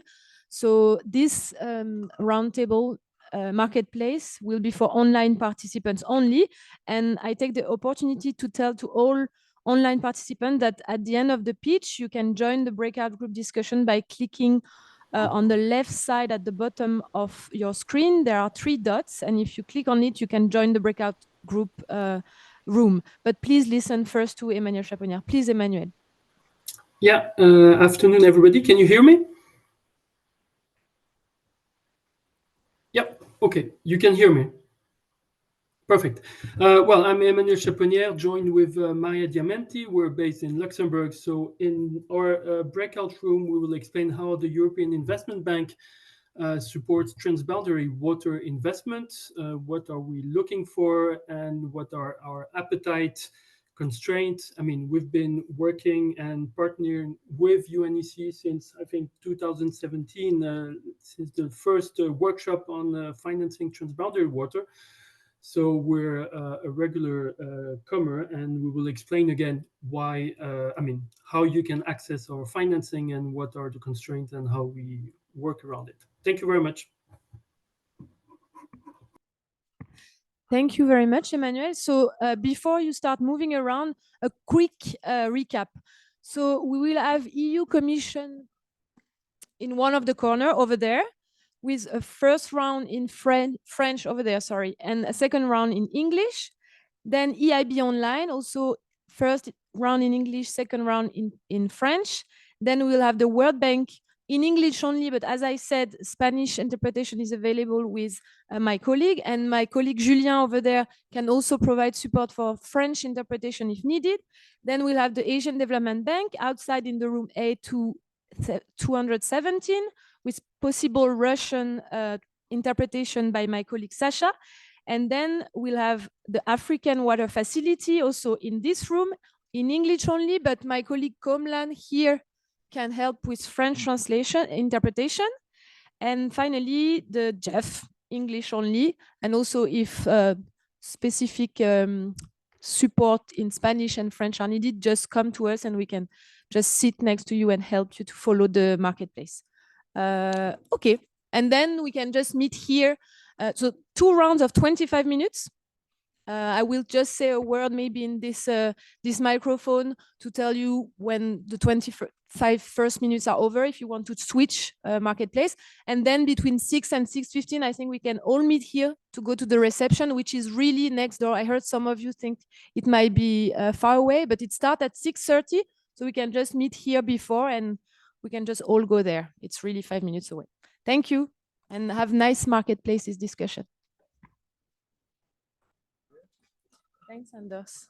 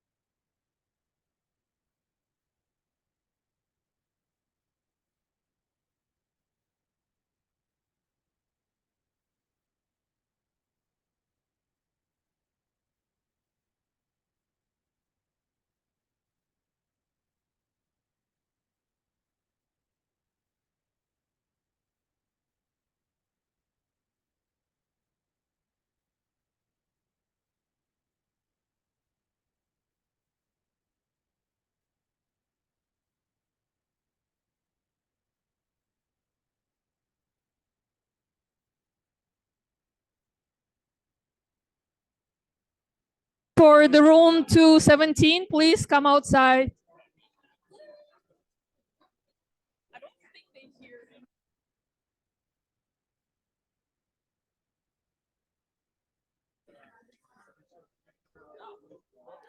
Participants for the room 217, please go outside of the room.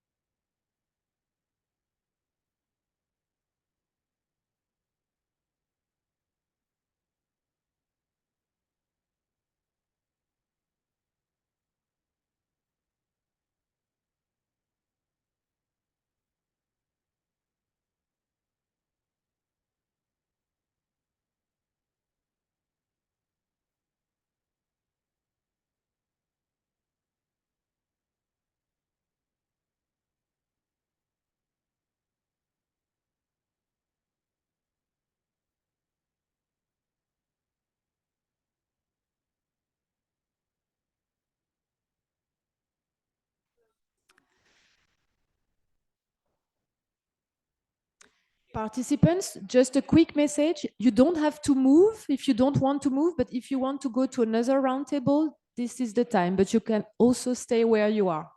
It's just in terms of time, we have 25 more minutes. So if you want to use them to go somewhere else, please feel free to.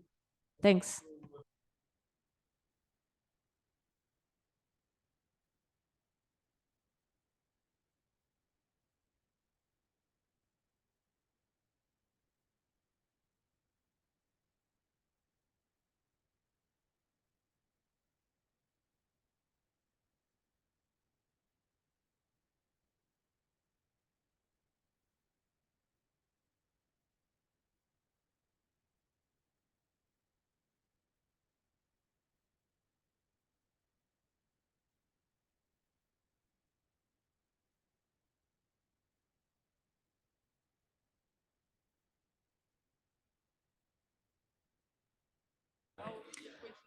And if some people want to go to the Asian Development Bank marketplace, please follow Tolga.